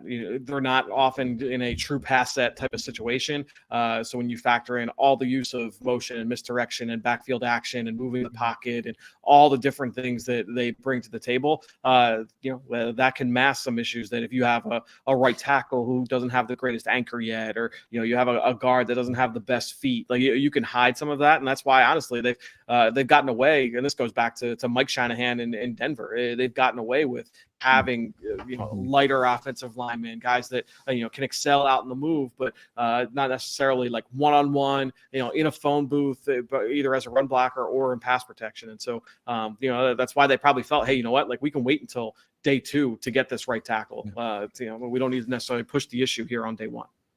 With Kansas City making this, go ahead, Joe. No. I was going to say, with Kansas City making this pick, Fran, I wanted to get your thoughts on Xavier Worthy because we've had some pretty hearty debate here. Obviously, he's the fastest receiver ever at the Combine, but Scott doesn't love his analytical profile, and Brett, quite frankly, thinks he's a bad deep ball tracker. What were your thoughts on him, and how much of that was on Quinn Ewers? Yeah, I mean, I would say I'm not the biggest fan of Xavier Worthy either. I think when you look at the speed, that certainly shows up. There were some things that I think affected his ability to be productive in 2022. Mainly, he was playing with two broken hands, and so that will affect your ability to be able to finish on the ball. And I know his drop rate was higher there than it was the rest of his career. I love that he showed up to Texas and a team that pulls in 5 stars at receiver consistently, and stepped in right away and was a key contributor for them as a true freshman. I believe he was second team all Big 12 as a freshman that year. Came in, played with the 2 broken hands in 2022, and then came on this season and helped them get to the playoffs. So both hands were broken. He had broken bones in both hands. Wow. So you like that, like that's that's admirable. I in talking with scouts over the course of the fall, because again, like watching him, I didn't love him, but talking with scouts throughout the fall, it was all right. Like some people will bring up like, people compare him to like Deshaun Jackson. And it's like, guys. Like, especially I referenced earlier, like I just did that piece on Deshaun, and doing that, I went back and watched every single one of his deep targets from all of his deep receptions from his entire career, like any reception of like 15 plus yards. And, Deshaun Jackson's ball skills, his ball tracking was stupid, like unfair. And to me, like not even like on the same planet in terms of what we're talking about with Worthy. So some of that was certainly on the quarterback. Some of that was, on the injuries that he was dealing with. But I think when you look at Worthy, the speed is there. I think that he is a little bit one-dimensional, because that's the thing, is that, if you're going to be an every down kind of speed threat, like you think of Tyreek Hill, like Tyreek Hill came in as a 5th-round pick, and the speed was always there with him. He had to grow into being like, it's not like he came on like gangbusters right away. Like he had to grow, like he turned into one of the better route runners in football. And that takes time. I don't think that Worthy's there yet. So he's going to have to learn to work over the middle at a more efficient rate than what we've seen from him. So I think when you look at Worthy, there's room to grow. That said, if he's going to go anywhere, like I feel good about that landing spot. So it's tough to argue with that. But I know that there were people that felt the same way about the Western Michigan kid whose name is escaping. Sky Moore. Yeah, Sky Moore. I didn't love Sky Moore. But it's like, oh, well, listen to you. He ended up with Andy Reid and Mahomes. So you feel good about it. But I think when you look at the landing spot, that gives you some hope there for Worthy for sure. I want to just from a fantasy takeaway, my thoughts on Worthy, like last night I was like, this is amazing. This is the nut spot. I said in my article, may God have mercy on our souls if he lands in Miami or Kansas City. But like Andy Reid in the post-draft press conference was like, yeah, he's gonna fit into our rotation alongside Rashee Rice, alongside Kadarius Toney, Mecole Hardman. And so I just want to know his 2024 route share more than I want to know tomorrow's Powerball numbers, because like if he's a full-time player, wheels up, this is awesome. If it's another gross 4-way committee, oh my God, I don't know that I can live with that. Go ahead, Brett. I was just going to say, the name of Sky Moore was invoked, and I wanted to reminisce on a time where you and I were watching Sky Moore film. And typically when you challenge me on a player's film, I win that debate. That was one time where I think I kind of talked Sky Moore up a little bit to you, and then we watched him together, and you were like, what am I supposed to be impressed with right now? And I was like, I actually don't really know. Like, I don't remember why I thought I liked this guy. It was really funny. You said typically. That's the only time ever, and we were just like, yeah, I don't know who we watched before that, but we were like, can we just go back to that other guy? And then we're like, oh yeah, this is sick. Oh yeah, no, was it Drake London? I don't remember. We watched Drake London that same week for sure. Okay, Fran, you didn't love London, did you? No, we loved London. No, I didn't love him that high. And that was the big thing. I didn't necessarily see him as like that kind of guy that I'm going to take in the top 8. But I would say honestly, look, in quarterback had a big part of that, and target share and things like that. So we'll see a new offense. If the numbers improve there for year 3. But no, I did not love London. I thought he was a solid starter, but not like a plus guy. The Jets have traded up to the first pick of the 3rd round. Apparently they were trying to get into the 2nd to draft a receiver. So we'll see if there's what still team is this? The Jets. Okay. There's still some really good receivers. Roman Wilson team. Yeah. Oh, that would be. Yeah, I could see Roman Wilson being a guy for them. I would love Jermaine here too. Jermaine Burton. Did you hear about concerns with Burton, Fran? Yeah, and it's funny because like sometimes that stuff, and Brett, I think you and I have talked about this. Like, you could see some of that on film sometimes, like with guys, not Burton specifically, but like you can kind of see when you're watching film on guys, like you kind of get that vibe. And he was one of those players. But I love the film. I love the skill set. The Jets I wanted this player so badly on the Eagles. Oh, you liked it? Oh God. Okay, go. You take this away then, Joe. All right. The Jets took Malachi Corley. Interesting. I just love the way he fucking plays, man. Like, he's an asshole. He is a dick. I love guys who play like that, man. I know Fran, and we watched him at the Senior Bowl, and I fell in love with them there. They're obviously, you talk fraudulent production profile, as Scott likes to bring up. Malachi Corley is the definition of fraudulent production profile because it's all screens and stuff. But boy, does he play like a dick, and I love that. The Jets, Brett, that's who they take. Who was their round 2 wide receiver bust from Clemson? Green Bay, I mean. I was going to say his name just now, Scott. So I'm glad you brought him up. Amari Rogers. Amari Rogers. So I'm not a film guy at all. So that's impressive. We landed on the same comp then, or at least same downside comp. That's who he reminds the downside. me of. Yeah, that would be the downside. Would be that he would be an Amari Rogers who. And the thing with Rodgers, like he was A+ character, like everybody raved about him at Clemson. I mean, he just could not see the field in Green Bay. Good athlete too. Good athlete. He was a guy that certainly checked a lot of boxes coming out of Clemson. To me, when I was doing my analytics write-ups, he just looks like Malik Washington, but like a full round worse.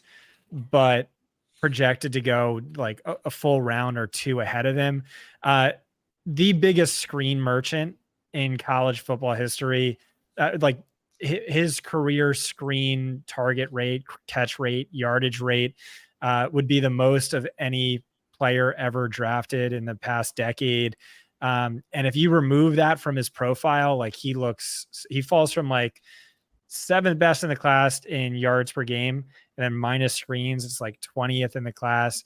Yards after the catch per reception, like 1st in the class, falls to like 9th. I mean, he clearly is like a really good yak guy, great with the ball in his hands, but I just worry about all the stuff that really translates to the NFL, like beating cornerbacks with your route running. And so can I say something about that? Go ahead. So his tape, there's literally none of that. It's all stuff after the catch, and then occasionally he hit like a seam ball or something. But Jake Tribby, the Amari Rogers film in the UFL is pretty good, to be fair. That's funny. But Corley went down to the Senior Bowl, and he looked like he developed a little bit as a route runner, or at least did some things he wasn't asked to do in college. And Jim Nagy told me, because I did a radio spot with Jim Nagy on John Hanson's show, and I was using my classic Terry McLaurin anecdote where he was the same way. A lot of screens and jets and weird production. Went to the Senior Bowl and routed everybody up. Malachi Corley did and he kind of did the same thing. And Jim Nagy told me this year that guy is going to be Malachi Corley, where he just impresses a lot of people with his route running down here, and he will go higher than people think. And listen, I had an early 4th round grade on him. He goes early 3rd. I can't hate it too much, but it is what it is. Speaking of Jim, I know Scott, in your conversation with Jim, didn't he talked about, like, look, if you want to get an idea of a guy's upside as a route runner, look at him with the ball in his hands and the yards after catch. So that could be something too that you point to with the Jets. Yeah, that's exactly right. That was a great line from Jim. I expected him to hype up Malachi Corley a little bit more because he's a Senior Bowl guy, and we didn't really get that, but we did get that one nice line from him. I think there's certainly a grain of truth for that. And hey, he did come down to the Senior Bowl, win practice player of the week for his team at his position. But yeah, just go ahead. I got to be honest, I hate wide receiver screens more than any play in football. So the fact that I love the screen merchant might be a sign for me that I probably shouldn't love him as much with Malachi Corley. Guys, I mean, he has that dog in him, Joe. So like, I mean, I love dog in players, and he certainly has it.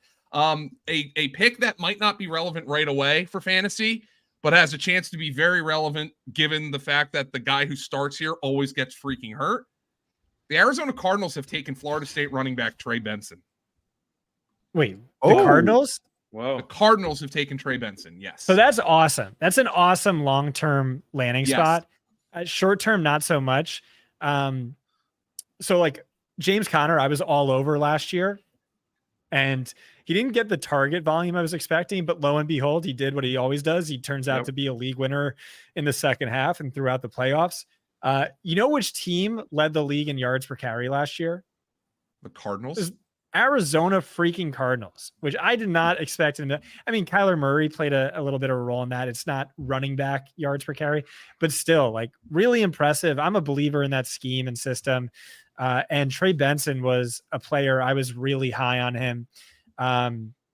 Worry about the pass catching upside, but I guess that doesn't really matter so much in a landing spot like this. Draft capital, I think should at least be better than, game script should at least be a lot better than it was last year, adding Marvin Harrison Jr. to the mix. I'm excited about that. Fran, what's your scouting report on Trey Benson? Yeah, he reminded me a little bit of like a Kenneth Walker. When you look at like the explosiveness, that hard charging run style, it was really close for me between he and Jonathan Brooks as my favorite back in this class. I thought both were kind of right in this tier, so I kind of not shocking that this is where we've seen both guys kind of go off the board mid round 2 into early round 3. But I think when you're looking at Benson, I love the explosiveness. Look, I know that he never really was like the guy, but people pointed that as a downside. I think in today's game, like I think you're looking at that as an upside. People are thinking about more. We're seeing there was the big time running back that Quinshon Judkins, who left Ole Miss and transferred to Ohio State with their stud running back Travion Henderson going back to school. Like teams or players are more willing to say, you know what, I'm gonna split the load in college to get a little bit less wear and tear going into the NFL and try and see if I can extend my career that way. I think when you look at Benson, you would have liked to see him carry more of the load on a more consistent basis, but there's no question he's got the body type and the mindset to be that. I mean, he's a tough physical runner. I know that the 2022 year, he like broke all kinds of records in terms of like forced missed tackles per attempt and things of that nature, yards after contact. So I think when you look at Benson, this is a guy that can create yardage for himself. He's got the ability to get to the corner. He's got the physicality to work between the tackles. So he can beat you in a lot of different ways as a runner. I think with him, you do want to kind of he needs a caddy. He needs somebody to kind of carry him through, get him through the weeds a little bit as a runner. But I think when you look at keeping things defined for him, which I like what they did schematically last year in Arizona, I like this fit. It's a really good fit, especially long term. Because you don't know how much longer Connor's got. I like the fit a lot. One question I have to ask is, do you think he's better in a zone scheme or a man gap scheme, or can he do both? I just know because when I was looking at my numbers, his splits were significantly better in one, I think zone. But then Greg Cassell said he thinks he's going to be significantly better in a man gap scheme. I'll check the article, but any thoughts on that? I would assume Cassell said that because vision's not the best. Typically, when a guy has poor vision, you want to get him in a gap scheme so he has one hole to hit. I liked him. So I have looking at my notes. I liked him best in gap scheme stuff. And I thought that was kind of, at least from like anecdotally, I thought that was where he kind of majored in. And to me, I think to what Brett was just saying, I think that is where he's kind of best at, moving forward. I could pull up my notes from when the Eagles played the Cardinals this past year to see like, all right, like what was the actual structure of that run game. But look, I mean, James Conner, just knowing James Conner's skill set, I mean, that's where he's been at his best too. Thinking about him, like running counter, running power, getting behind two backs. I mean, Benson did a lot of that at Florida State. And so, no, I think it's a really good fit. I like it a lot. So the good news then is, Arizona is one of only 10 teams that ran man gap more often than they did zone last year. Well, that's a good fit then. Couple offensive tackles coming off the board. Coleman from TCU goes to the Commanders, Brett. And then Fran, Caden Wallace from Penn State off the board to the Patriots. I didn't even get around to watching Caden Wallace. So the Patriots lose Belichick, but they're still doing weird things. That's. Did you watch Caden Wallace, Fran? I did. He was a player that, I believe it was a 3.5-4 year starter for Penn State. And it was a rough go early on for him at right tackle. But as his career went on, I know this year was his best year there for the Nittany Lions. I honestly, the guy that he reminded me of a lot was a guy kind of going full circle. Someone we talked about at the top of this hit was Blake Fisher from Notre Dame. I thought they were very similar, and I kind of saw them in the same kind of bucket where I think he's probably more of like a high-end backup than a low-end starter, or as opposed to a low-end starter, but he's somewhere kind of in that tier.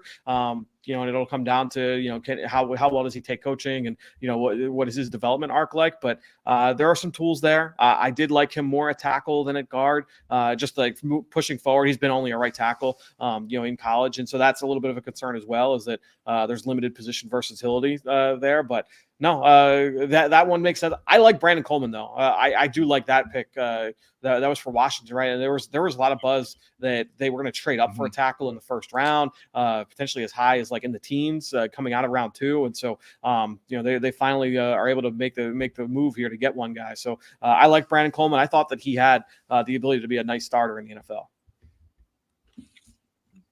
NFL. Fran, I mean, we're coming up on an hour here. Do we got to let you go at any point, or? Yeah, I should probably get rolling a little bit, but no, this was fun. I was glad I was able to chop it up with you guys. Absolutely, Fran, you were the man, dude. Like, thank you so much for joining us. It was awesome. The Eagles are actually coming on the board on the clock here in about 5 picks, so we want to get you off before they do that. The Chargers are on the clock at 69. Fran Duffy, Eagles. Fran, is it Eagles X's O's or Eagles XO's? I always think of it as Eagles XOs, Eagles XOS. Yep. Eagles XOS on Twitter. Fran Duffy, the man, knows as much about the draft as anybody out there. Thank you, Fran, for joining us here on FantasyPoints.com live stream here for day 2 of the NFL draft. Fran, you're the man. We'll chop it up here shortly. Sounds like a plan. Thanks, guys. Appreciate it. Fran the man. See you, Fran. Thanks for coming on. Yep, I'm going to guess Blake Corum here. Also, shout out to our what? Yeah, no, I said good call. It's a different mission player. Okay. It's going to be. I thought that actually happened. It's going to be Roman Wilson or Junior Colson. Oh no, they already took a receiver. It's going to be Junior Colson. Yeah, a Michigan player. Yeah, linebacker. Harbaugh needs a guy that can run his defense. So he needs. Yeah, but also a guy who like is familiar with him, like is bought into what he espouses, and a player he trusts and believes in. I think we're due for Chargers picking maybe back-to-back Michigan players. I'm going to do a quick YouTube ad read. Today's show is sponsored by youtube.com/FantasyPoints. We have really made an effort to upgrade our YouTube product.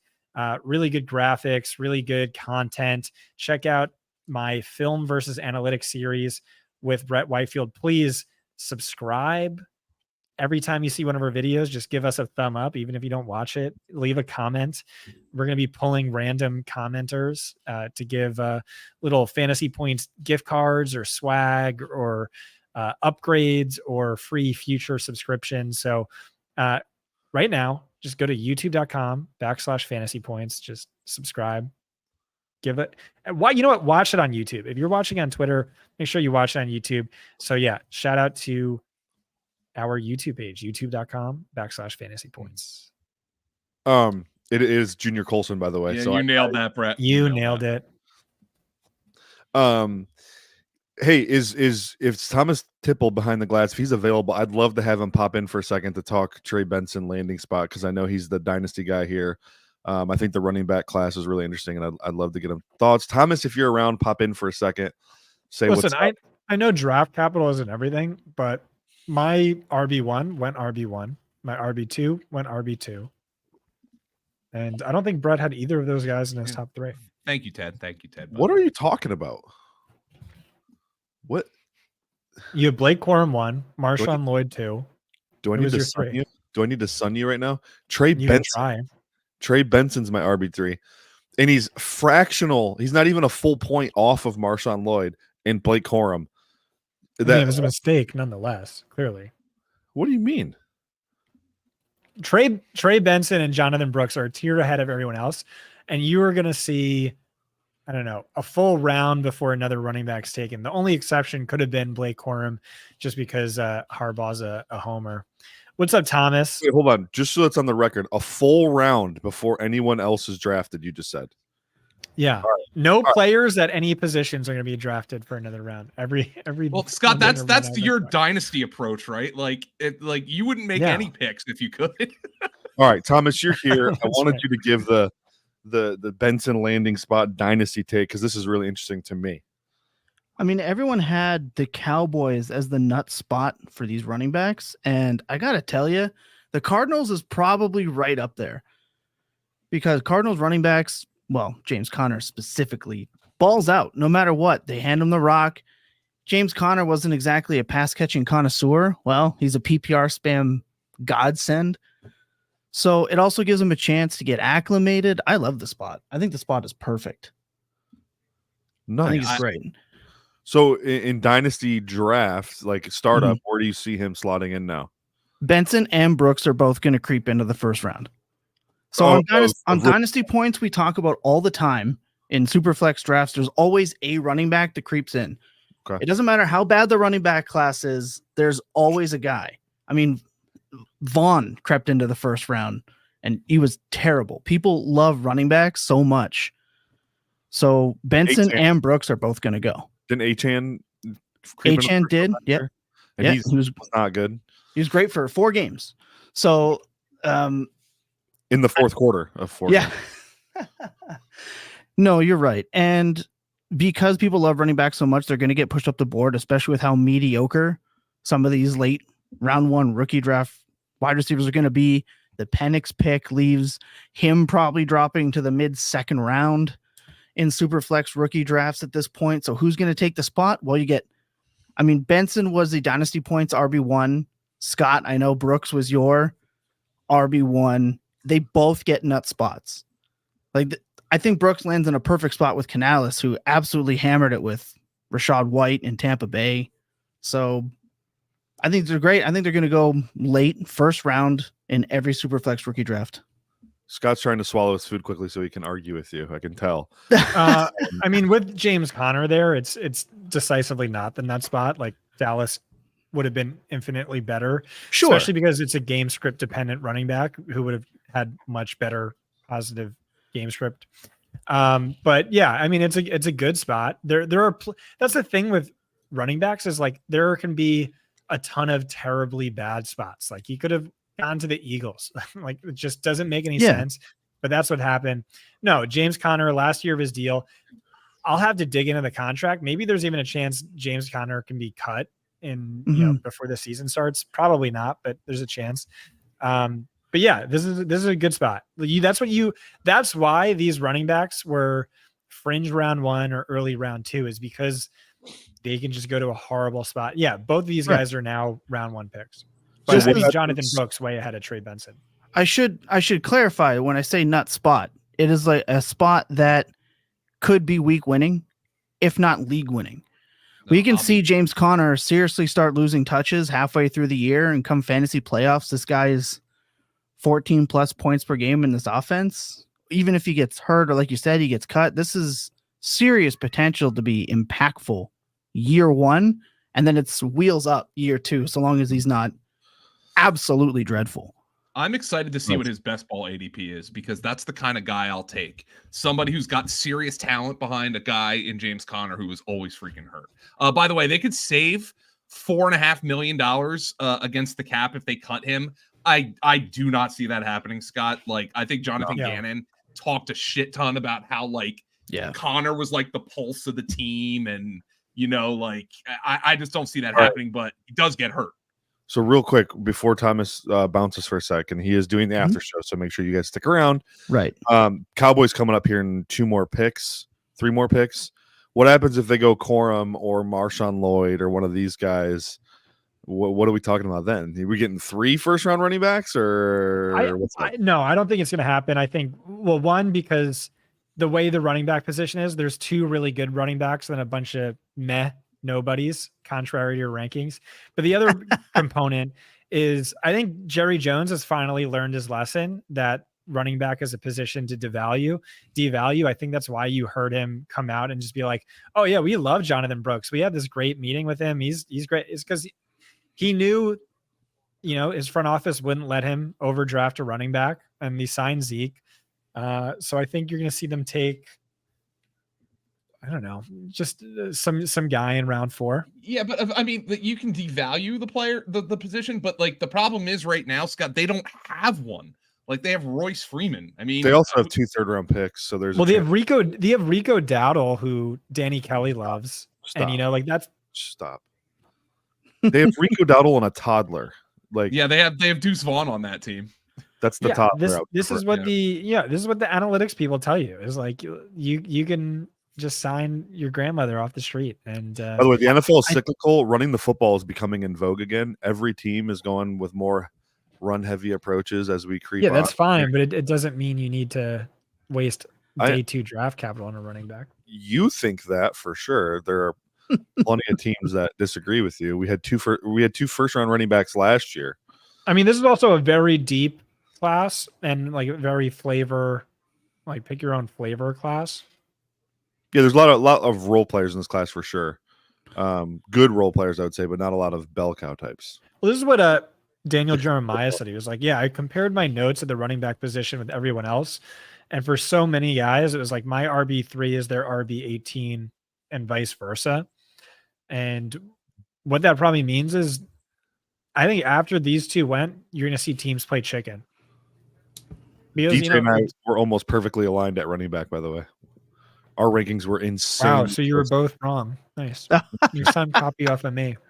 I will say, in terms of your question about the Cowboys, if we don't see a Corum and they do want to put one off, maybe they sign Zeke or whatever veteran is out there. I think a guy like Tyrone Tracy is one of those guys who's a converted to running back late that can be very good for them in a, get your feet wet rookie type role behind that veteran, explosive athlete, good contact balance, can pass block, late round pick to the Cowboys. Someone I'll be into if they do go that route. Brett, we are now at the point, by the way, where the broadcast is like 3 picks behind Twitter right now. Yeah. It's happened a couple times, and then it'll catch back up really quick, and then when someone takes like 10 years to get a pick in. Oh, it's like when they wheel out like all the 100-year-old fans for that team, like, right. And then it's like, and then they're like, this fan's been to every game since 1937, like that Giants trainer that Scott always posts about. Yeah. Like the trainer, the guy who the like jar uses leeches. leeches on the jar leeches on the sideline. Scott, what were you going to ask me? Sorry. No, you're fine, Joe. I don't remember. I was probably just going to talk some questions. shit, but the Giants just made a pick. They took Andrew Phillips, cornerback, Kentucky. What can you tell me about him? Was this a bad pick? Oh, he's fine. Yeah, it's fine. He's fine. He's fine. Day 1 starter. 10 interceptions. 2 pick sixes. Probably a day 1 starter with the Giants for sure because they suck. Their secondary is really bad. So, he's relatively physical player, decent ball skills. Really did better in off coverage than he did press man. So, on a scale of 1 to Jason Sehorn, which is 100, where would you put him? He's probably like half a Jason Sehorn. Damn. Half a Jason Sehorn. Damn. Should have just got DeJean, who's like 80% Jason Sehorn at least. DeJean. It's DeJean, I think. No, it's DeJean. DeJean Mustard. He was drafted by the Philadelphia Eagles. Oh, DeJean. Oh, okay. Yeah. Sorry. Oh, DeJean. Thick-headed crew here tonight. Thomas, save me. Hey, you guys are doing great. You guys are doing awesome. One thing I will say with a player that's kind of surviving right now is Devin Singletary in terms of dynasty value. That's a good true. The Giants are just seemingly, I don't think, going to touch a running back. So you're talking about a late dynasty pickup right now at Singletary. The other one is Chuba Hubbard. He's going to be pretty relevant, I still think, this year until Brooks is ready to go. But in terms of the late round favorites on dynasty points, it was Singletary and Chuba Hubbard. One out of the 2 has survived. So we'll see if Singletary survives. Singletary to a multi-year contract, But that being said, Carolina did trade in front of the Giants to take Brooks. Mm-hmm. So you wonder if that was like kind of a just like they knew the Giants were going to like Brooks, but maybe the Giants just like Brooks way better than anybody else. Hey Thomas, I got a question for you. Is there a dark mode for StreamYard? Is there a dark mode for StreamYard? Not that I've found. Like here's what I'm noticing. When I go back and forth between Twitter, which is on dark mode, and StreamYard, my lighting changes. So I know. I think it should be mandatorily built into every single website to have dark mode not only exist, but be the first option, not the option you have to switch to, which I know would be cataclysmic to Brett and his Yes. old-timey need to blind himself on a regular basis. But I'm begging every developer, make dark mode the number one option, please. We beg. Our corny is needed. FantasyPoints data has that. I know. That's why we're the best. Joe, do you not have a second monitor, my guy? Oh, I do not have a second monitor right now, but I do have my laptop over here. Okay. So I have I have 10 monitors. Like, what Joe is this? Dolan confirmed, not data. Well, you're grinding tape all the time, man. True. That's what you're true. doing. Do you have one of those clickers? Yeah, film clicker. Yeah, for sure. Yeah. I was about to say, because like if you're a real film head, it doesn't count unless you rewind the clip like 4 times and put it on Twitter like that. Just like, you know, you got to have a pen. You got to have a pen on the screen in front of your camera to point stuff out. Yeah. Has to. Yep, or a pencil. Just put it in my ear all the time. Mm-hmm. Although I don't have any hair to keep it in there anymore. Fantastic. So wait a minute. Your a pencil slips out of your ear if you don't have hair? Yeah. I mean, I can't. I don't think I've ever really thought of that. Really? I mean, I have some hair. Are you weaning? I have been for a few years. I think I'm stable. Scott has a lot of hair. It's a mullet, in fact. Yeah. He's gonna show it off. Scott, look. Oh wow. Oh wow.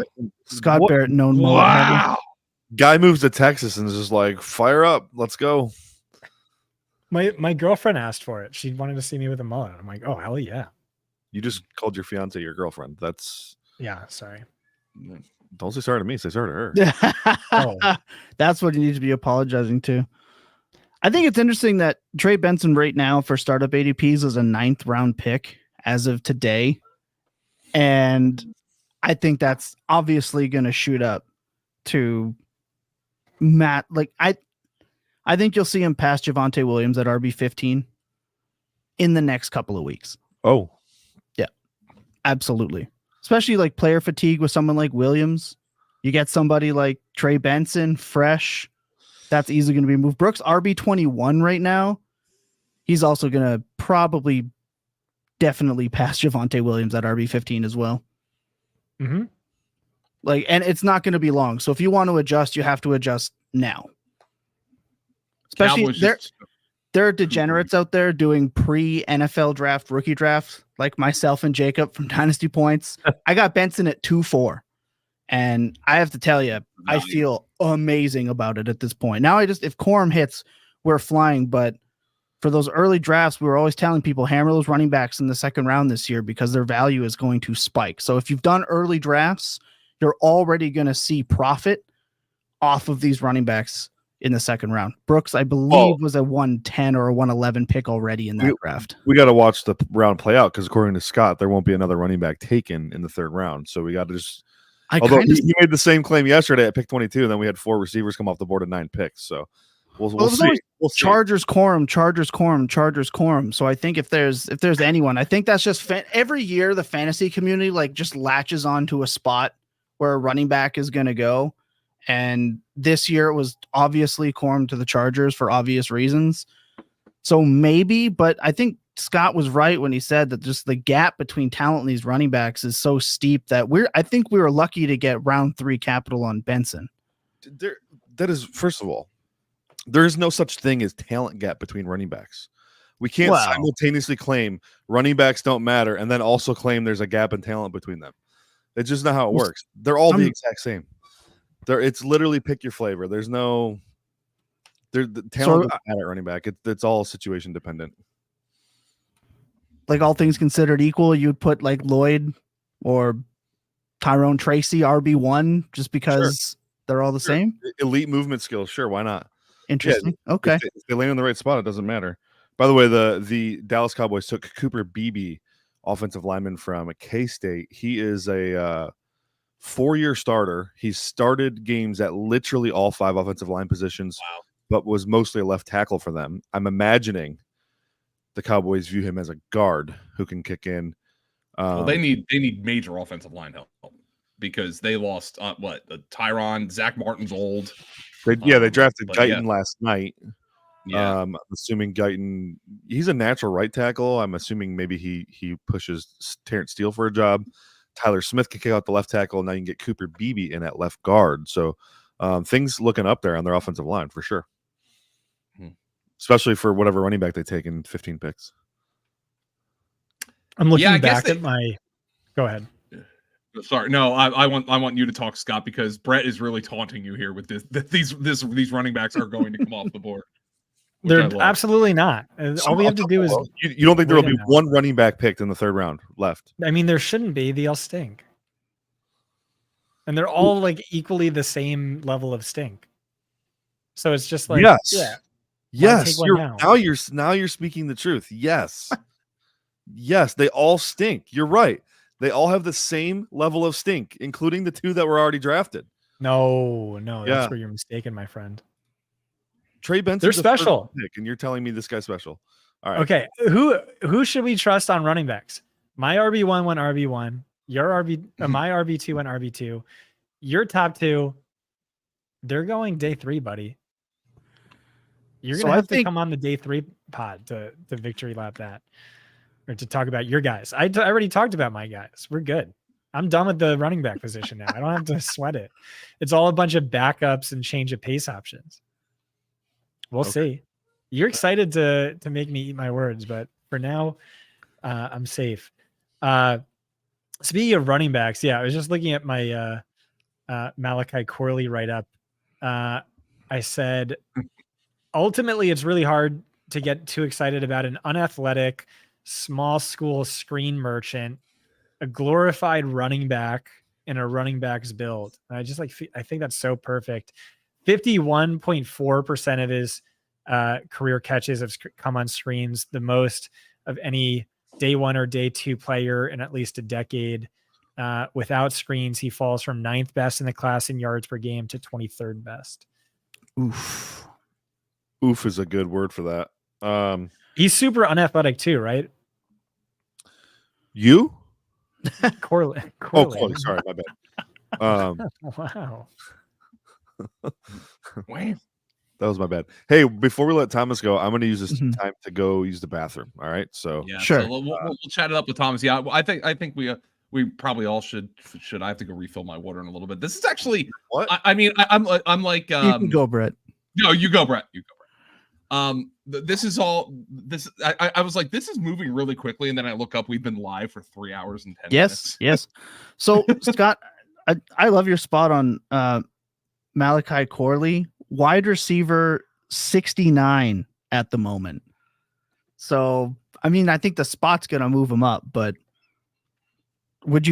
is he somebody, even though he's an unathletic, he's a rookie, he's somebody that, like, I don't want Quentin Johnson. Like, I think I want to make that clear, but Johnson's wide receiver 52. Even Jameson Williams is going higher than Malachi. Even though these wide receivers are so bad in terms of their profiles, are you still just bumping them over these complete face planters? I am. I just want to know if you are as well. Rather take your shot.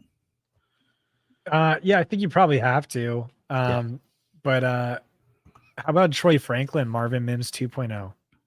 Yeah, going as wide receiver 44 up in as of today, and just sinking in the draft. I mean, he's going to plummet in that. I mean, he has fallen all over. Yeah, I just think when you look at some of these wide receiver positions, this wide receiver class was so looked down upon that some of these ADPs, Keon Coleman, wide receiver 51, only 1 spot ahead of Quentin Johnson, 1 spot behind Jerry Jeudy.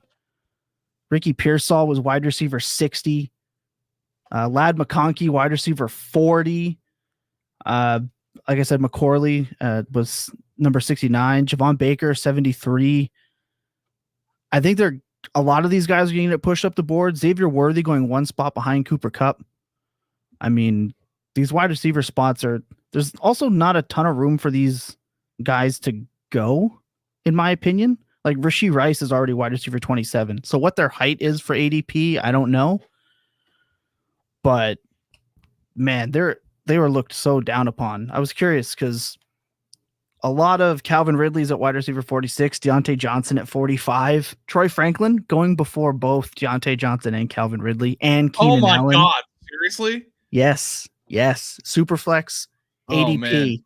As of today, Troy Franklin was going ahead of them. So it really shows the risks of doing these drafts before the NFL draft. But before I get kicked out, when Brett comes back, I want to encourage everyone to at least have one dynasty league that drafts before the NFL draft. I mean, I think all of them should be. I agree, but every time I say that, they call me an anarchist, some lunatic that doesn't like having all the variables. Just for once in your life, if you haven't experienced it, I beg of you, make one of your leagues a pre-NFL draft. It is some of the most fun. I've been sitting backstage watching you guys crush this live draft for 2 days and tilting my brains out at the couple of drafts that I have before the NFL draft. Some of my picks have already tanked. I had picked Penix at 1-8 in one draft, and now I'm crying with Trey all day yesterday over this pick. So I may not be a Falcons fan, but Trey, just know I hurt when you hurt. I got Pearsall in the one we just did, the Scott Barrett DK invitation. Yes. I got Pearsall that pick. I actually might have taken him after I took Corley. Oh, I took Leggett too. Oh man, I'm with you, man. Maybe we should do this more often. Wow, I nice. got 2 first-round wide receivers. I wasn't even trying to.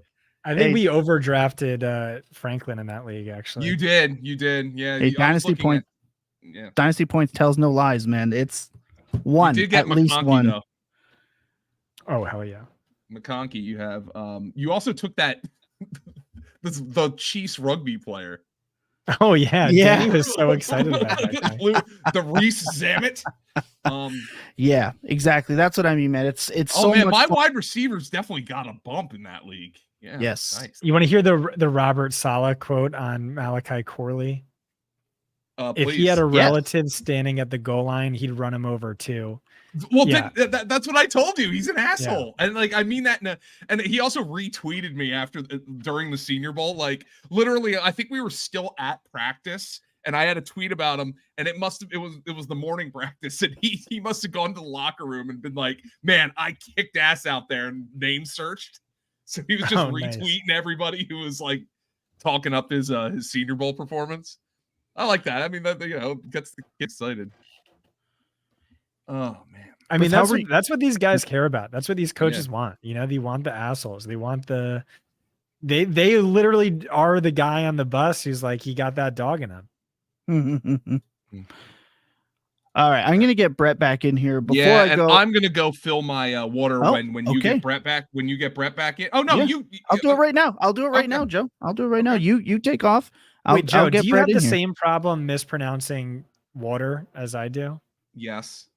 Okay, water. nice. Did you notice that? better. Yeah, I say water. Yeah, I say water. I can't. That's the one word. Yeah. Yeah, I say water. Okay. I never knew I said it wrong until somebody pointed it out to me when I was like 16. Yeah. I've never bothered to correct it. Like I can water. No, you just live with it. Yeah, just how do you say it's a taste of home. It's a taste of home. I say water. Yeah, I'll be right back. Water.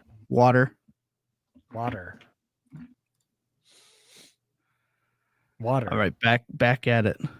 Water. Oh, what's up, guys? Oh, it's Brett back again. I saw you refueling on your cheat day. Love that for you. I downed another slice of pizza. That was like the 7th of the day. Live your best life. Nice. I love that for you. No, so, I think this is great. We're at pick 76. We've got to pick 100. So about 25 picks to go. We know none of the running backs are going to go. Maybe one quarterback goes, Spencer Rattler. I wouldn't be surprised if 0 tight ends go, to be completely honest with you. Yeah. And then wide receivers, I think we could see a few of them. Any thoughts on the Troy Franklin slide, Brett Whitefield? It ends right here. He's tiny and has little baby hands and can't run the gauntlet properly. I mean, same for Xavier Worthy, except he just sat out of the gauntlet. Yeah. We got So what if Worthy just sat out of the gauntlet? You mean Franklin? What if Franklin just sat out of the gauntlet? Franklin. Yeah, that's what I meant. I don't know. It seems weird that like you could value a drill at the combine so much, but teams clearly do. Coleman went 40 something, 43 or whatever, and then no, Coleman went 33. Yeah, he went early. Coleman went 30 Too early. and then Franklin's still sitting there on the board. Yeah, it's interesting. You know, Franklin will end up being one of my favorite picks because of how late he's going to go. So, I mean, he should go before Roman Wilson. He should go before Jatavian Sanders. He should go before Brendan Rice. should go before Sanders. I like Roman a little better than Franklin. I also like Jermaine Burton a lot. So, I think you have a great question here. yeah. Yeah, that's what I was just responding to. Yeah. Just wanted to give the shout out It's really to the just comment. Franklin's the only one who surprises me. Oh, Texans are trading up. Is that what I saw? Texans are Could be trading interesting. up. Let's see. Yep. Here comes a running Trade up back. with the Eagles. So we let Fran go and then he didn't need to go. No, I'm kidding. Okay, Joe's back. I'm going to let Joe come back in. No, I'm just gonna want to. pee. So you're gonna. stay Oh on. my! Every time I think I'm out, I know. pull me back in. Okay, we're gonna get Joe back, and Scott's gonna take a break. Sit tight.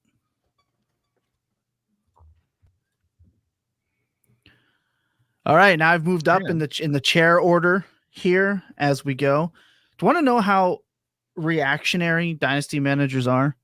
We already have James Conner going up in about 30% of my dynasty leagues. That is around 50. Already going up at about 20% of the blocks right now. We already have a Ben Sinnott. You said 30% of your dynasty leagues is 50 leagues? No, I have 50. And in 20 to 30% of those dynasty leagues. That's still insane, but like, yeah, like I thought you said 50 is like, so I was gonna say you're in 150 dynasty leagues. The Eagles, by the way, just picked up a 4th round pick to move back 8 spots in the 3rd round. Yes. Does that seem like Does Howie Roseman have spells or blackmail on people? Does that I don't seem know. like does that seem a lot to you, Brett? That's insane. Yeah. There were less expensive move ups in the 1st round yesterday. Mm-hmm. By the way, we got info on someone. We didn't note it, but the Denver Broncos have drafted Spartan Warrior Ephialtes. Yes. And Jonah Ellis. Ephialtes, the cripple from the movie 300. Oh, Jonah Ellis. That's my comp for Jonah Ellis. Yeah. Is Ephialtes. why is he your comp? Have you ever watched Jonah Ellis play football? No. He kind of runs awkwardly like a crippled hunchback. Oh. Yeah, that It's guy really blows funny. up the whole damn movie. Yeah. He goes to King Xerxes' side and Hey, but he also changed the course of history. So maybe this guy can change the course of the Denver Broncos history. I'm just, if you want to put it one for one. I like Jonah Ellis as a player. I just think his running style, it cracks me up. He's just very, very hobbled looking when he runs. It's kind of funny. Yeah, I've been calling him Ephialtes this whole draft process, and I thought you knew that, Joe. I'm sorry. Well, I mean, I've seen the movie. I just haven't seen it in forever. I know the movie. As you know, I like to put random movie references in my write-ups on players. So, Redraft question: with Arthur Smith in Pittsburgh, who do you guys prefer, Jaylen Warren or Najee? I think both could be solid. I prefer Najee. I prefer Cordell Patterson. Oh, Oh, God. good one. I'm kidding. Yeah. No, I prefer Najee. I thought Najee ran great last year at the end of last year. Fantasy bros definitely prefer Jaylen in general, but Yes. I prefer Najee. More explosive, and yeah, we love that. We love that. Look, Scott's back. He's ready to go. I just want to remind everybody that after this round, you might think it's over, but no, we keep going because we just don't give you the top. We give you the whole thing, the whole package, the whole show here at Fantasy Points. We obviously have the after party which is brought to you by Dynasty Points, the Dynasty program here at Fantasy Points. Myself, Jacob Sanderson, Lucas Gilbert, Ryan Heath, giving you ranking disparities. We're going to go back and forth. I know Jacob and I are going to come to near fisticuffs over Maye versus JJ McCarthy. You're not going to want to miss it. We are giving away a Jonathan Brooks signed helmet. You're not going to want to miss it. It's going to be a great time, giving you everything you need for Dynasty. Make sure you are hitting the link that is going to be on your screen. It is in the comment below what you are watching here on Twitter. You are going to want to be hitting subscribe to not miss any of the fantastic content that fantasypoints.com continues to bring you. So do that for me and all of my Timbits. I need them. I need them in my life. I'm going to be out of here. 2-second break, and Scott's on his way back. Thanks, guys. Thanks for having me. We'll see you guys later. We had back-to-back trade-ups. The Texans traded up to 78 with the Eagles, and now the Indianapolis Colts just moved up to 79 to get ahead of the Bengals. The Raiders just took Delmar Glaze, Brett, which is the best sauce in the draft. It's like, second all time, only to Sauce Gardner. Yeah, exactly. Yeah. So I just peed for 3 minutes. It was like I didn't know I could pee. That I was like, was it bored. Austin Powers style? I did. Dude, it was so halfway through the pee, I was staring at the my electric razor next to me, and I'm like, how funny would it be if I just shaved off everything and then came back with just a mustache, and then I peed for another minute and 30 seconds. So I actually could have done that. One time I was at the movie theater, and I like go up to the urinal and I start peeing, and then a guy comes up next to me, pees, flushes, and then another guy comes up, pees, flushes, and then I finish, and I'm like, wow, just built different. You were well hydrated. Either that or you had a lot of caffeine. I don't know how it works. I feel like I drink a gallon and then pee like 3 gallons a day. I don't think that's possible, but yeah, I don't think that's possible. But that could explain why you're so skinny. Yeah, there you go. You have no water weight in your body. What can you tell me about Delmar Glaze, Brett? I didn't get to Delmar's tape, unfortunately. Sorry, guys. Wow, he was the steal of the draft, and you missed it. Yeah, that's my guy. If I did do a last batch of like 10, 12 guys, he was definitely on the list, along with Isaiah Williams. What about the Yale tackle? Yeah, I can't pronounce his name, but I do like him. I know. I was hoping you would. Kalen Bullock. Okay, that's a really good pick. Who? Kalen Bullock, USC safety. What about non-fantasy eligible players? Who's like the best value on the board right now? Oh, okay. Andrew Phillips is a slot cornerback, according to the Giants, by the way. I can see that actually, because he's much better in space and he's physical, come up and tackle. I like that. Well, I have Franklin is probably my top player on the board right now. Chris Abram-Drain, other Missouri corner, really like his tape. Peyton Wilson, NC State linebacker. I knew the NFL wasn't going to like Wilson because he's kind of a finesse linebacker, not a lot of grit, but he is really, really good movement skills and coverage. Doesn't he have medicals? Yeah, and he's got the medicals. Yep. Yeah. Let's see. The Christian Haynes, UConn guard, that he can play. He's a mauler type. Jaden Hicks, safety from Washington State. He's a thumper. TJ Tampa. Did I go deep enough for you, Scott? Adisa Isaac. DJ James. Jatavian Sanders. I know you said you didn't want fantasy relevant guys, so I'd have to throw him on there.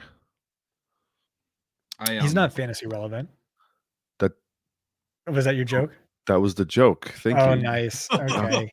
God dang, man. Well done. I'm sorry. I can see the Colts actually grabbing a tight end right here because they like they love just adding random bodies to their tight end room. They have so many.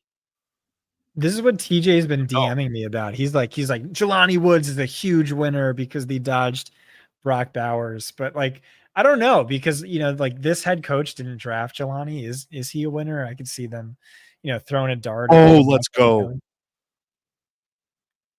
Oh my yes. The Bengals just took Jermaine Burton. Nice. That's awesome. Let's way to go. Oh, Okay, Brett, let's break them down. Jermaine Burton is one of your I mean, I would think he is your favorite receiver left in the draft, or is it Franklin? It's Burton, yeah. It's Burton. Yeah. Burton is awesome. His tape, he is first round tape. I'm just putting that out there right now. Really? First round tape. I don't remember you being that high on him. Dude, I talked to you about Burton so many times, and I feel like you're always ignoring me. I don't know what else to say, but Burton is I've talked about him on John's show at nauseum. I think the listeners on SiriusXM are sick of me talking about Jermaine Burton. He's got the off-field stuff, and that's why he's here. But the Bengals get insane value. All right, let's talk about his skill set. The dude is lightning in a bottle. I know he tested like 4.45-ish, but everything about what he does, it screams faster than that. In fact, all of the reputable GPS sources had him hitting 23 miles an hour. That I believe you could find in the Beast even. I know the PFF gas score. They have him as the top receiver in the draft from an athleticism standpoint. Dude is an absolute freak athlete. I've never seen a player eliminate 10-yard cushions as fast as he does. So he's got a really good vertical skill set. Insane ball tracking downfield and body control. And we know body control is my favorite trait. He's got that at a high level.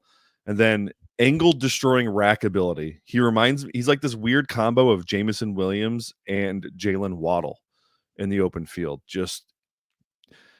Yes, absolutely reduces tackle angles in the open field. He's awesome. He runs good routes. He lacks a little polish and a little consistency there. Like you'll see him like bust a really, really nice dig route, and then he'll run the same exact route 5 plays later, and it doesn't look the same. And you're like, that doesn't make any sense. So he's a little raw from that standpoint. But this guy led 2 SEC teams in receiving every year he was in college, starting with the Georgia Bulldogs. He was their wide receiver leader in yards and catches. Then went to Alabama, did the same thing. He's a monster. Love him. And the Bengals are in a team that could need a wide receiver. I mean, look, even if they have T. Higgins this year, they're planning for life without T. Higgins. So look, Joe Burrow loves to throw the ball down the field. We know that. This guy is the most vertically explosive receiver, Brett, according to you in the class. He said he compares favorably to a Will Fuller, who literally Will Fuller. You ever see The Leftovers on HBO, that show? Oh. Where like literally like 10% of the world's population just disappears. I think that happened to Will Fuller, and like nobody's like actually noticed. Just like he just disappeared into thin air. Yeah, Will Fuller is, but you said this guy's kind of a Will Fuller reincarnate. We'll see if the Bengals can navigate through the off-field stuff, but good player for Cincinnati. Intriguing player. Not sure exactly what the fantasy impact is right now. But could be a guy for Dynasty if T. Higgins gets moved in the near future, could really step into a heck of a role. So intriguing player for the Cincinnati Bengals. The Seahawks just took an interior lineman. The picks are flying off the board right now, guys. We only have I think 19 picks left in the third round. So they're kind of coming off the board really quick here. Yeah, that Christian Haynes pick. So Haynes was one of my best available in the draft. He just went to the Seahawks. That's a interesting pick. He played almost right guard exclusively at UConn, and Seattle drafted a player in the 4th round last year, Anthony Bradford out of LSU, who played relatively well as a rookie. So makes you wonder if they're thinking a position change for Christian Haynes to left guard, where they brought in Laken Tomlinson over from the Jets. Tomlinson is not good at this stage of his career, so it's possible that is definitely the plan. It's just interesting when Haynes hadn't. I think he's got like 1 or 2 starts at left guard in his career. Yeah, I didn't get to speak on Burton, but I just want to say I agreed. I really liked him. Said he was a phenomenal arbitrage play off of Brian Thomas Jr. I saw everything Brett saw. Great athleticism, elite deep threat. I mean, the guy led Georgia in receiving yards 3 years ago, then led Alabama in receiving yards in back-to-back years like that. You don't really have to say too much more than that. So, yeah, I'm with you. I like Burton a lot. We're Indianapolis is back on the clock. Oh no, Indy just traded up, so we're Arizona's back on the clock right now. So that's it. Arizona can do anything, and it wouldn't surprise me. They still needed a lot of players on that team. So yeah, we're good. I mean, hey, I think we've done a good job here of not running on fumes until a little bit later in the live stream, guys. I mean, I have to be pretty proud of it. Yeah, I'm pretty energetic. I'm full of life right now. I had one of these instead of coffee tonight. And so what is it? This is a Celsius. Sorry. Yeah. It's like not a sponsor of the show, guys. Not a sponsor of the show it yet. Shouldn't be. I heard there's like arsenic in it or something really bad for you. Arsenic is bad for you? Yeah, read those ingredients out loud. Give me your scouting report on arsenic. Let's hear it. Didn't that one guy? I think it's a B12 derivative that's like toxic. Arsenic. Isn't like that Not one Russian guy like drank at like methylcobalamin or something? Okay, this is the ingredients list. You have taurine, guarana extract, caffeine, glucose something I can't pronounce, ginger extract, green tea leaf extract, carbonated water, natural flavor, sucralose, and beta carotene. It's pretty, actually, that's relatively clean for these types of drinks. Yeah, I don't know. Scott, are you old enough to have partaken in actual Four Loko? Oh yeah. Yeah. I one time tried to do like the Four Loko challenge, which I think is drinking like 2 or 3 Four Lokos. But yeah, I went out to a party. I didn't know anyone there except for like 2 people, a bunch of theater kids, and then I pulled my pants down and I just danced in my boxers. Oh my god! And then I went home and I threw up in the bathtub, and then I fell asleep on the floor. And then I woke up the next morning. I'm just like, oh my God, what did I do? I'm never touching this stuff again. I called my friend. I'm like, did I just make a gigantic ass? I'm like, no, my friends all loved you. We can't wait for the next part. And I'm like, oh, but can we back up? It's a nightmare. Yeah. Did you say a bunch of theater kids? Yeah, theater kid. It was their like after party. Were you a theater kid or whatever? No, I wasn't. I acted in college. So Mason Gross for Rutgers they have a really good acting department. James Gandolfini went there, and I beat out a bunch of acting majors for the lead in 2 one-act plays. And I did really good. Like the director was always like, okay, Jennifer, I need you to work on this. Thomas, I need you to do this. Scott, no notes. Great job. And then, so I crushed it the first show. I crushed it the second show. And then the final show, it was the final line of the final scene of the final one act. And I forgot my line. And then I retired from acting. Someone had to jump in and be like, and say my line for me. It was horrific. Oh, Blake Corum in the 3rd round, Scott. Eat it. Chargers. Los Angeles Rams, baby. Let's go. Oh no. Wow. Oh no. That sucks for fantasy. Sucks for Kyron Williams. Yeah, well, that's what I'm saying. It's like, I liken Sean McVay to Sean McVay loves like I don't know, like I view his relationship with running backs as like a really bad like romance novel, or like a really steamy romance novel that he has like a summer of contentment with his running backs, and then he moves on to the next one. It's just like, all right, I'm gonna F and run, and then I'm going to another one, maybe. Like that's like what he does, you know? Yeah, like for sure. Like oh man. Do you have a pick tracker pulled up? Yeah. Can you read pick 83 to me out loud? It hasn't loaded yet, but pick 82 is Tip Ryman. So that's not fantasy relevant because that's an offensive tackle that plays tight end. Yeah. Damn. Wow. Hey, dude, that could be the nut spot. Probably not. But it's like, hey, what if he beats out Kyron and gets the Kyron role? Yeah, but I wanted to keep Kyron in my league. I know, same. Does he have one? So- Kyron has one more deal or year left on his deal, right? No, more than that.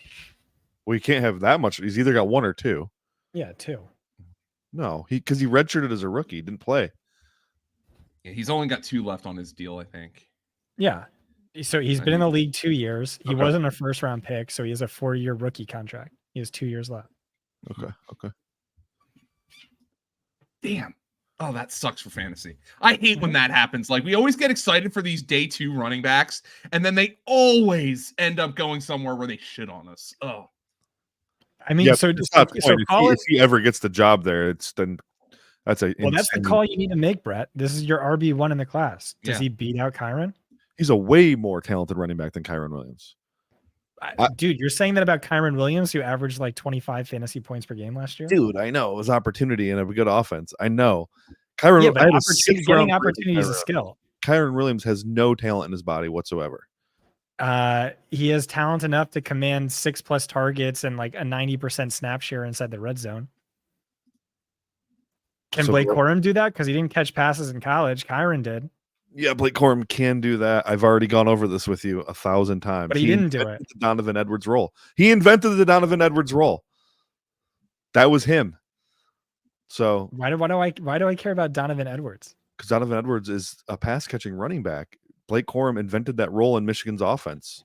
Then how come he never had more than 22 catches in any single season? Scott, how come JJ McCarthy only had 200 red bug? I don't care about that stuff. I do not care. You have to scout traits. I mean, it's a projection, bro. If he's so good at it, why didn't he do it?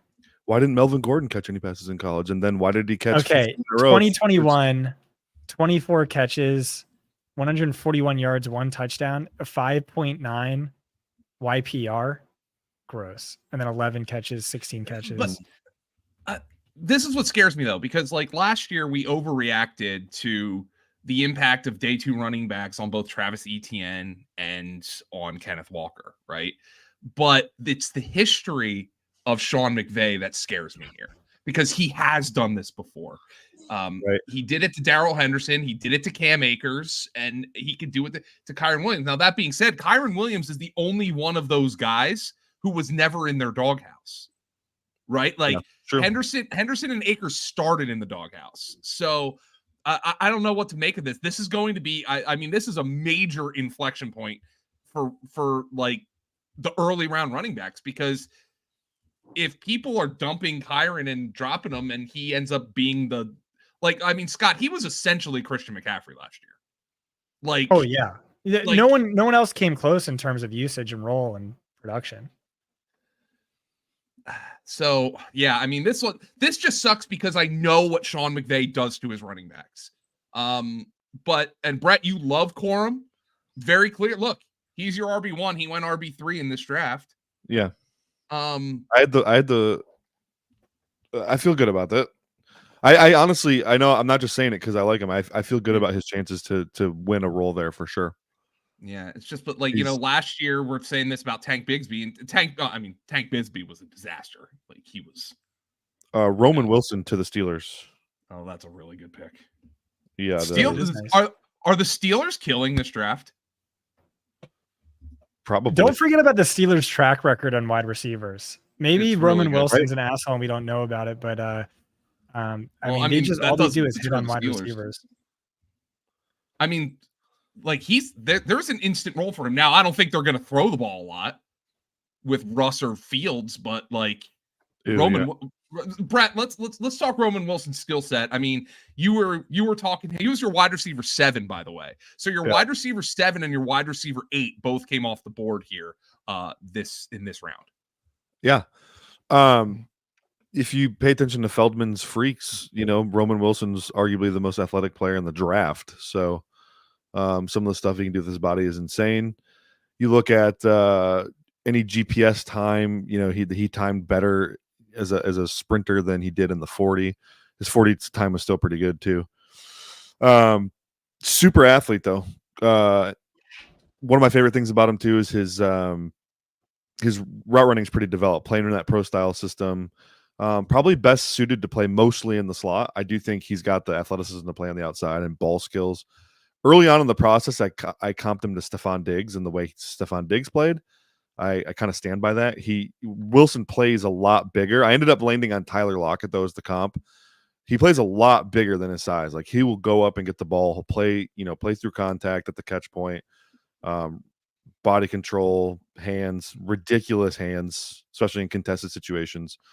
TV right now verifying what I'm saying as he's literally getting, pile drived into the turf after making a catch and holding onto the ball. So, yeah, I think Roman's super underrated player in this class. So I'm excited for the landing spot here. All right. The Cleveland Browns are on the clock, then the Eagles, and we're really moving through here. Roman Wilson, I think, like, from a fantasy perspective, I just, unfortunately, Brett, I just don't think there's going to be much volume here beyond George Pickens. Yeah, they're going to run the shit out of the football. I mean, it's Arthur Smith, and but the Steelers needed a wide receiver. I think they've done a great job in this draft. The 2 offensive linemen, and a wide receiver filling some massive needs for them. All right, let's go. Let's see what the Browns do. This is only their second pick because of the Deshaun Watson trade. Anyway. Who was their first pick? Their first pick was the D tackle from Ohio State. Yeah. Oh man, what could they use here?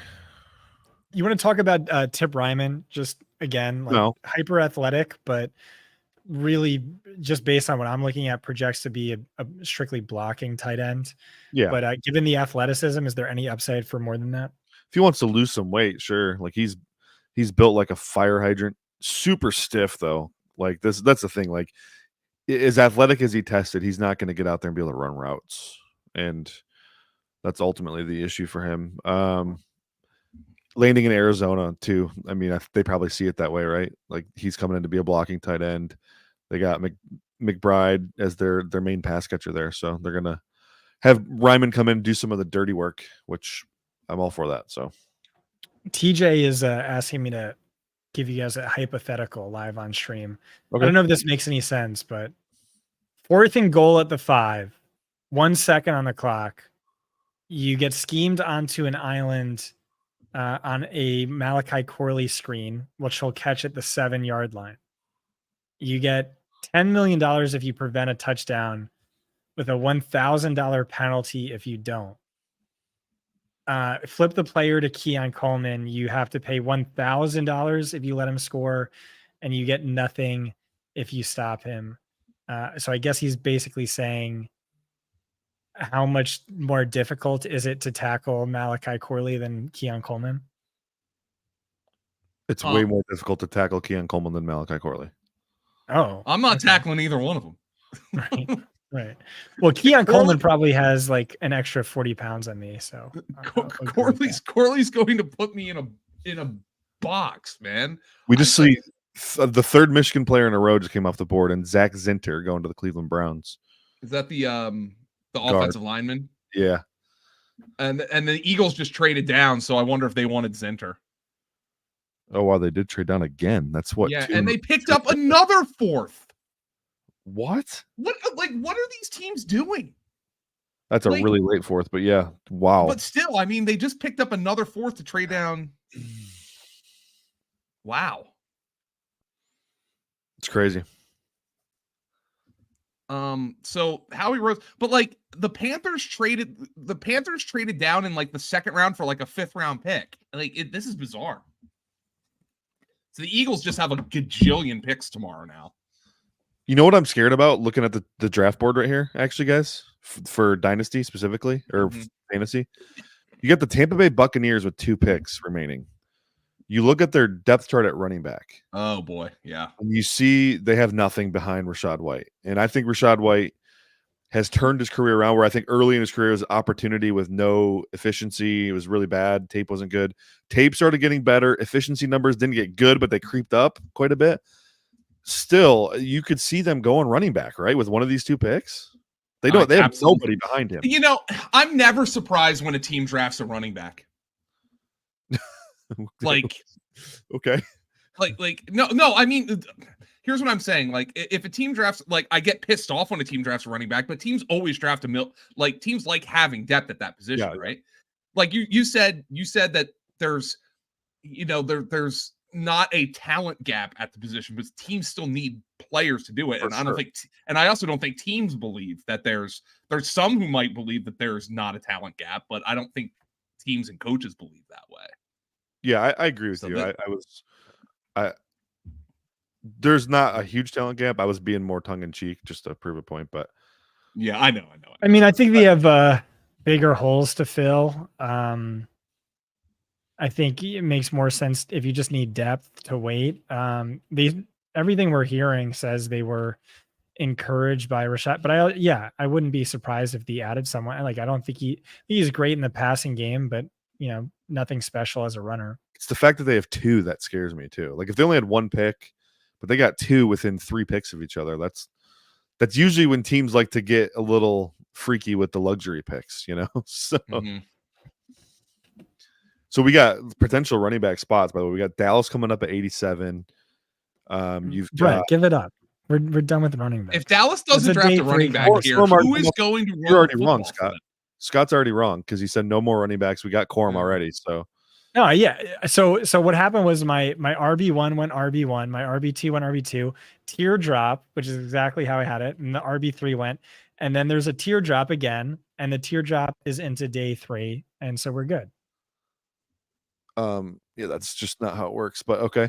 And it's not like anyways, like that's super my fantasy point. relevant. Dallas Cowboys are on the clock. They're running back destination. Tampa Bay potentially. Okay. Shoot, the Cincinnati Bengals are a potential running back destination. They got a pick. The Washington Commanders could certainly take it. The Buffalo Bills. There's still a lot of potential destinations. Oh, Bills definitely could. Yeah. Well, the Packers. Josh Jacobs is on essentially a glorified 1-year deal. And AJ Dillon, they signed to like a 1-year deal, so they don't have any. Yeah.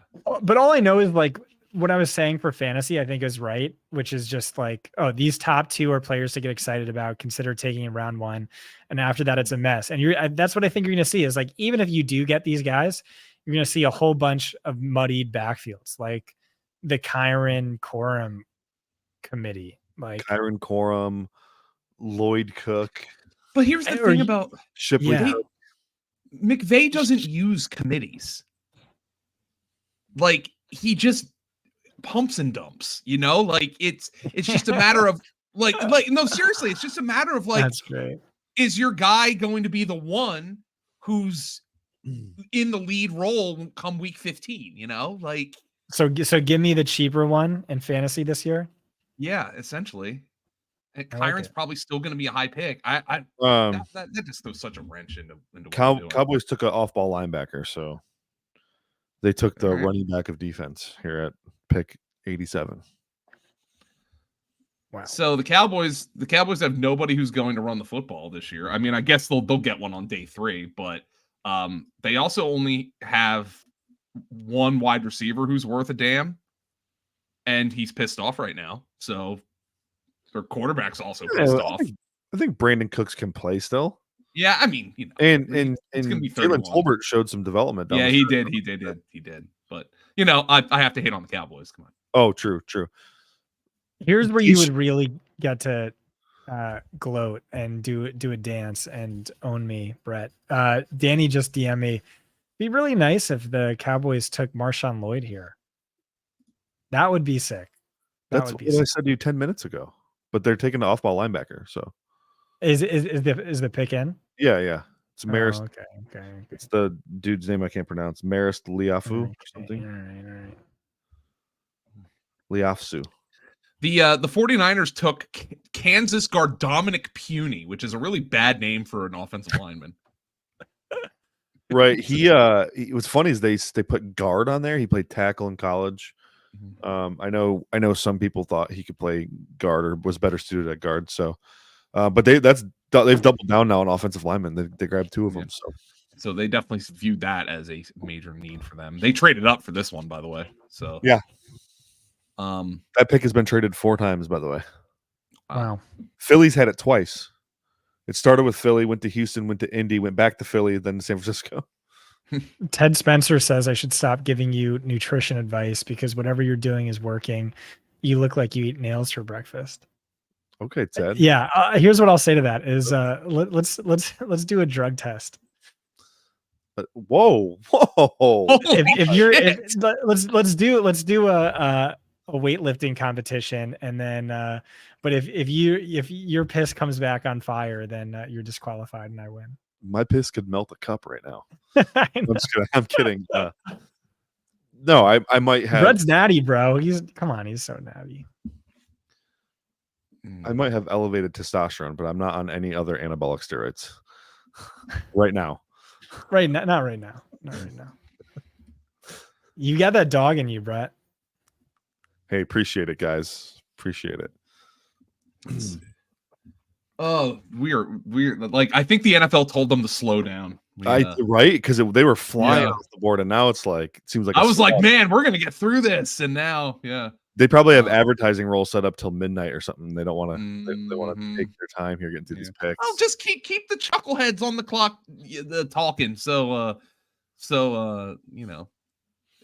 they take their they get to take their breaks. There was no way I was Scott Hansening this. I almost did, but I wasn't planning on it. There's the third round, by the way, we're through pick 87. It wraps up with pick 100, which are the resolution JC2A picks, I believe. For hiring minority coaches and executives, the Rams and the Commanders each get one of those. Brett, what was the best and worst pick in round 2 and round 3? The best and worst pick in round 2, round 3. Let me get out my handy dandy value. I'll tell you round 3 best pick. I think we're both in agreement. Jermaine Burton. Best pick round 2. Best pick round 2 was looks like Jerzon Newton, because he fell because of injury. Right. So not counting him because that's kind of cheating. Kool-Aid McKinstry to the Saints scores as my best pick of round 2. Oh, that's a good one.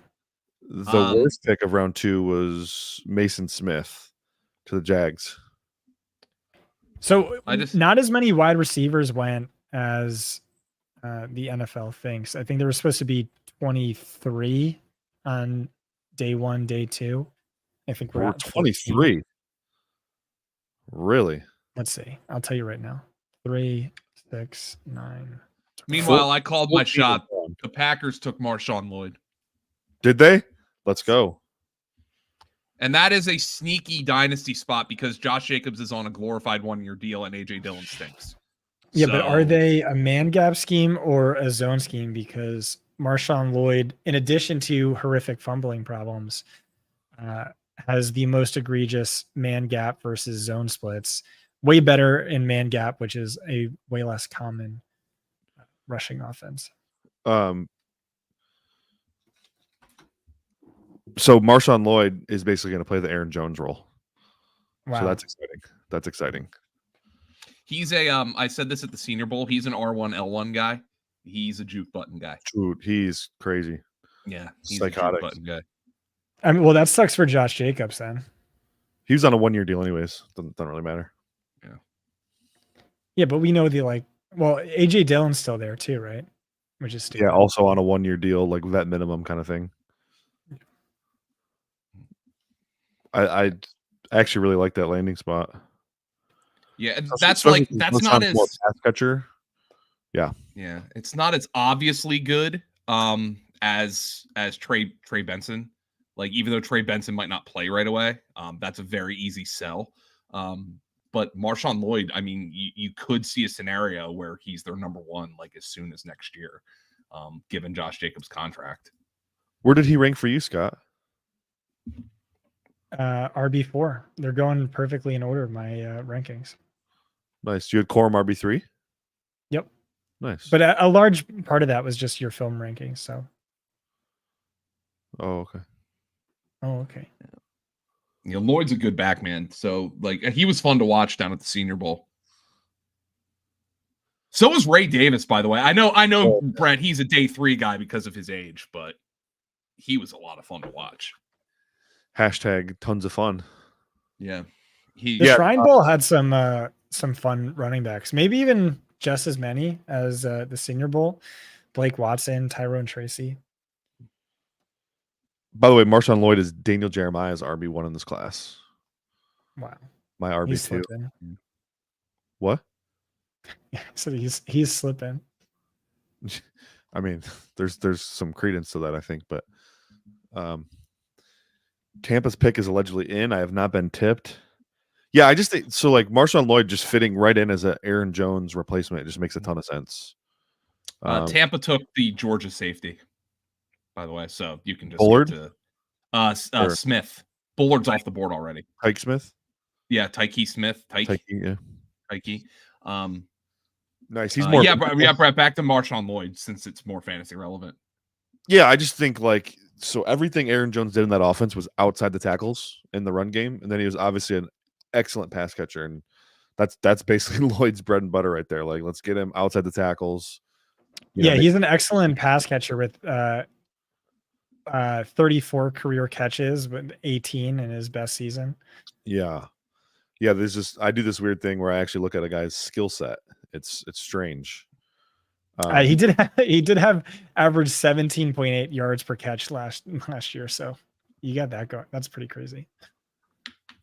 At the Senior Bowl too, he was annihilating the Senior Bowl linebackers so bad in route running drills that they had to call over safeties to cover him. I mean, I've never seen that before. Like I've been going to Senior Bowl now since 2017. I think it was my first year.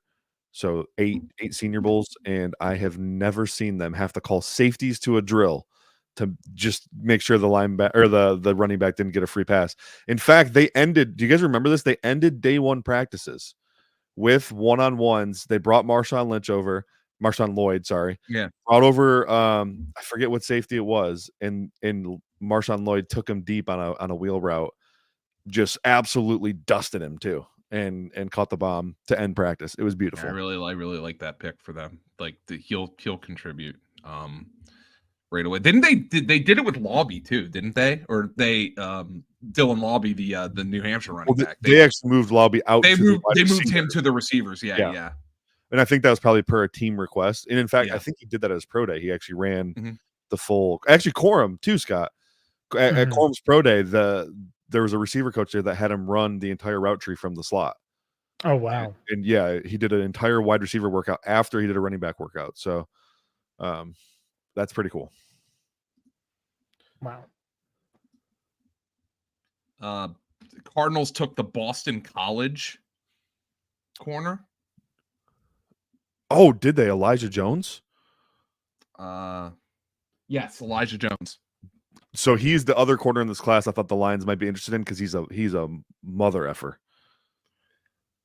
I love those players, man. That's just going to be my number 1 trait to look for is just guys who are assholes. Yeah, you got that knee bite cap in you because knee bite cap. Like guys who are assholes is what I like to watch. Oh my god, I fumbled that bad. Kneecap biting in me. Yeah, knee bite cap. And Packers are back on the clock again.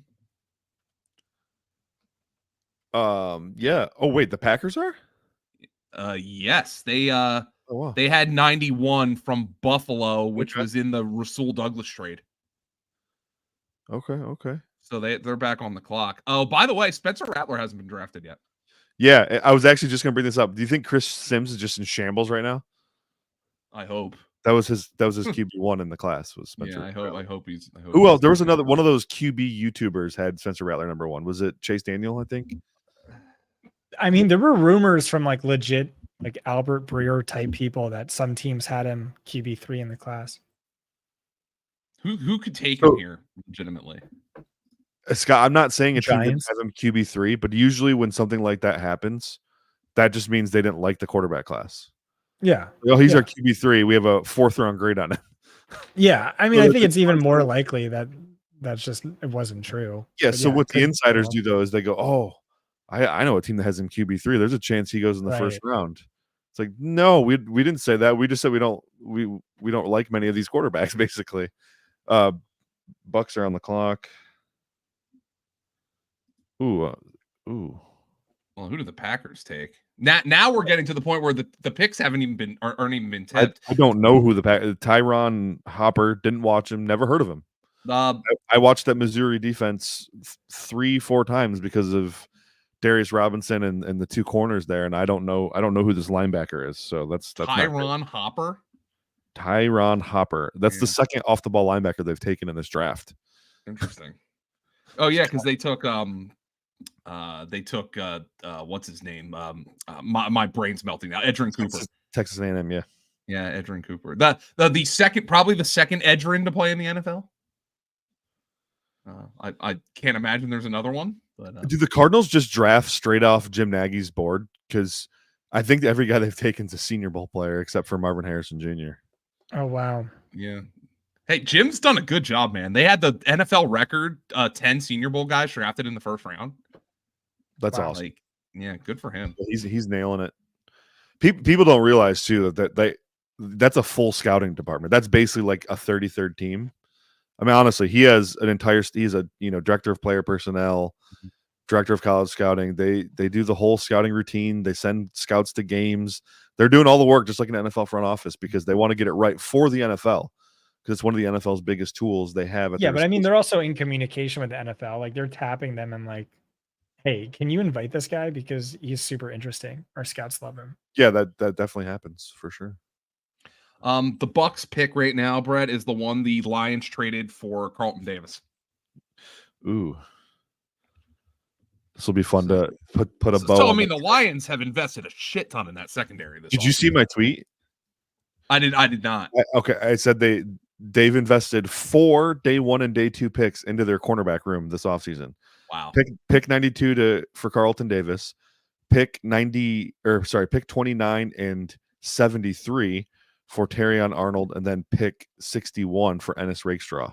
Wow. So they have good self-awareness, I'll say that, because their cornerback room last year was in shambles. And they also signed Amik Robertson in free agency. So they're trying to slow some folks down. Tyron Hopper. So is that the first guy you didn't watch? Who got drafted? No, I think that might be the third or something. Yeah.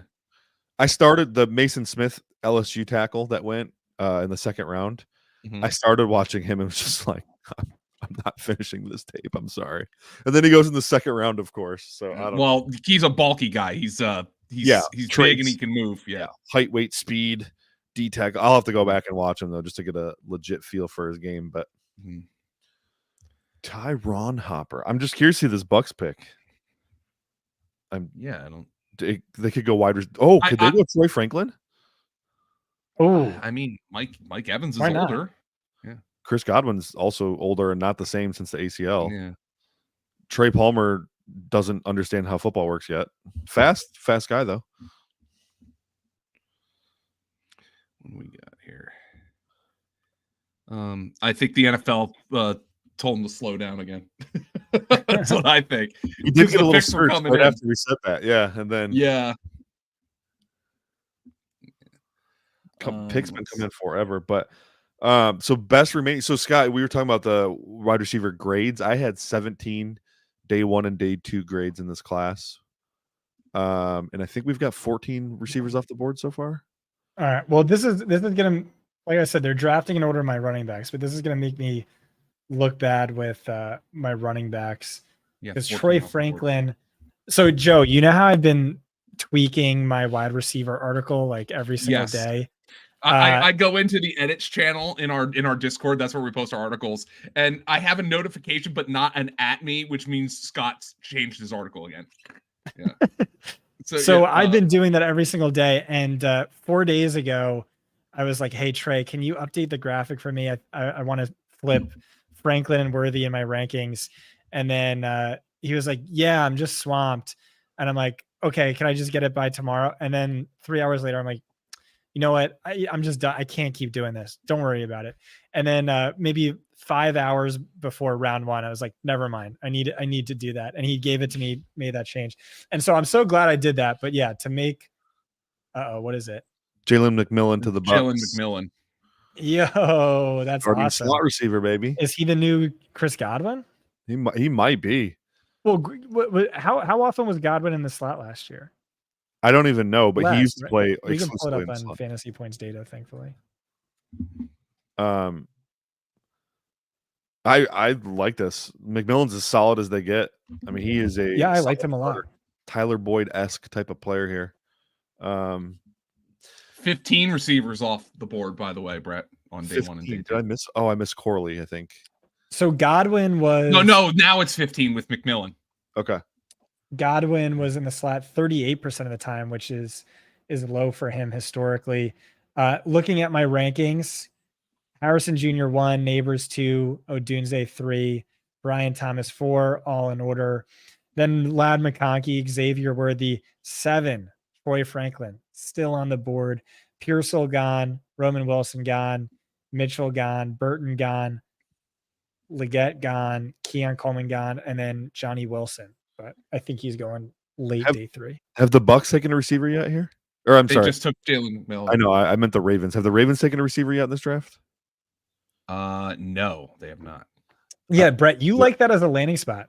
Oh, someone said Franklin or Raven. Oh, that's in our private chat. But that would make sense because I'm now getting Tylan Wallace vibes with this fall.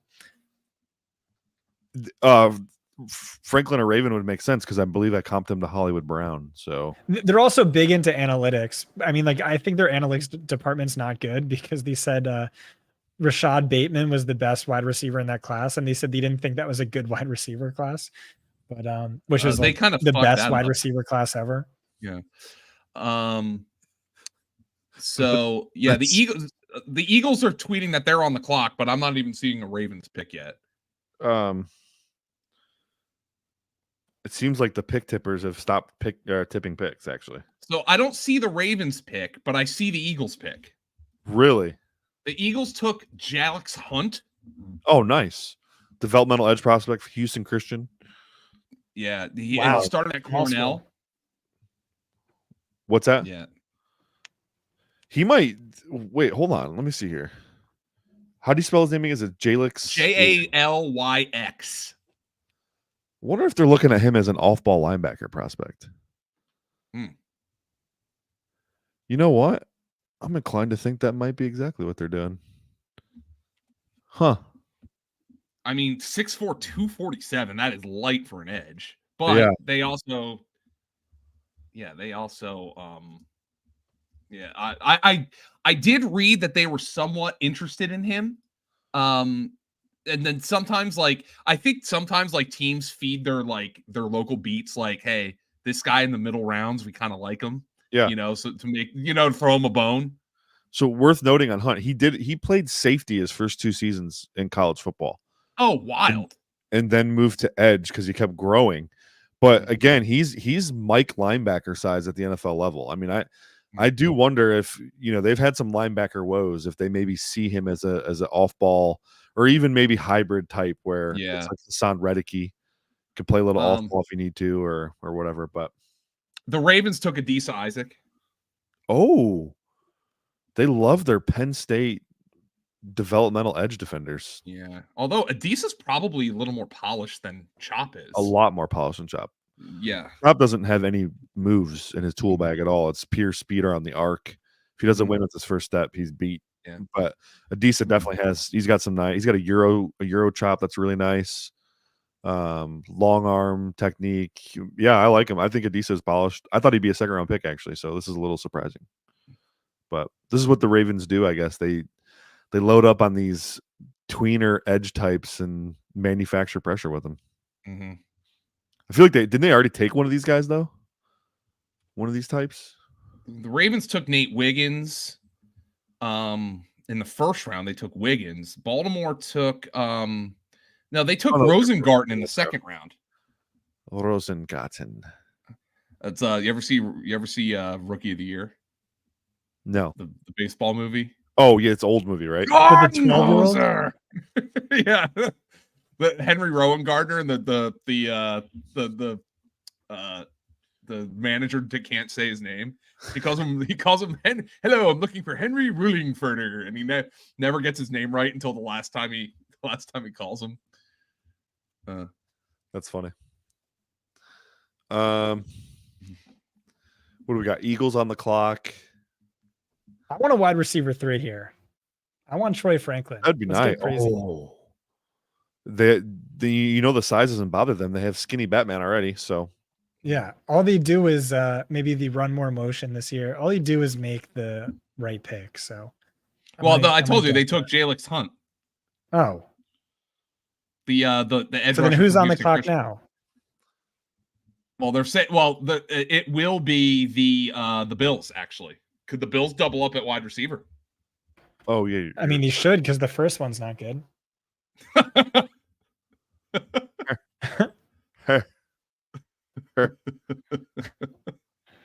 I mean, that's what I was saying. So a Bills fan actually like read my 16,000 word article, and he was like, after reading all this, I'm thinking the Bills should either trade up for one of the top 3 or trade back and take, throw multiple darts on these guys. And I'm like, yeah, that's exactly what I would do. So nice. You said, I said Johnny Wilson analytically looks like a rich man's Keon Coleman. So he's going to be sitting there in round 6. Poor Thomas, by the way. I think he said on last night's stream that he would be beside himself if the Ravens took another Penn State developmental guy, and then they did just that. So yeah. I don't know. I mean, I don't know if Adisa has developmental or as like OA. No, you're not gonna find as many developmental guys as Jason Owe or even a Jabo. Is a Jabo there? Yes. David Ajabo? Okay, yeah. So they really have a type. That's fascinating, actually. I can feel my voice starting to go. This is great. Yeah, me too. I think I have a couple slices of pizza left in the fridge. I think I might have to. My fiance brought me sushi, and I was so. Oh, what's your go-to? You're a sushi snob, aren't you? Only with one place. There's a place in Houston called Uchi, and it is my happy place. You go to yoga, they're like, go to your happy place, and it's me at Uchi eating. But it ruined me for all other sushi. I hate every other sushi restaurant, but this place is gold, and I'm such a snob. I don't know. I like eel a lot. Oh God, I don't eat demons. That's weird. I don't know. There's something about it. I like that a lot. But yeah, if I go to a non-Uchi, it's spicy tuna roll and yellowtail roll and all that. Do you get any specialty rolls though? Like, no, I don't like that. Why? Deep fried. No, I don't do the deep fried stuff. I'm talking like a dragon roll or something. No, I don't need like that. The sashimi laid out. I just want high quality fish. Yeah, so I usually don't do rolls. If I do, it's a specialty roll, and then I do the sashimi. Just a piece of fish on top of a bed of rice. I agree with Ryan. Ryan said Scott's food takes are crime against. But I mean, you're a sushi snob, but you eat Taco Bell like twice a week, right? No, so yeah. When I want to eat like a piece of shit, I go to Taco, and that's my favorite place. Oh, I love it. Houston has like the best Mexican places on the planet, but I just something about Taco Bell. Oh, Bills took Dwayne Carter, D-tackle Duke. That's a good pick for them. What was your rank in the big board? Give me a second to look that up.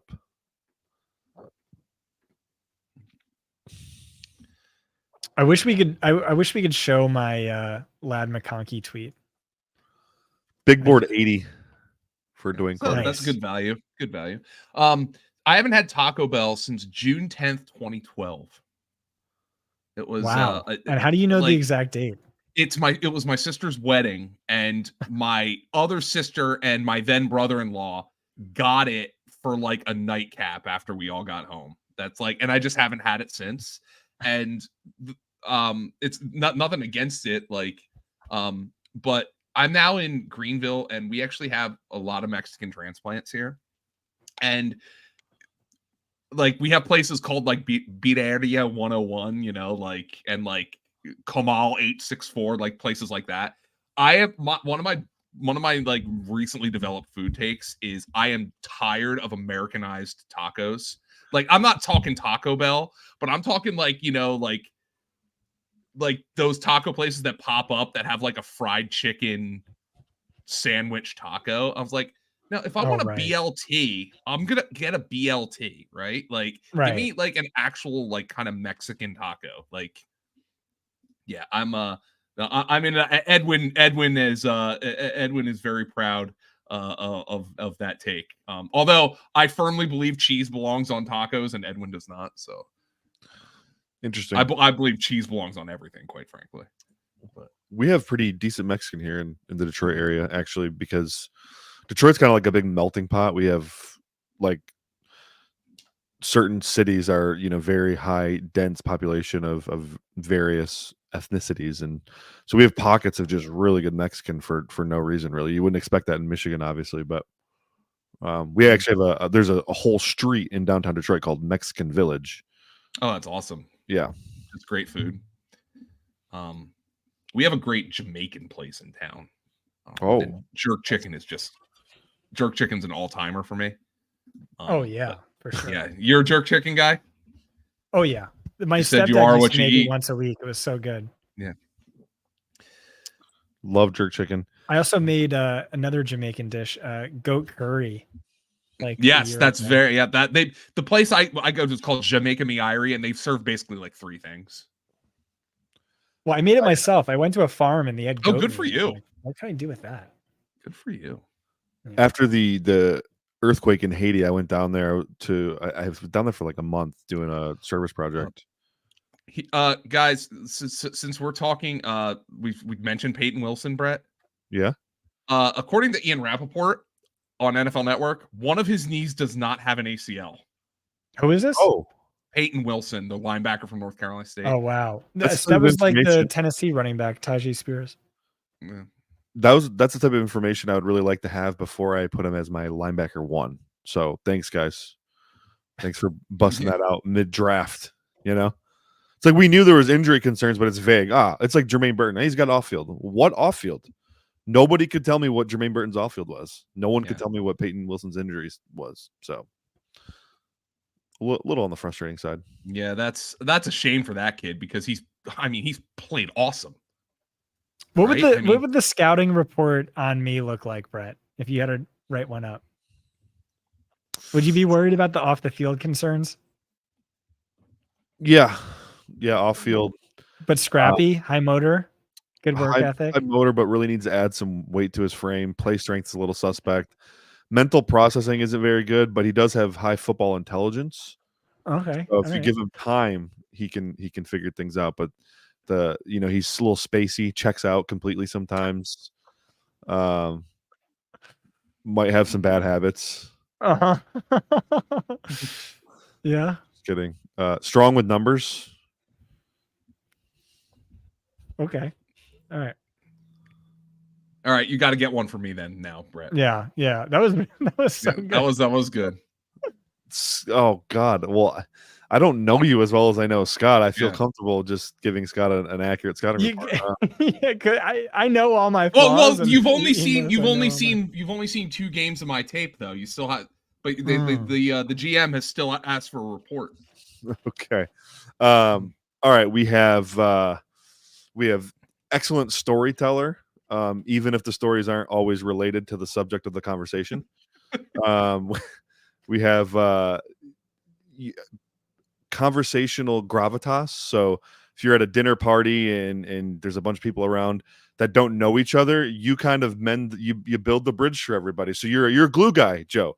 You're a glue guy that translates to team building. You can bring players together. A+ communicator, rallies the troops. Yeah, glue guy. I like that. Can believe in. You're a rug. Joe, you're a rug. Yeah, I'm the glue guy. I'm the lad McConkey. I'm a terrible route runner though. Horrendous. You're horrendous. You're a tweener, Joe. Yeah. I don't know. Everyone's a tweener. Apparently the Steelers are taking Peyton Wilson. Who did the Bengals take? So the let's see here. The Jaguars took Jerry Jones, the Florida State corner. Bengals gave me like Will Shipley right here. I'd poo my pants. And it's not going to happen. I didn't Just love because the wide zone. Just because the wide. Just like this has to be my, as somebody who saw Clemson play twice, and I will say this: I think Shipley's tough as shit. I just did not see like the 5-star recruit. I just didn't see it. Oh, I don't Like, know that I saw that either. I mean, Yeah, I mean, like I a thought Phil third-round Maffa was a grade better on the guy. player than Shipley. Yeah. I probably agree with that. That guy's a Yeah. savage. Although Maffa had some absolutely horrendous fuck ups. Like he made like 5 mistakes that were like the 5 worst mistakes. Like I'm talking like Phil Maffa made like 5 mistakes that were like when you see the ESPN win probability graphs and it just goes from like here to here. Like those were Phil Maffa's mistakes. Like Did he have fumbling a at the fumble goal on the line. 1-yard line? Yeah, I was gonna say. Like I think he had 2 of them. One against Duke in the opener. Yeah. I showed you the one, which I wasn't sure if it was on Maffa or Shipley, but it was against Florida State where the blitzer it was like a free rush off the backside. Shipley, I didn't know if it was on Klubnik or Maffa. Klubnik got blindsided and then Florida State picked it up and scored the touchdown.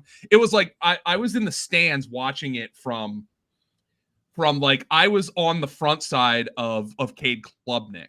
So I saw the rusher coming from the backside. It was like Jaws, man. Like when the fin is in the water and you like it was brutal. Like you knew like that was coming. Like and oh man, but Maffa though, I just like the way he runs. Did somebody just pop in? Well, Yeah, what Lucas was is that? going to join for the after show. Let's the go. after show. The after party is coming up in just a couple of minutes when Brett, Scott, and I are taking off for the evening. It is the after party show, the 2024 NFL draft here at FantasyPoints.com. Go to YouTube.com/FantasyPoints. Like and subscribe, please. It really helps us out. The guys are going to come in and give all of their dynasty takes. And then, by the way, they're going to be with us for day 3 of the NFL draft tomorrow for more dynasty takes at youtube.com/fantasypoints. If you're watching on Twitter right now, well, just click on the link on the tweet below the one you're watching. We really appreciate it. We're wrapping up here in the 3rd round. I think the Steelers, I believe, took Peyton Wilson. The Bengals took McKinley Jackson, Brett, a defensive tackle from Texas A&M.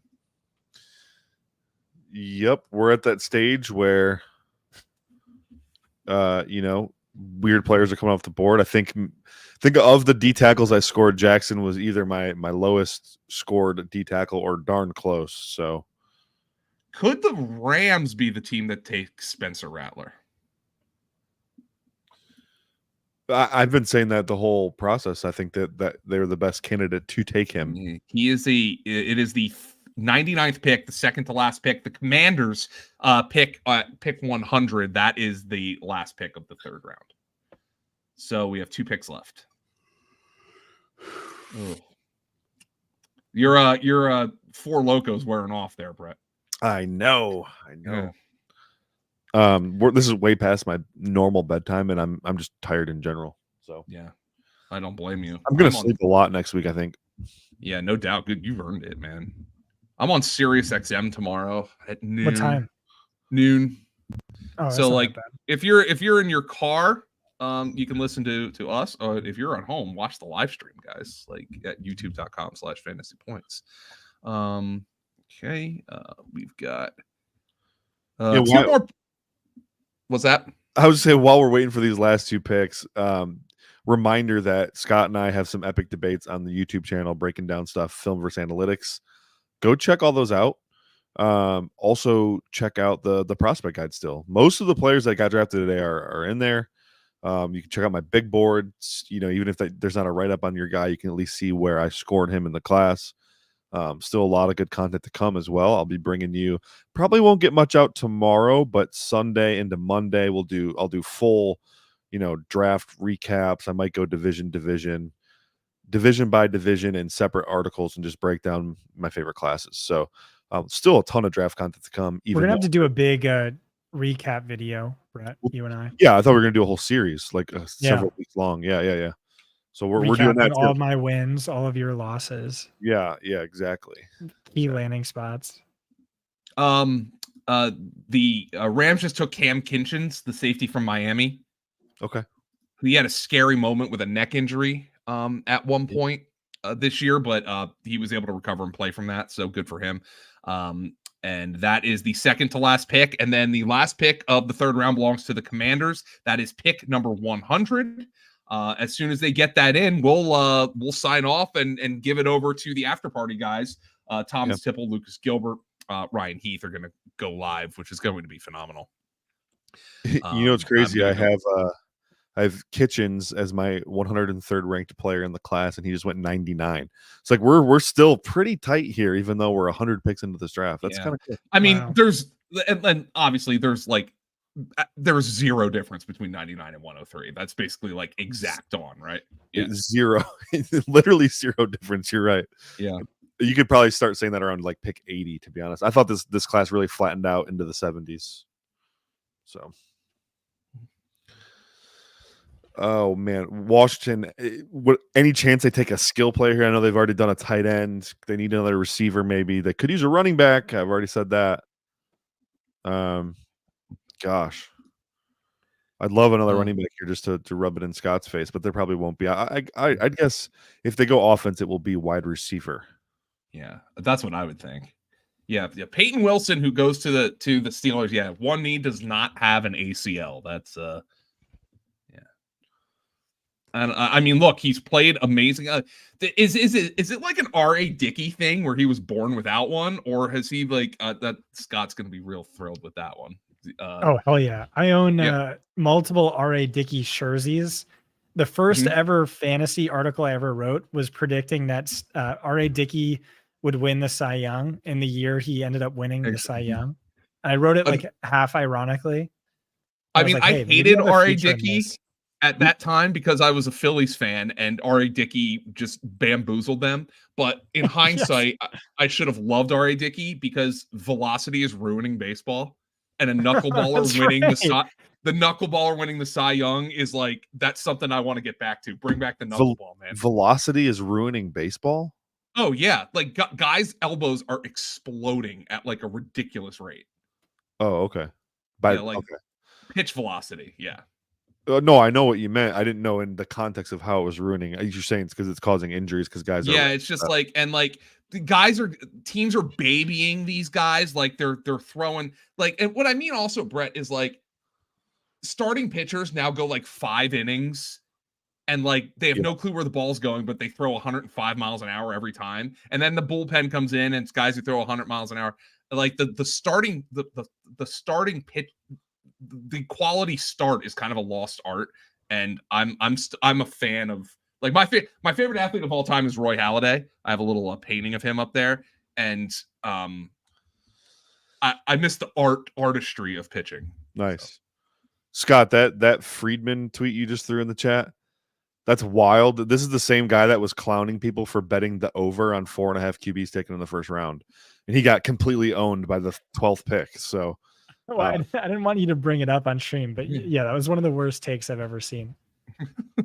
Sorry. It was that there's I mean, I guess it's technically true. There's a low-key non-zero chance Ben Sinnott has a better career than Brock Bowers. Yeah. If log off. If Brock Bowers just breaks his spinal cord on the first play. The Commanders just took Luke McCaffrey. No way. Yes. Wide receiver from Rice. So I didn't write him up. Some interesting stats on him. He had the most interceptions when targeted last year of any receiver in a decade with like 3 more. So you look at like the counting stats and like, oh, sick. The counting stats are nice, but like his quarterbacks had a passer rating of like 80 when targeting him and like 110 when targeting anyone else, which isn't a good sign. But the flip side is, I mean, he just learned to play the position a few years earlier. He was a quarterback before that. The jump in tape from 22 to 23 was absolutely incredible. I've been pumping him up on Guru in the Morning every Wednesday for probably. Oh, he's also a contested target guy. A super high percentage of his targets came contested. Are you going to say his quarterback sucked? Because I'm sure they did. His quarterback did suck. 2022, he for sure. I mean, he couldn't really separate. 2023, he was whooping people with his route running. So huge developmental step. And he played quarterback for the first 3 years of his college career. So you expected some development needed. It's crazy how much more athletic he looked this past year than the year before. Yeah, I really like him. I think he's I had a very early. He would have been my top player with a 4th round grade, highest 4th round grade in the class. So, yeah, and they took him like 100, which was essentially a 4th rounder. Luke McCaffrey is Thomas Tipple's favorite draft sleeper on Dynasty Points. He's been pumping that up. So we're gonna give it over to Luke McCaffrey. We're gonna give it over to Thomas Tipple, Lucas Gilbert, Ryan Heath, Jacob Sanderson for the after party show, guys, here at youtube.com/fantasypoints. Make sure you like and subscribe. Scott and Brett, anything to wrap up day number 2 of the NFL draft? This was a pleasure, fellas. I had a lot of fun. I think tonight was very smooth. I thought we did a good job covering all the angles. We had some really good guests. Thank you guys for thank you to Fran, Duffy. Thank you to Danny Heifetz for joining us. Thank you to Tom Brawley for joining us. Can't wait to recap everything with everybody. I'm going to tune into the after party show right here at youtube.com/fantasypoints. Like and subscribe, everybody. I'm Joe. That's Scott. That's Brett. Have a wonderful evening. Make sure you're still tuned in.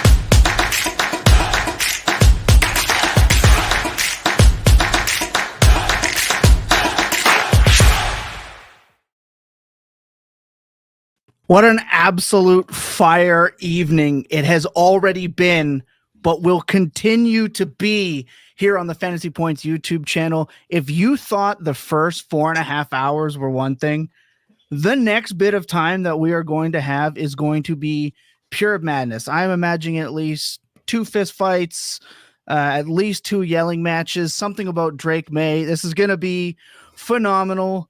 So let's just tap in. I, of course, am your host with the most times on hands. I am Thomas Tipple. Joining me, who has already done 4.5 hours. He's going to tag along with us for the next 20 or so minutes. It is our charting man, the lead film analyst here at Fantasy Points. It is Brett Whitefield, back home and not traveling. The man took an early flight just to be here on time today. It is Lucas Gilbert.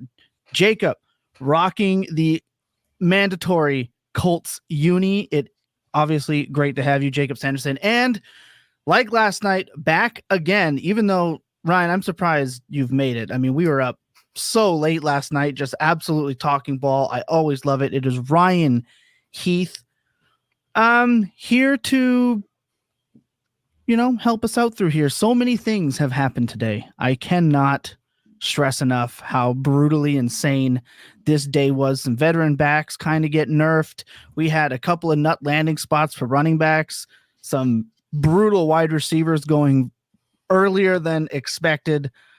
Let's talk about it. I want to talk about it. Brett, I need you to kind of be the referee. Okay. And if you can try to be the paragon of objectivity through this. And I hope you're not putting Brett as the referee for a JJ McCarthy fight, because I think you could find I think you're finding a particularly biased ref on this one. I need to win. No, but in all seriousness, I imagine.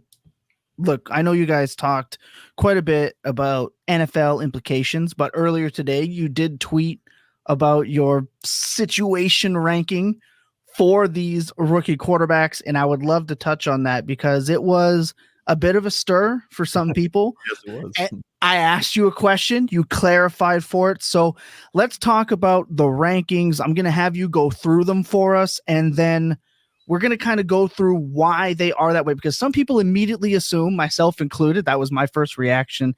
You're talking about the players these quarterbacks have been given in terms of situation, but it's deeper than that for you. So out of these rookie quarterbacks taken over these last 3 rounds, what rankings do you have for their situations and how it's going to impact them? And then we will untap how it will impact them for fantasy purposes.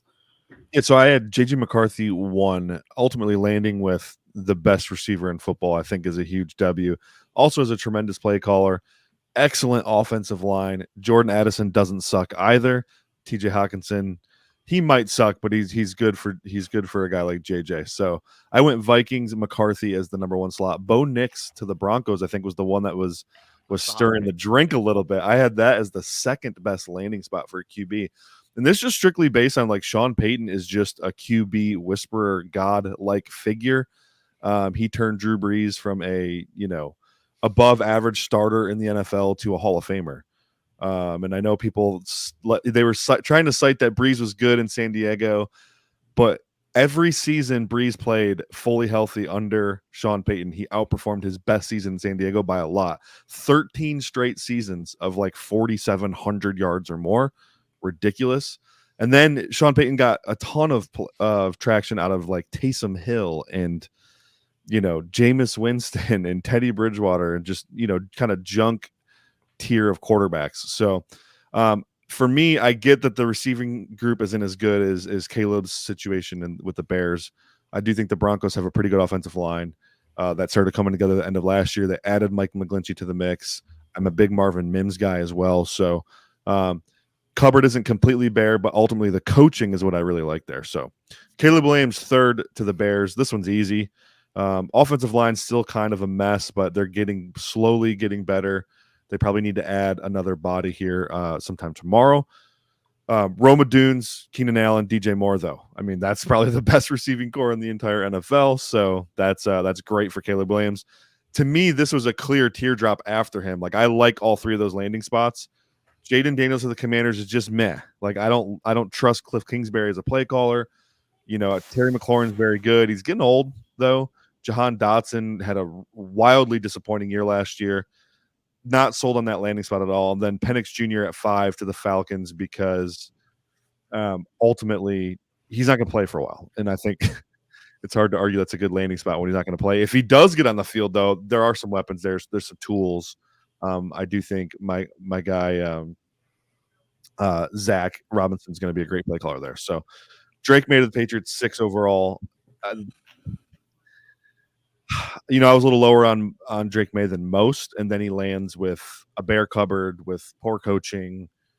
It's rough. Their offensive line is in absolute shambles.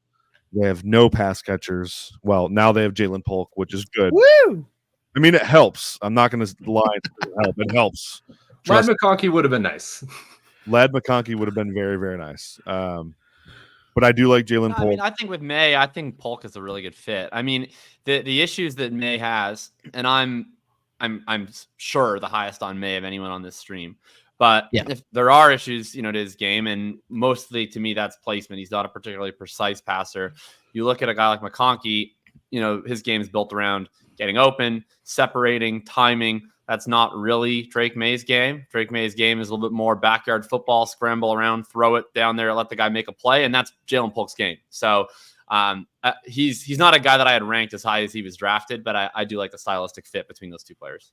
The only counterpoint I have to that, really, and Jaylen Polk's the type of receiver that can make any quarterback look better. He did it to Michael Penix. A lot of Jaylen Polk's best plays were terrible throws from Michael Penix. So, but the only counterpoint I have is we've seen, and this is an old school mindset of when you have a quarterback that lacks throw for throw accuracy, like from a consistency standpoint, we tend to want to give him towers. We saw it with Cam Newton and Kelvin Benjamin, Devin Funchess. You've seen it time and time again. And then recently the Buffalo Bills bucked the trend. Wildly inconsistent thrower. He didn't really break out until they got true separators in that lineup. John Brown, Cole Beasley, Stephon Diggs. You saw the Philadelphia Eagles repeat the same process with A.J. Brown, Devontae Smith.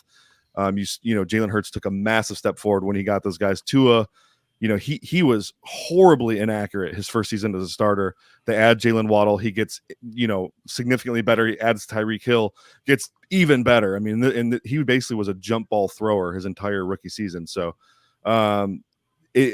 if Justin Fields is another good example last year, wildly inconsistent. His accuracy numbers still weren't great, but they took a massive step forward when they added DJ Moore to the mix. So I think separation is actually more important than ball skills for a inaccurate thrower, personally. I just think it continues a trend with Patriots wide receivers that are deep ball, kind of, as Scott Barrett said, one trick pony enthusiasts. I think they already kind of had similar players, maybe not as good. I mean, they just didn't have any. Polk They just may didn't have any be. good players. Like they had Kendrick Bourne off of a torn ACL, who's fine. Who's like kind of an after the catch guy in theory, but he's also hurt and old. They had Demario Douglas, who is like a separator, has a little bit of juice after the catch. I mean, he's fine if he's your slot receiver, wide receiver 3. He was unfortunately probably the best wide receiver on their team before today. I would argue. And now they have Polk. I mean, I think that they have 2 guys who can fill a role on an NFL depth chart in Douglas and Polk, and they're just missing an actual star wide receiver. You know, I think if they're able to maybe swing a trade for someone, potentially a T. Higgins, Brandon Ayuk, all of a sudden everybody else falls into line, and now we have like a real life depth chart at wide receiver. I mean, I agree the Maye landing spot sucks. Like I certainly don't have any pushback on that. I'd push back a little on their offensive line. I'm a little bit more optimistic. Like their offensive line was absolutely sewered by playing Mafe and who was the other Verdarian Lowe. Like they're not playing those guys this year tackle. Those guys had pass block grades in like the 30s and 20s on like 400 snaps each. Like they're going to be able to put on Wenwu now and potentially the guy they drafted in round 3 at tackle. They have Sal coming along. They have Cole Strange. They have David Andrews at center. Like I think it can be a league average O line. And then the big thing is I just really league, though, just to get that out there quickly. Sorry. So they have the worst left tackle situation in the league, though. Connor McDermott is horrendous. Yeah. I mean, I think they're probably going to try and start a Okafor, right? Which I mean, it's a disaster, but ultimately, it just comes to how I feel about the player, which like I'm going to be in on Drake Maye if he go to any of the 32 teams in the National Football League. So I would like him to be on a better spot. But I'm also pretty excited about him being at the Patriots because I probably don't have to draft him at the 1-4. So I'm pretty much okay with it regardless. Certainly a way better landing spot for McCarthy. The argument Tom and I got into is like, now who do we prefer in Dynasty? And for me, it's not a conversation. Like I think McCarthy will succeed. I don't think he sucks. Like I don't feel any way about him the way I feel about like Michael Penix, for instance. But I just don't see the same type of upside in JJ McCarthy's game personally. And you know, Brad, of course, going to disagree with that I do with Drake Maye's game. And at the end of the day, I just think these situations do have the ability to change. If it's a quarterback that's living in the like Jared Goff world of quarterbacks, where the situation is doing a lot of work for how they look season to season, game to game, then that's just not the quarterback I want to draft in the mid-first. So like I'm looking at who is the quarterback I want to draft in a top 5 startup pick. And if one of these guys is that level of player, then they can succeed on the New England Patriots. So I'm just not going to let it concern me too much. I know Lucas and Ryan are dying to chip in, and you guys will in just a minute. But if the argument is like his upside can be, JJ has that upside in front of him now. We're talking about a team that had Nick Mullins going for 400 yards and winning and leading people to fantasy playoff wins, etc. I would immediately argue that McCarthy is miles better than what a Nick Mullins is in that offense. I think his potential is 20 points, especially with the 20 plus points per game as a rookie, considering he does have the ability to run. It's just a matter of, do they run him towards the end zone? Maybe 3-4 touchdowns. Who knows? But you give him Aaron Jones, Hawkinson when he's back, Jetta, Addison. It just, I don't think there's any comparison. We could be waiting 2-3 years for Maye to. There is no comparison between the weapons. So one's way better at football than the other guy, in my opinion. Like if your opinion is that these guys are close, then sure, take the guy in Minnesota. I don't think that they're in the same world. You know who doesn't think they're in the same world? The Minnesota Vikings. They offered 2 first-round picks to take Drake Maye instead. That's kind of an unverified report, though. And not even that. If I think right. So here's the issue with that. I mean, the New York Giants, right? It's not like they were the only ones, right? The New York Giants. This isn't like I'm on some crazy island. The Giants tinfoil hat, 25 first and a 6 overall pick to get Drake Maye, and they could have just taken JJ McCarthy. They said, we'd rather have no one than you. The Atlanta Falcons said, we'd rather have Michael Penix than you. The Vikings took JJ McCarthy because the Patriots wouldn't give them Drake Maye. Like, the idea that these guys are comparable, allegedly, sure. But it's not like, I mean, the consensus big board between these two players is valleys between them, right? Like, there are people that like McCarthy better, and they might be right. I mean, I don't think so, but they could totally be right. And if you have, and I'm not saying like everyone should just go with the consensus, but I think that you're taking it as though, well, it's just the landing spot. Like, if you have Brett's view of these quarterbacks, there should be no question that Brett should be taking McCarthy over Maye every single time. Yeah. But I just don't think that if you like Maye more, that it's a crazy take to say, I'm just going to draft the player I think is substantially better. I don't think it's a crazy take at all. I think it's important to have the conversation where we can like the upside, but it's one of those things where we can sit here and say, like, this quarterback is better. He's better. But if the fantasy production never follows or takes 3 to 4 years, I think he's going to score more fantasy points because he's better. Do you want to do a McCarthy versus Maye 2024 bet? I'll take it now. I'll do it I'll go by 2025 for sure. Okay. I'm not going to go in 2024 because I think that it's a pretty big disaster in New England. Yeah, with my luck, Jefferson will get traded heading into 2025. Aaron Jones will retire, and Addison will tear an ACL. And I don't think that's going to happen, but that is part of the deal. Is I don't want to be banking on things outside the quarterback's control, right? Like, I don't. Right. Jacob, you do have an extra $100 to put forward towards this. I lost about half of that betting on Michael Penix overs. Thanks, Atlanta. But. So I did want to touch on that.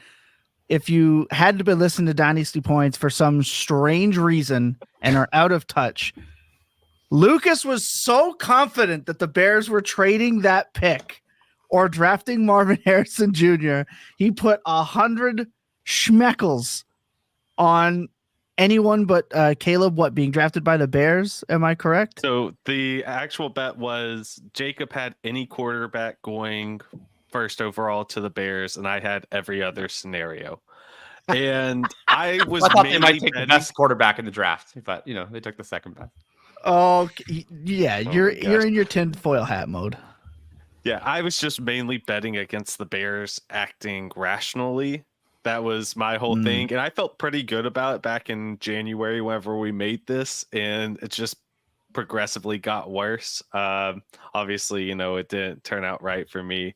But that's all right. I'll get it next time.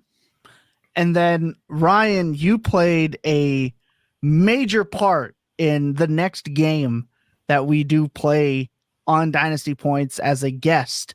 See, if you weren't watching Dynasty Points, every week, just because we need something to gloat about, we all pick a player ranked weekly. We it's a quarterback outside of the top 15, a running back outside of the top 15, a wide receiver outside of the top 24, and a tight end ranked weekly outside of the top 10.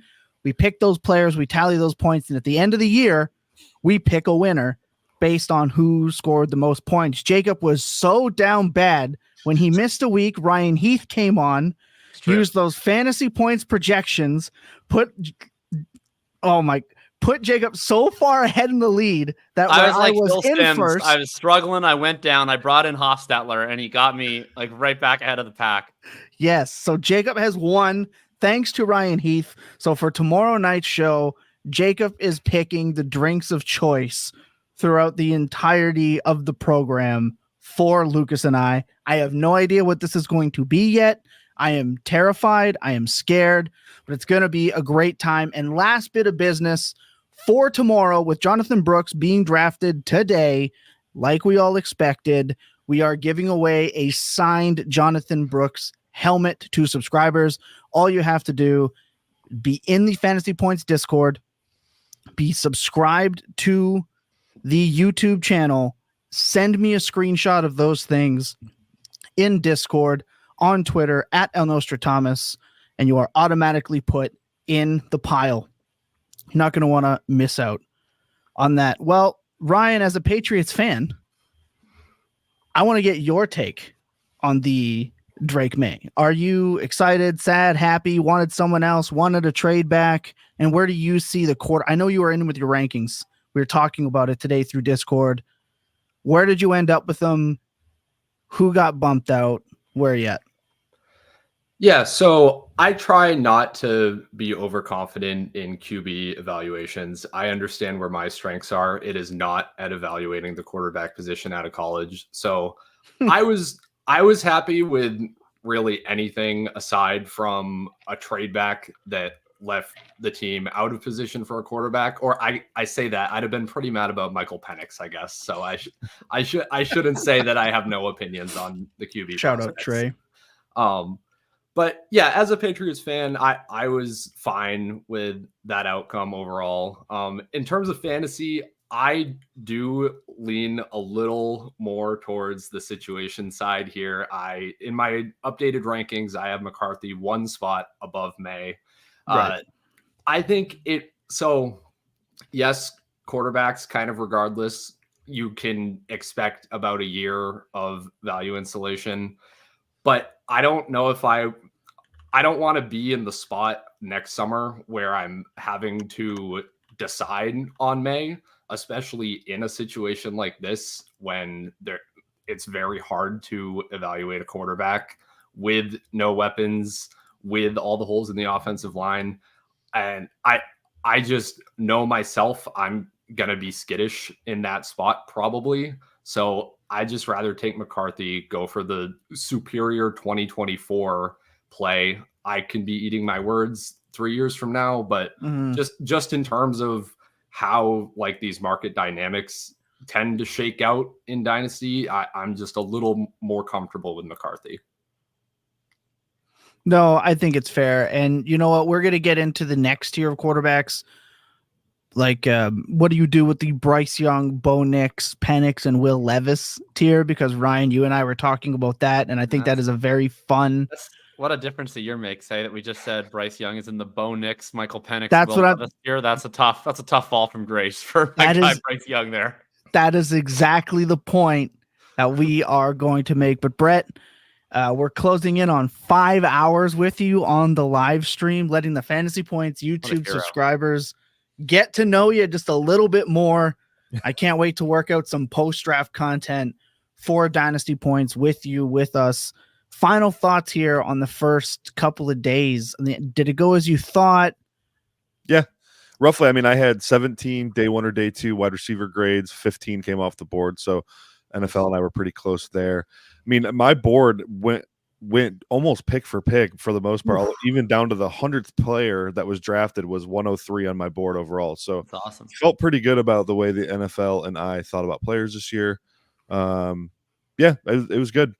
Fantasy, it's interesting because I don't think there's any massive shakeups in the running back landscape. Jonathan Brooks, obviously great, but you know, my guy Blake Corum's going to have to compete for a job now, and that's gonna be uphill climb for him with the way Kyron Williams was playing last year. So, yeah, good stuff though, guys. Before Brett goes, I want to give him one shout out because the last time, maybe we got on a podcast together at some point in between this, but either the last time or one of the last times that I was on a show with Brett.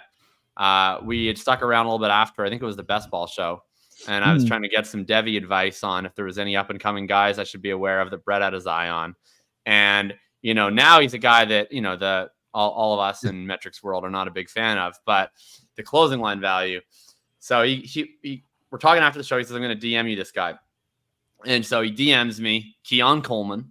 And I got on a flight, I think maybe like 2 or 3 days later. I can't remember where I was coming back from. I'm not checking anything. I don't have Wi-Fi on the plane, and it's during the Florida State LSU game. And I land. I check the box score, and Keon. I mean, I can't remember, but his box score was ridiculous that game. Man, he had 3 touchdowns, had probably 150 yards. It was probably his best game of the year. Career. Best game of his career. Yeah. and just goes completely berserk. And the Keon Coleman discourse will continue surely throughout the coming weeks. But now he goes to the freaking Bills, and what an incredible spot. So if you were swiping Keon Coleman for nothings back in August, listening to Brett Whitefield, you have yourself probably a nice little 202 under your Christmas tree in value right now. So shout out to Brett for being the GOAT on that one. Appreciate that, man. Thanks for having me, guys. It was a lot of fun.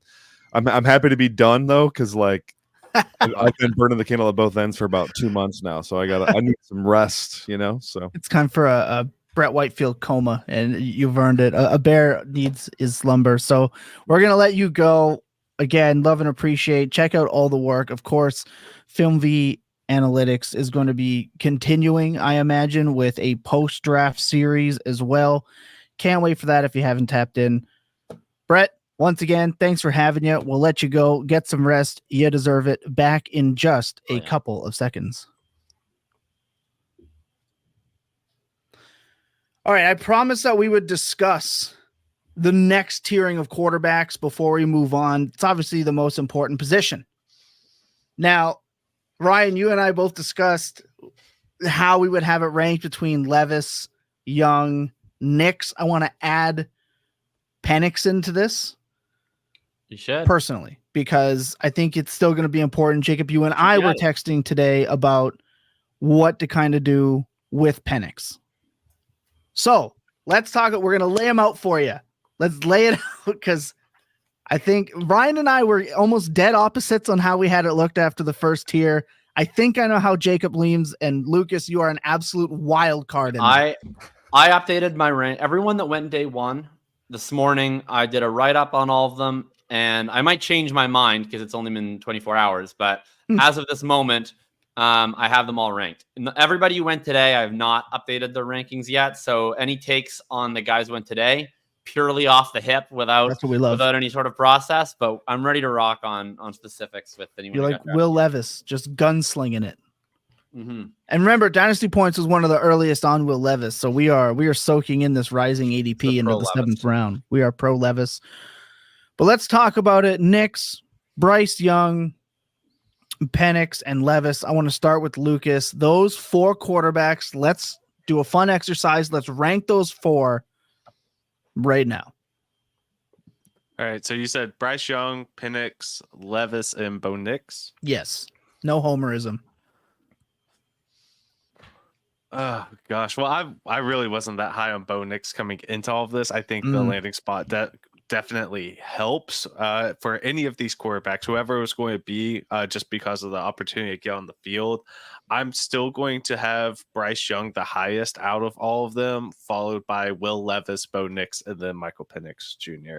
It's so tough knowing that the opportunity for Penix to actually start giving you fantasy production, it's going to be off in the future, an indefinite amount of time. Don't know exactly when he might get on the field a little bit if Kirk Cousins just that slow coming back from the Achilles, but that sets him apart from the rest of them, just knowing that opportunity probably won't present itself.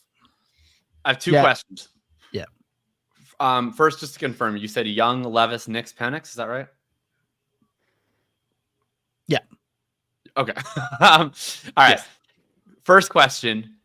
Are they all in the same tier to you, or do you have a tier break somewhere or multiple tier breaks, and where would they be? I think that there is a that's a really tough question. I think I have Bryce Young higher than the rest of them, and then Levis, Penix, and Bo Nix are probably all in the same tier.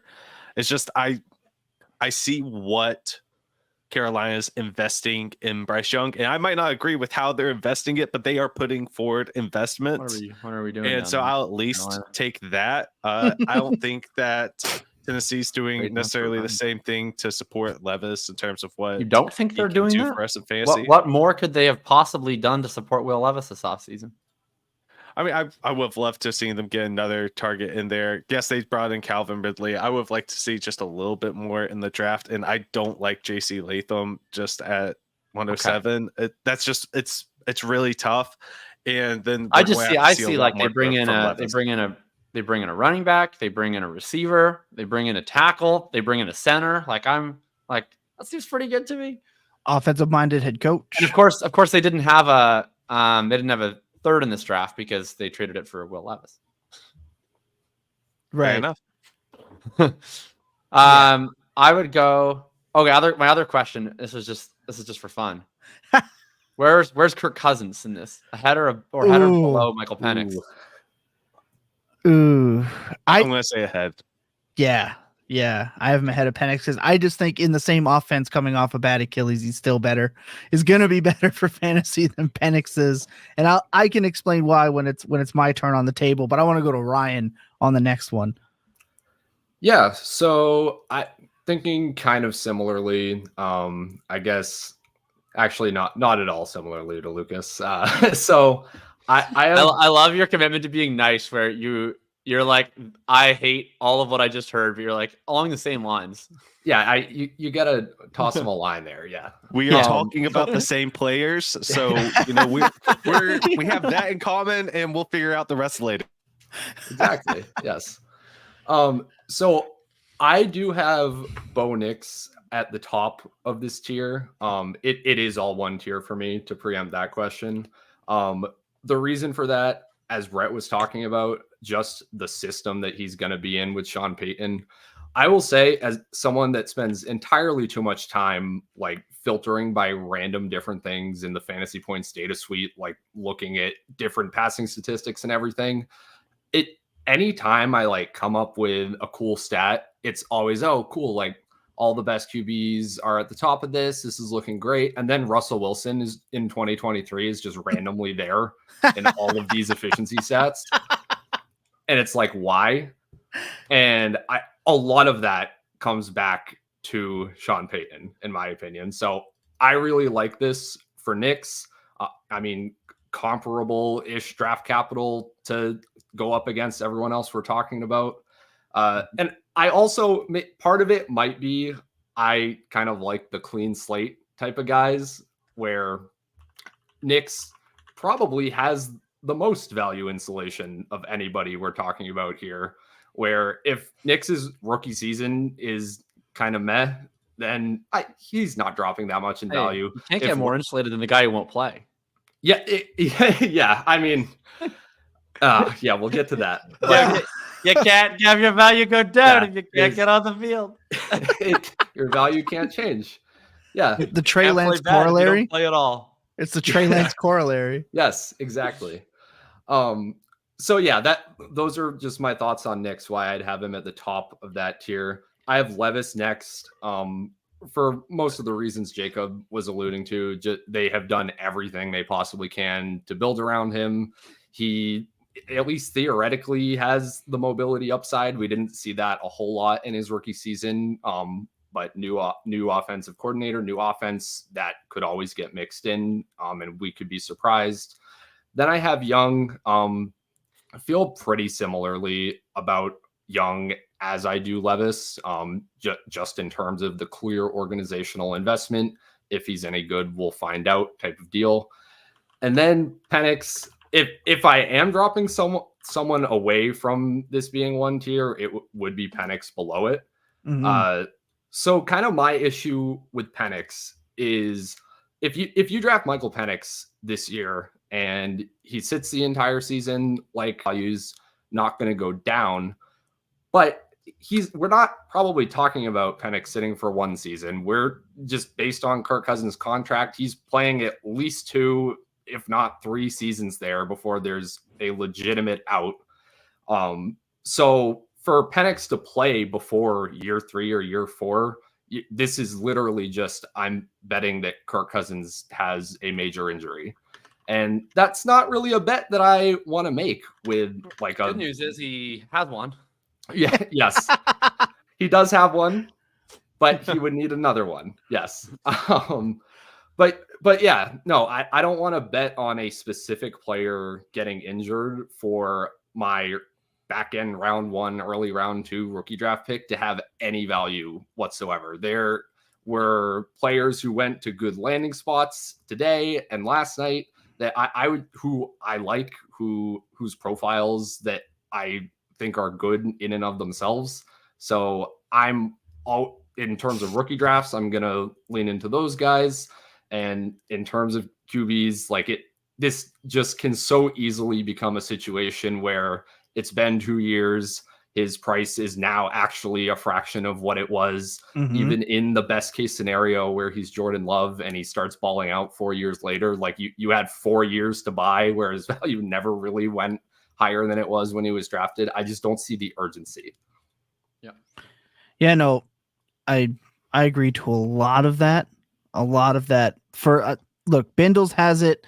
Levis, Young, way higher ceiling. Trav says Levis, Nix, and then Cousins, Young, and then Penix. I think that's going to be kind of majority with the Penix thing. I don't think there's any way to. He was already a wishy-washy prospect.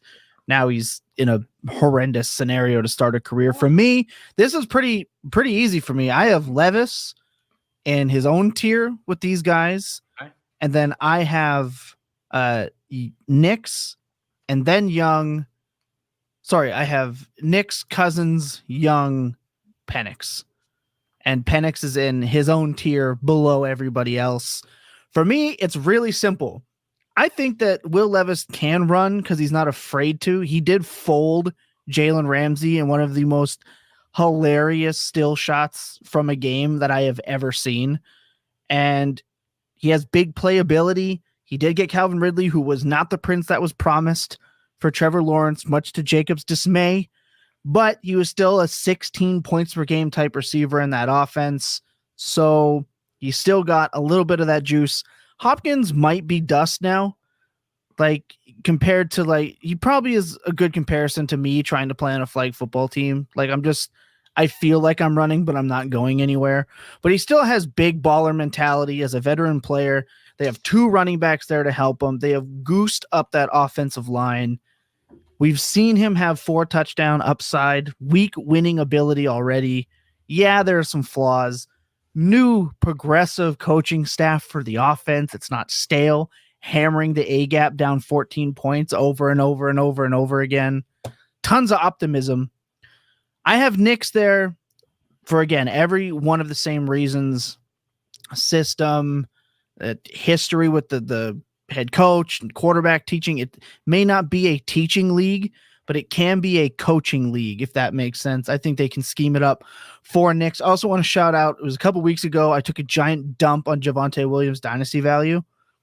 When I was on the lead show for Fantasy Points during this, these running back nut spots, I think, are going to push these guys ahead of Javonte Williams.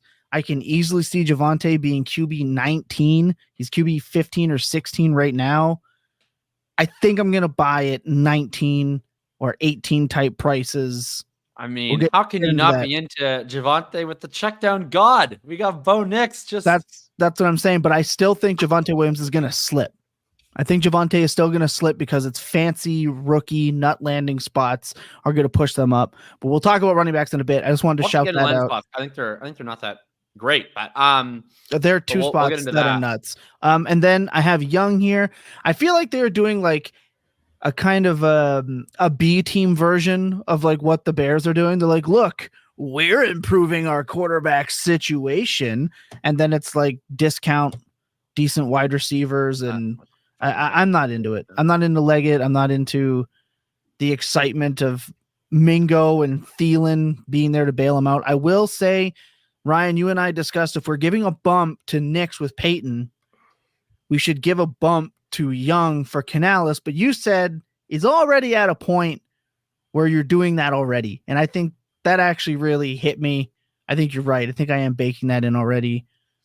And then it's just everyone else, man. Cousins is what he is. When he plays, if he plays in this offense, he's going to be a potential week winner every single week. And I don't think I need to hammer poor Trey's ears anymore and take any more giant dumps on Penix. I think we've hit that pretty much to death. But Jacob, let's see what you got. I think, well, of the guys you actually asked about, I'm the same as Ryan.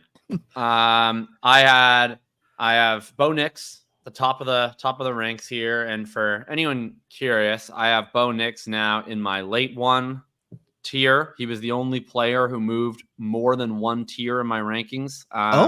Actually, I guess Troy Franklin will be moving more than one tier in my rankings. Yeah, That's in a no different direction. Man, So he's the only other guy, player. dude. Oh my god.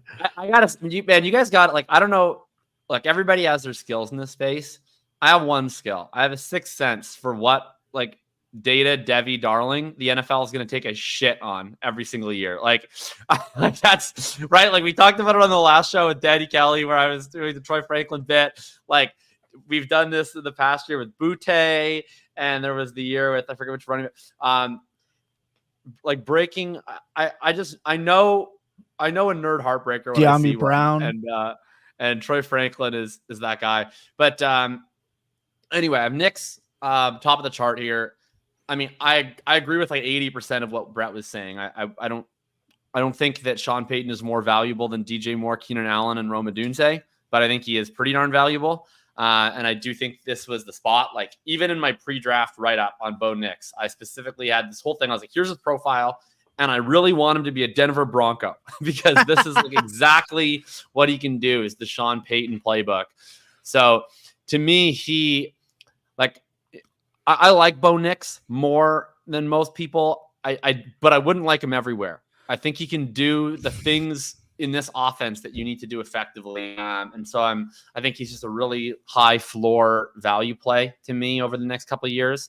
And then I go with Levis in the same tier after Bo Nix, not far behind at all. I have him like 3 players behind. And then I have Bryce Young 1 spot behind Will Levis in that same tier. So all of those 3 grouped very close together. I have Michael Penix in the next tier down, but I still have him pretty high. I think, I mean, everybody knows what I think of Michael Penix, which is that I think negative thoughts about Michael Penix. I still think I'm going to be drafting a lot of them. Like I have him ranked at like 75 overall right now. He's the 8th overall pick quarterback. I have him a full tier ahead of Kirk Cousins. Like one of these guys has nowhere to go but up in their dynasty value. They're sitting on the bench and they're just sustaining. And then at some point, he's almost certainly going to get a chance to start. Like, I mean, you never know, but very unlikely if he just never gets a chance to start as the 8th overall pick. And Kirk Cousins, like, if he just keeps doing exactly what he's always done and producing low-end QB1 numbers, his value just stays the same. And then anything bad that happens, we see a slip in his play, we see an injury, we see, I don't know, he misses 2 weeks and Michael Penix lights it up. Anything bad, it's just his value goes off a cliff. So I'd rather just invest in the young buck here. So I end up having Penix ahead of Cousins pretty substantially. Okay, I think that is fair. I think that's a good way to look at it. I think let's talk about rookie draft with these guys. I want to talk about the rookie draft as a whole, not quarterback specific. Because Jacob, I was in the Bulletproof Discord. I was kind of scrolling around, getting ready for the after show, just so we can talk about some things. Your first round is interesting. I still don't see a running back listed. Well, I only posted the guys who were drafted on day 1, so okay. I haven't updated that with the guys that were in day 2. I'm not sure that I will actually have any running backs in my top 12. I think that I will. I have 2. I think that I'll have a tier that starts at 9. And I will have, and that tier will extend out to probably the 204, or maybe I'll make that 2 tiers. I'm not sure, but and I think I'll have like running backs right now. If I'm just thinking in my head how I would rank it, I think I'd have the running backs ranked something like 201 and 204. I think is where I land, and the 201 being Jonathan Brooks. Even though I don't like that pre-draft RB1, Brooks has the better draft capital. To me, he has the clear pathway to immediate workhorse status in Carolina. And Benson, I mean, I like the landing spot for him too. I like the landing spot a lot schematically.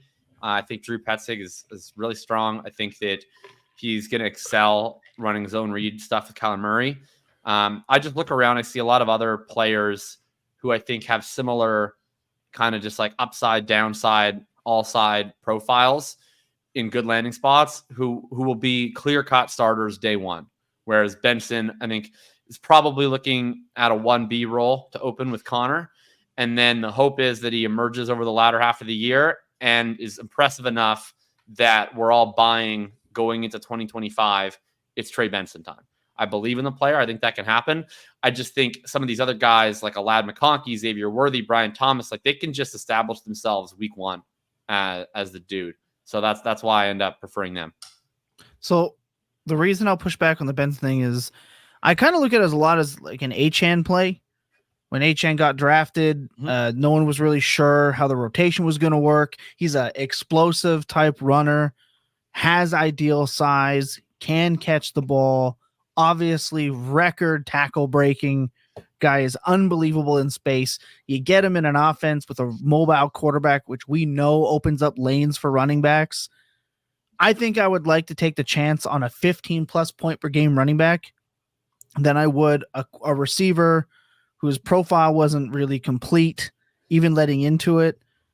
Maybe get the nut spot for the wide receiver, but I think I'm taking the running back that I think can hit 15-plus points per game, even in year one. Because let's face it, if James Conner, and I talked about this earlier as well, James Conner goes in, maybe for the first 7 weeks, you're not loving where you're at with Benson.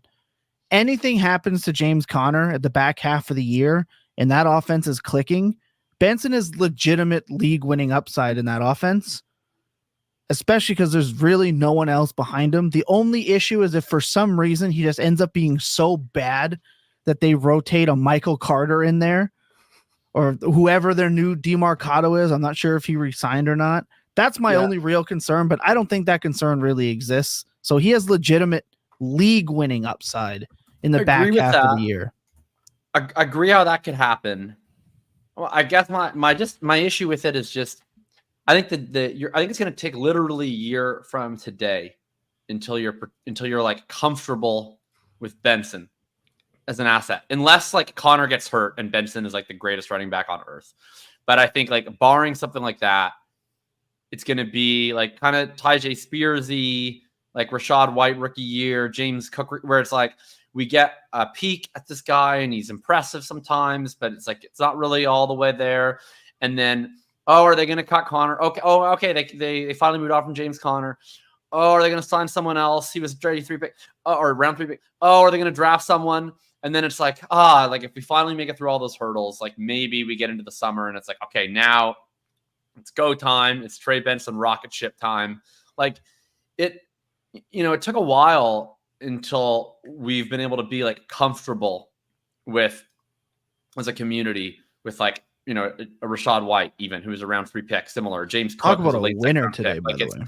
It's like, right. And these are guys that won today, but like these are other guys who were drafted a similar range to where Benson was drafted, who came in clearly is not the dude in their rookie year. Right. And then they were the dude. And then it was still like, are they the dude? Like, I think it's just going to be some level of uneasiness where unless he passes such a threshold, which, and maybe, like I said, I like the player. I guess it's just the running back position is always going to be so tenuous in terms of teams just doing shit, right? Like look what happened to Kyren Williams today. Like he just lost a bunch of his value for something he didn't do, right? Like he did nothing wrong, Kyren Williams. Sorry, the Rams have a running back fetish, and they just like drop someone on your lap for no particular reason. And now Kyren Williams went from being valued as like a mid to late first to if you're in your rookie draft and someone's up at the 201 and you say, hey, I'll give you Kyren Williams for this pick. Like, I don't know if they're taking it anymore. And it's nothing he did. So that's just what sketches me. Whereas like, at least with these other guys, I don't know if they have, but at least with Ladd or Brian Thomas or Worthy, or no one wants to talk about it, but Keon Coleman, they just come Lucas out will talk in about like it. week 3 and they're just like 9 targets, 7 catches, 95 yards and a touchdown. Everyone's just like, all right, top 40 dynasty asset, Brian Thomas Jr. Like, welcome aboard. We don't have any concerns anymore. So that's just why I lean to the wide receivers. But I get what you're saying on a production standpoint, like the path to scoring a lot of points in December, very, very much there for Benson. Well, that's why I did kind of comp it. One last thing. I'm sorry. One last thing, and why I reasoned it with Achane is Achane had 5 games where he was a RB 10 or better, and some week-winning weeks, and he's currently the RB 8 in Dynasty for 5 weeks on a questionable profile based on landing spot and explosiveness, and he's the RB 8. I think that there's a little bit of projection here with Benson as well, and maybe I'm chasing the dragon. But you give me 5, and granted, those 5 weeks were absolutely insane by HN. So within reason, you give me 4 top 10, 5 top 10 weeks. I think Benson pays off. That's all. That's why I have it there. I understand what you're saying with the receivers. I just don't love these receivers. I really have a hard time falling in love with them. So I think I'm just going to take my shot at the explosive. I'm in love with one of them. I'm completely in love with one of them, and the rest I'm in like with. And Keon Coleman, I'm in acceptance of. Amazing, Lucas. That's way better than I've heard the rest of the time talking about Keon Coleman for the past 3 months. So I'm taking that as a massive win. I tweeted it out, and this was like everything. This was my take on Keon Coleman. I'm pulling up my tweet now here. Man, I tweeted a lot today. I said I hate Keon Coleman. All my homies hate Keon Coleman. But me and my homies are why Patrick Mahomes is wide receiver 1 went at like the 209 in every rookie draft last year. So maybe we shouldn't do the same thing with Josh Allen's crappy college wide receiver. Maybe we should just take him at the 203. You're not gonna have to pay that much for Keon Coleman because most people like Worthy more than him in a vacuum, and he goes to the Chiefs. Most people like McConkey more than him in a vacuum. He goes to the Chargers. Most people like Thomas more than him. He goes to the Jaguars. So you have 3 guys who people already like more than Coleman, who all get really good landing spots. Most people that aren't part of the little Coleman bubble are not taking Coleman over any of those guys. I don't think a lot of people are taking Coleman over Jonathan Brooks or Trey Benson, to be honest. I might, but I don't think that's going to happen super often. I don't think people are going to be taking Coleman over Bo Nix. They might take over Michael Penix. I'm not really sure what the market's going to do with Michael Penix. I have no precedent for what happens when a team drafts a backup quarterback at 8th overall. Not a lot of data on that proposition. And then there's going to be people that are truthers that will take their dude sometimes. Like there's an Adonai Mitchell hive that will be like round two. I like my guy better than your guy. That's going to be out there in the world.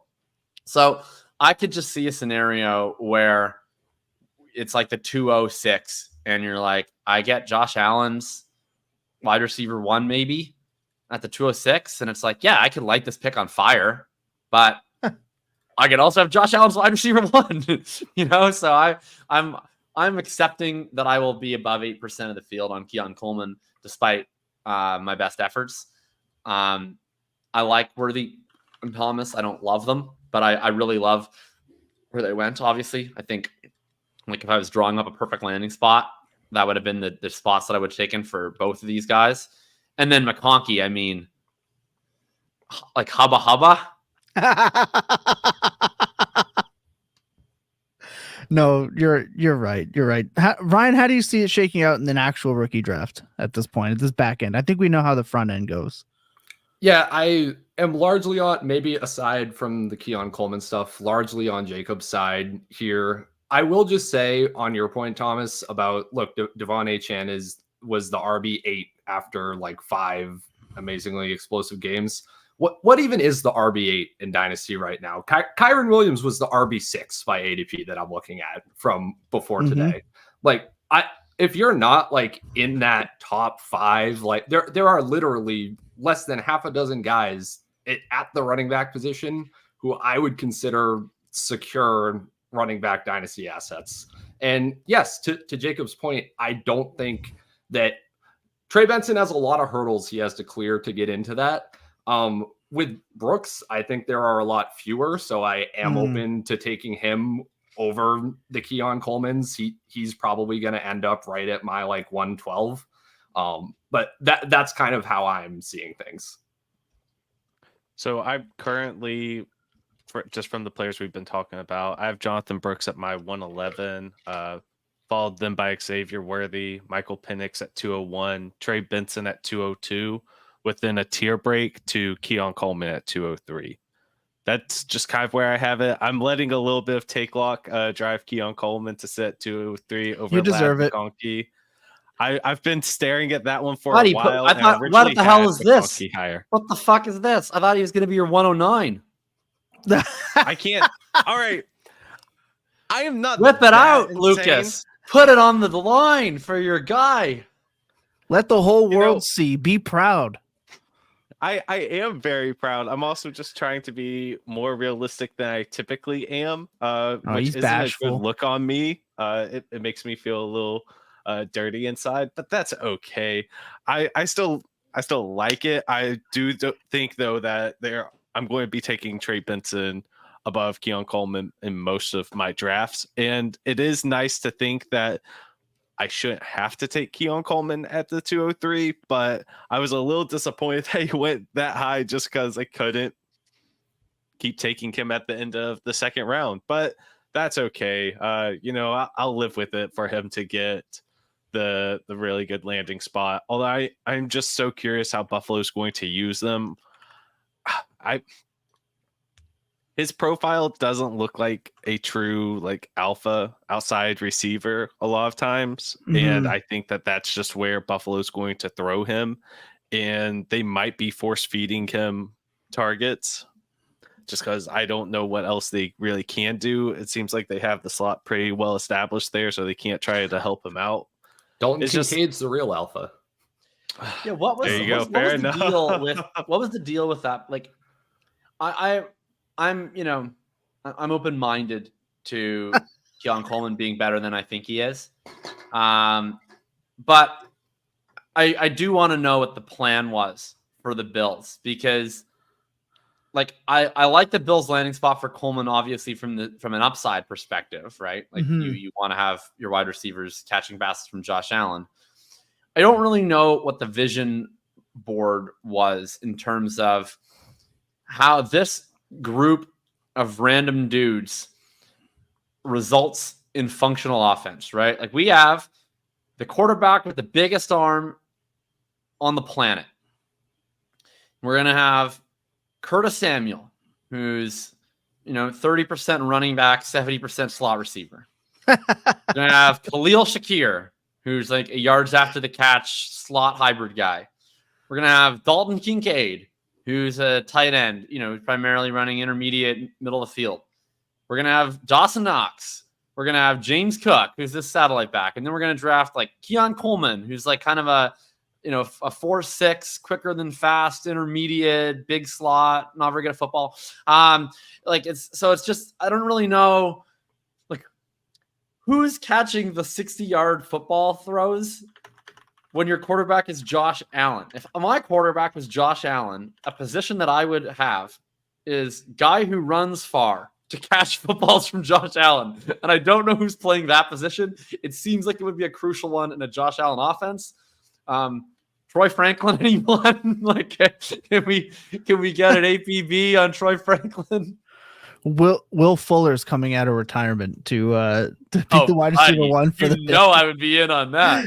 He'd be a top 12 wide receiver. I would have 2 days. Will Fuller side with the Buffalo Bills. I would call in sick for a week of work just to draft them on Underdog as many times as I could. Just maxing out every tournament you can.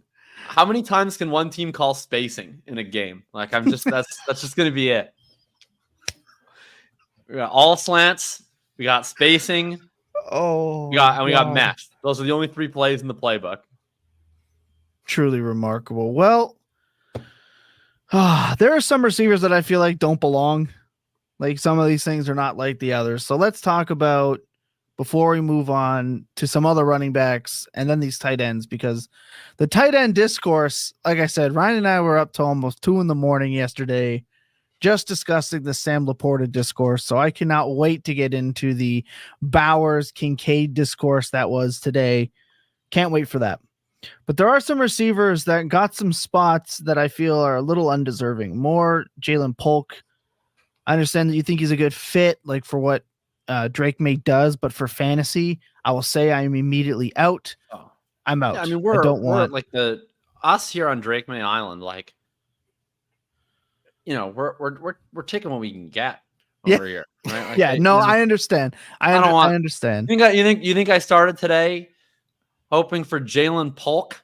Like, no. I woke up this morning and I was like, I was like, we're getting Brandon Ayuk. Just for my guy here. Ayuk. Maybe we're getting Deebo Samuel for my guy here. At the very least, like they can draft AD Mitchell. they could draft Lad McConkey.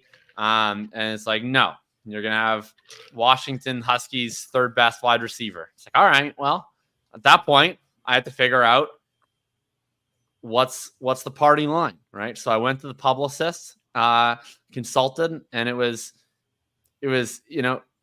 stylistic fit. That was the party line. So that's what we're going with. Oh man, that's good. I like that. Tariq says, not a huge Corley guy, but him running next to G Willie is undeniably fun as hell. He was definitely going to be another one of those guys that I feel like fit into like this weird tier, the end of the second to the beginning of the third round in Superflex rookie drafts. AD Mitchell is an interesting spot. I think this signals that Alec Pierce is Jover. I think it's done. Yeah. I still like Downs. They were going to replace that role no matter what. If you're reading into the Chris Ballard press tour, they wanted that vertical threat. I mean, we just talked about it with Josh Allen, right? Like if you have Anthony Richardson, what does he do best? He runs and he throws deep. So I think if you're going to maximize that, you need that vertical weapon. Yeah. I'm super pumped from it from a Colts perspective. Yeah. I think this offense is going to be really annoying for fantasy unless you just draft Anthony Richardson. If you just have Anthony Richardson, it's going to be great. If you're trying to like piece together how these targets are going to get distributed when Richardson's also going to scramble a million times and they're also going to hand it off a bunch to Jonathan Taylor, like I think you should consider the best ball format. With it being a round 2 pick, do we think it significantly affects Michael Pittman Jr.? Because obviously Michael Pittman Jr. was an absolute just catch monster, not a ton of yardage, massive target though. Adding 2 is a receiver second round. Is that concerning at all? I'm so far in on Michael Pittman Jr. You said it's going to be annoying. I'm pretty confident that like the 25% target share role staying. It puts him. I mean, we'll see. I think he's a good player, and I think Steichen's a good coach. So I think they'll find a way to figure it out. My concern would be that Pittman, at least when I thought Pittman was like unleashed to his fullest potential, was the Wentz year when they had him running a more expanded route tree, and then these last couple of years they've really had him be like an intermediate and low ADOT target, and he's just running a lot of slants and drag routes, and that is like really fantasy friendly when Gardner Minshew was playing quarterback, and he just has, doesn't have the arm strength to be able to really threaten the ball down the field. He wants to get the ball out quick. He's not moving, beyond his first read. And so Pittman's just getting spammed with targets. With Richardson, it's going to be different. He's not really a check down guy. He's going to be looking to scramble. He's going to be looking to take deep shots. So if Pittman stays in the same role that he's been in, I don't think it's a very good fit with the quarterback there. And Mitchell, to me, is the pick that says, like, we want to kind of keep Pittman in that role where Mitchell's now going to be the guy getting the deep action. Pittman's still going to be the target leader. I just don't think it's going to be quite as lucrative of a fantasy role with Richardson as it was with Minshew, which, not the end of the world. I'm still fine with Pittman. I think he's going to be a solid wide receiver too. I just think it's going to be a bit tough for me to paint the like wide receiver 1 upside with the Russian quarterback who doesn't really mesh with him. I think he'll be fine. Okay, interesting. Obviously, Alex was never a big downs guy. Almost all of his yards came being lined up against linebackers. Has to be schemed open to be effective. I think you're right. I think every other wide receiver but Michael Pittman is probably going to be really annoying and in trouble. You want the big 3. You want AR, you want Pittman, you want Taylor, and you want to go home and call it a day. You're going to want to call it a day. Downs and Mitchell are going to be better IRL players than fantasy assets. Right. I just think that there's this group of receivers, and you guys can correct me if I'm wrong, but that group of receivers between AD Mitchell, Polk, I won't add McConkey because that is just such a phenomenal spot. Immediate wide receiver 1 for the team. I won't totally add Coleman. I'm going to let my bias not totally show here. I can be objective, and then obviously all of the day 3 wide receivers are all in this late second into the third tier, I imagine. Like, does anyone stand out to you from here that might be worth it to invest on a little heavier? Maybe Burton. right? Oh, With I love Cincinnati. Roman Wilson. I Roman think that that's Wilson. an awesome landing spot in Pittsburgh. I don't think that he will have any competition for the type of targets that he excels at. And that just has me really, really excited. I have him right now ranked ahead of Jermaine Burton.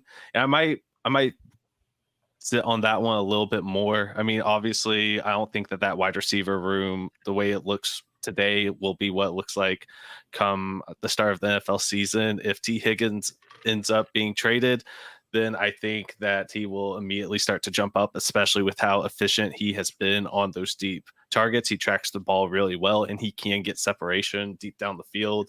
So that should be really fun. It's definitely more risky, but would love to see a couple of really good weeks from him where he's getting those 75 plus yard touchdown passes or 50 plus yard touchdown passes. And I think that Corley is going to be a lot of fun. Have no idea what it's going to look like from a fantasy standpoint, at least right now. But I do think that that's a very diverse wide receiver room right now in New York, especially if Mike Williams can stay healthy. It just should be fun. I really like Corley, the player. Didn't necessarily like him for what I thought his role was going to be in the NFL for fantasy purposes, but it should be fun. Yeah, I vibe with it. Debro in the chat, he says Jermaine Burton all day. Obviously, I think his off the field concerns really pushed him down. I think he's a round 2 wide receiver. I think he's good enough for that, but I think he is contingent on some things happening, right? Because I believe Tyler Boyd still on the Bengals. No, free agent. Free agent not currently. anyone. Okay, Yeah. so there's a role there for him right out the gate. I mean, and I don't know that Burton's going to play in the slot. Like, I think he's T. Higgins' direct backup this year. Okay. And I don't know. I mean, I think Higgins, what odds would you guys say that Higgins is traded before week 1? I would say it's like 20% at this point. I think likely Higgins he's there I think in Higgins is a 2024. Yeah. I still don't think there's much of a chance he's there in 2025. Like, they haven't made any move to try and extend him. The Bengals are a cash to cap team, right? Like, this is like, if you're just thinking of, well, okay, how are the Eagles paying AJ Brown and Devonta Smith and Jalen Hurts? It's like they don't play the same game that the Bengals are playing. They're structuring contracts differently. Their owner is willing to spend a lot more money. So I just don't think that the Bengals are going to be willing to. I don't think that the Bengals are going to be willing to keep T. Higgins beyond this year. And I think Burton, if he flashes anything, gets to walk in as that wide receiver 2 in 2025, and that's pretty exciting. I will say, though, I mean, the rumors were that Burton was supposed to fall to day 3 and that several teams had him off of their draft boards. I think him going day 2 is like a big victory if you were in the camp of people who, and maybe not loved, but at least enjoyed his analytical profile, thought that he has some potential there. So, I mean, it's hard to complain about this, I think, for him. Yeah, it is a really good landing spot. He just has to be able to get out on the field, and I don't think he can beat T. Higgins to get playing time. I see Debro in the chat saying Chase going into the slot. That would be that'd be quite interesting. I think that'd be a lot of fun to see, but I don't know. We're still a little ways away from that. I was a little disappointed with Jalen McMillan. I think you had a really good tweet, Jacob, about it. It just breaks my heart a little bit. Exactly. Every year they do this, man. Like, every single wide receiver that I have a draft crush on, the Bucs take, and they never play them. Like, it's not. Yeah. It hasn't worked. Like, it was Justin Watson, it was Tyler Johnson, it was Jalen Darden, it was Trey Palmer, and now it's Jalen McMillan. Like, stop it. Like, if there's any wide receiver that I have liked more than I should, is just destined to be the Bucs wide receiver 6. Like, I'm just so tired of the Bucs doing this. They take a wide receiver every single year.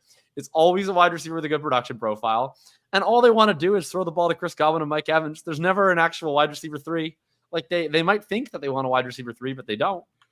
They don't actually want one. So it's just I'm done with the Tampa Bay Buccaneers. That was aggravating for me as a McMillan guy. Yeah, I really liked Roman Wilson going to the Steelers, but Jalen McMillan going to the Steelers would have been so much fun. I feel I like would love that. that would have been great. And then I saw a comment earlier saying that Steelers always hit on wide receiver. A lot of that's also just because they draft so many wide receivers, so they're just helping out their odds, and they can develop talent there, but they just draft so many. So I don't want to annoy Roman Wilson just because he went to the Steelers, but I do think that he will fit in really well there. I think that there's a role that he can fill in immediately that he's already really good at. So we'll see. Okay, well, I think we've kind of beat these wide receivers to death at this point. I don't think there's much more we can really. I don't think Godwin's writing on the wall. Man. I know you love McCaffrey. Okay. I will take this. McCaffrey. I know he's a McCaffrey, but do we like this guy? Well, he has been one of my sleeper favorites for quite a while. Right. So obviously seeing him be, I mean, we talked about it with Graham. We talked about it with, well, pretty much every show since. I know we talked about it with Danny Kelly. We mentioned it. He's just one of my favorites in that his, like, from what Brett says, his tape from year to year, learning the position, man, like just night and day difference. He is going to be one of those lunch pail guys. He is going to have to get on there on special teams, but talking about a wide receiver room that is ambiguous. I mean, a possible Curtis Samuel role for Luke McCaffrey in year one, all day. All right. In this offense. This guy. I don't think Dotson is who he thought they were. You know what I mean? I thought he was overrated after his rookie year, which is very touchdown heavy. He hasn't been very productive since. Terry McLaurin is getting older. He just is at this point. Some fresh blood in there. Good route runner, good hands, does the little things well, blocks on the field, can line up inside and outside, and just a good all-around football player that can earn a chunk role. He is still going to be one of my favorites. I'm going to overdraft him at the 210. Like it was Chase Brown last year. It's going to be Luke McCaffrey this year. Nice. I really do think that was a great pick. So hopefully relap the shit out of it. And I'll be able to be that guy on Twitter, but do I think he has like massive upside? I don't think so. But from all these other guys, I think I'm going to take my shot on McCaffrey, given that wide receiver room, and especially that Kingsbury's going to run 10 personnel. So he's gonna get on the field. Oh, this is a Kingsbury. The most frustrating thing with the Commanders is knowing who's running that offense, because I think that they're doing some really nice things in the draft. I think that they're supporting Jaylen Daniels the best that they can so far with what they have. I really like the Ben Sinnott pick as well. I think the Luke McCaffrey pick it's pretty good there, especially with the other wide receivers still on the board. I like that to try to support him. Plus the wide receiver room wasn't bare. Like they have the foundation to have at least a fun offense, and we'll see if Kingsbury can actually enable them to do that. I don't know, but it does make me feel way better about having Jaylen Daniels at the 103. Especially with Daniels being regarded as like the best processor in the draft. He'll be able to process to his second and third read when it is possible and he doesn't take off. I think Trav hits it best. He's still going to stay fairly reasonably priced. Out of all these guys, he's going to be like the biggest, I'm going to whatever. So I'm comfortably going to be taking him in the late 2 if I don't have thirds. I want to leave every draft with him personally. Nice. Because again, I can just see, I don't care about the tight end they drafted. Like it's whatever to me. 10 personnel, you get multiple slot receivers out there, good processing rookie quarterback, likely going to throw it a little bit short. I think in this offense, we know how Kingsbury runs it. Give me those crossers from the slots, baby. And I think McCaffrey can definitely do that upside thing that he does in zone coverage. I like it. Yeah. Okay. I'll talk about McCaffrey. I was a little hyped there. I was going to, I could have kept going. You should like their tight end. I'm just saying you should care about him. He is going to be absolutely free value. Thank you, D-Bro. I he's know. going to be Look, free value. You probably won't even have I get to it. draft him. I understand. I get it. I totally get it. I get it. He wasn't even on the books as like one of the top 2 or 3 tight ends to be drafted in the draft. He was a late riser. By the time the draft kicked off, he was number 2 on the consensus big board. He had just snuck ahead of Sanders.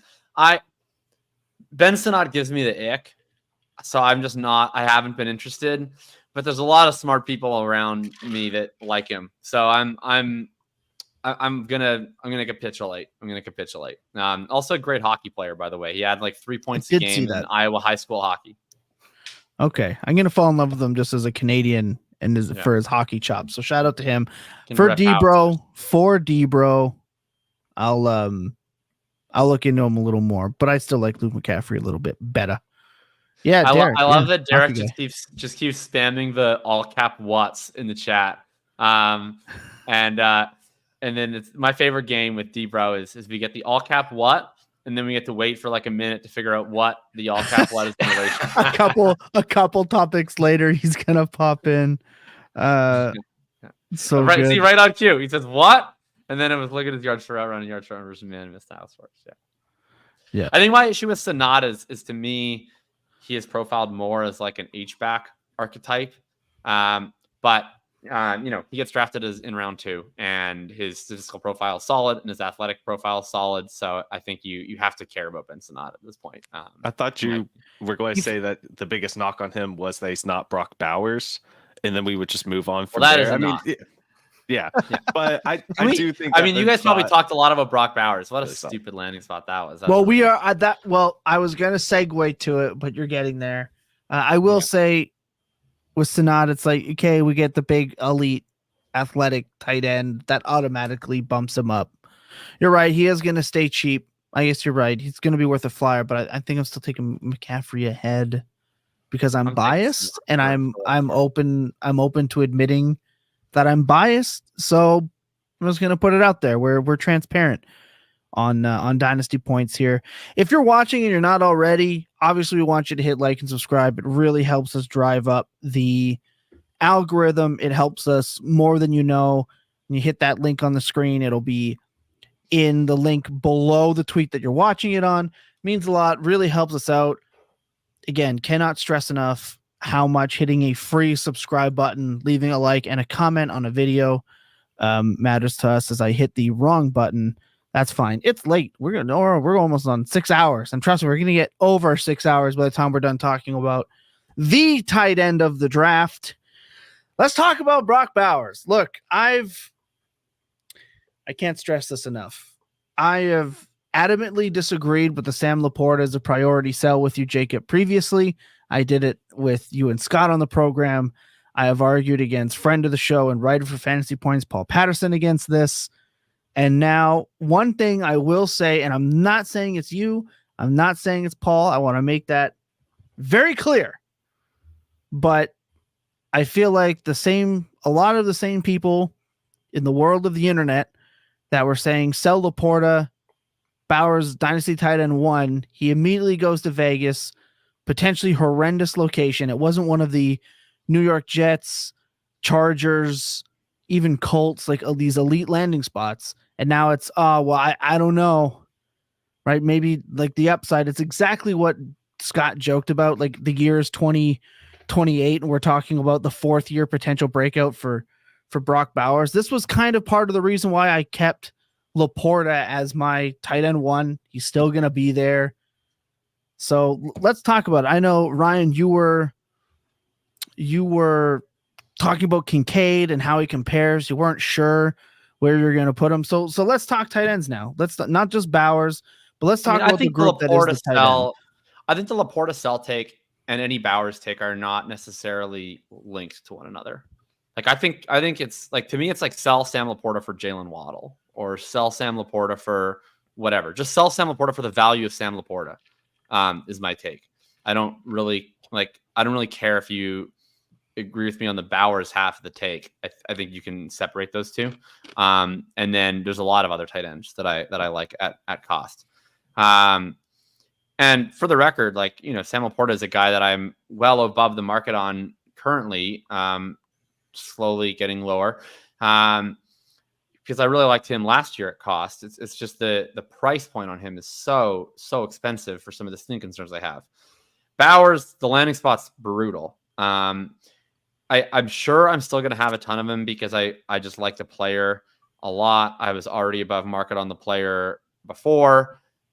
I'm going to react to the landing spot, but I'm sure that the rest of the fantasy market is as well. Like, I was throwing up polls last night and he was getting blitzed like 80-20 in polls against the Dunze. Like, I saw people voting for Worthy over him in some polls.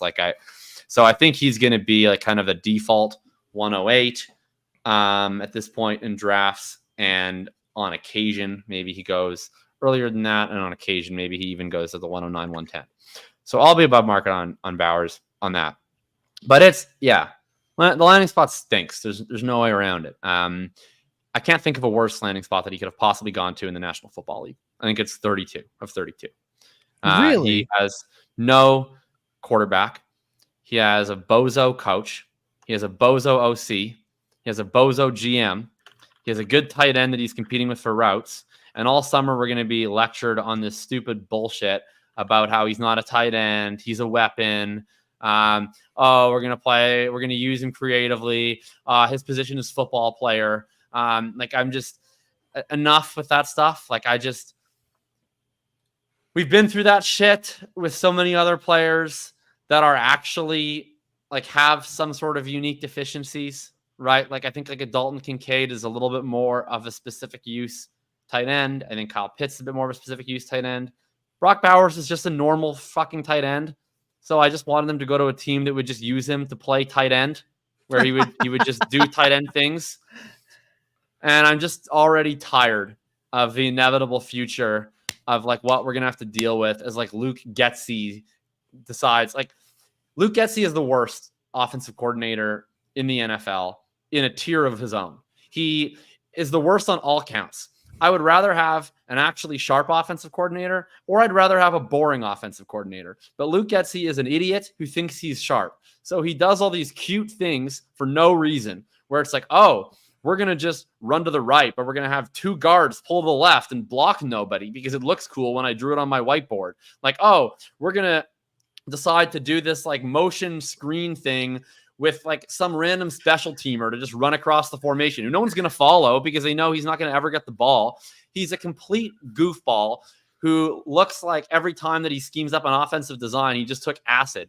His first 4th and 1 of the regular season, they ran a QB sneak with Cole Kmet when their quarterback is a 220-pound punching bag Armageddon Mack truck. And they decided, let's not give it to Justin Fields. Let's not give it to the big 230-pound running back we just drafted. Let's just hand the ball to Cole Kmet and see if he's going to pick up an inch for us running. That's probably not the best use of Cole Kmet.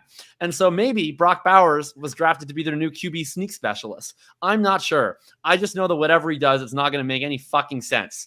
So I'm going to draft him because he's good. But don't tell me that I have to be happy about it because I'm not. Jesus I hate Luke Getsy. This guy, I don't want him to be part of my life. And now he has to be. And I'm not happy about it. Okay? I'm not. Oh my I know Derek's with me in the chat. Oh man. He just seems like less effective Greg Roman is what is what it sounds like to me. Tom, where's our rant this music? guy who watched the Bears right last now. year and decided to give this man employment? I don't get it. I'm dying right now. I wish I had designed a solo layout for 4 people so I could have just given you a box to stand on just now. That's an oversight on me. I should have known that something was coming. Oh man, truly tier of your own on that. You're right though. You're right. But then some people will argue, I can already hear it. Cole Kmet was a top 12 tight end with the Bears, so But Bowers doesn't play tight end. His position is football player. Right. That is scary. We do see that a lot. Ryan, you were one of the catalysts for the conversation with Bowers. You really were. You went through it today. I did. Yeah. So I just background from this. I do want to point out after all of what we after all of what Jacob just talked about, 46% of my Twitter followers would rather have Dalton Kincaid than Brock Bowers. Just looking at this, breaking it down from like a rankings perspective. Tough but fair. Yeah. I agree. Brock Bowers is my 108. I'm not entertaining freaking Worthy or whatever above him in rookie drafts. But he's my 106. Like, I still want to draft him. Like, I just You're just spite drafting now. That's all you're doing. No, because I know I'm going to draft him anyways because he's an absolute unicorn player. Like, so I was going to draft him no matter what. I would have chased him up the board. I would have chased him down the board. So I'm going to draft him. It's just that now I have to deal with this moron in my life, and I don't want to. You're a glutton for I'm punishment, still taking him Jacob. over Kincaid. I'm just not happy about it. Oh my God.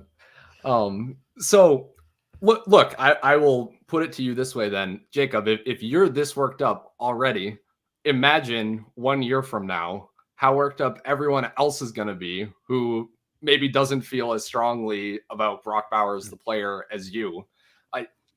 I just don't see in terms of like which tight end would I rather make like a value bet on. Actually, forget the value bet. Just a 2024 like projected points bet. I'm taking Kincaid for a value bet on how the market is going to feel a year from now after the season we are probably in for with Bowers. I'm taking Kincaid. I lesson too. I get it. You want to like draft the good players. I agree. But I don't understand how I get that Kincaid has limitations as a player. Even just to watch him, I don't like Kincaid. I need to make sure no one has this impression of my opinion that I like Dalton Kincaid. But he did kind of have a top 5 season among rookie tight ends since solid over the past decade. Like nobody seems to talk about that because Laporta was better, and fair enough. But Kincaid was unbelievably productive as a rookie. I don't agree with like where his market value is in the dynasty community at large right now, but I do think we need to take him seriously as a dynasty asset, at least to the point where we consider ranking him over the stone worst 32 of 32 landing spot tight end that we could have possibly imagined. But on that, I just don't like playing the market, I guess is where I disagree. Like, I don't want to ever take a guy because I think they're going to be like, it's just, especially I'm not, to be clear, I'm not taking Dalton Kincaid or Brock Bowers. I'm not having, I'm not going out and acquiring Kincaid with my 108s or whatever. That's not the I don't think anything you said is wrong. And I don't think Kincaid's like some scrub. Like I'm trying to, I haven't ranked like right at the 4 or 5 turn in Dynasty. So it's not like I think he's like some bad player. I just think Bowers is a truly exceptional blue chip talent. And he's just the type of guy where it's like, I'm going to want to draft him if the wind's at his back, because I believe that the ceiling is so high. And I'm going to want to draft him if the wind's in his face, because I'm happy to get access to the player. That's just kind of where I'm at. Like, the question is, are you still going to take Bowers over Adonai? And my answer to that is that I will draft more Bowers than Adonai. I wrote a whole thing up this morning about like kind of how I'm perceiving that the market is going to react, and we don't know in 24 hours, but kind of how I'm going to play it. Like I just feel more confident in Bowers as a player than Adonai. I think they're in a different class of player. I had them a full tier apart before the draft. That's no longer the case. I now have them in the same tier. I have McCarthy in that tier as well. I think you're not going to have to take, like, I don't think I'm going to get in a very constant habit of taking Bowers while Dunze is on the clock is what I'm saying. I think I want to make sure that I'm like 2x the market on Bowers. I'm sure I can mostly do that by clicking them at the 108 or trading back into the 108. If I get through 50 to 60, 70% of my rookie drafts and I have about the same amount of Bowers as I have at Dunze, then maybe I just start taking Bowers a little earlier. But for the most part, it's the same question about like Daniels and Maye, where it's like, I like Maye more. I know that Daniels is going to go ahead of him in 90% of drafts. Like, I don't want to be paying for my preference, right? Like, I don't want to be the Falcons taking Michael Penix at 8 overall. If I have a take that I know is out of line with consensus, I want to be insured for my take. So I want to be trading back into the players that I want to take, trading up into the players that I want to take. And then it just depends on what I think of a player. If there's a player that I want 0 of, then yes, I'm just not going to take them. I wouldn't put a Dunze in that category. I'm going to be trying to use the value that a Dunze has to move back into Bowers most times when I'm on the clock. But when I'm not offered a good trade back, I'm going to probably look at it and be like, this is my chance to mix in a Dunze share, and then I'll take a Dunze in those circumstances.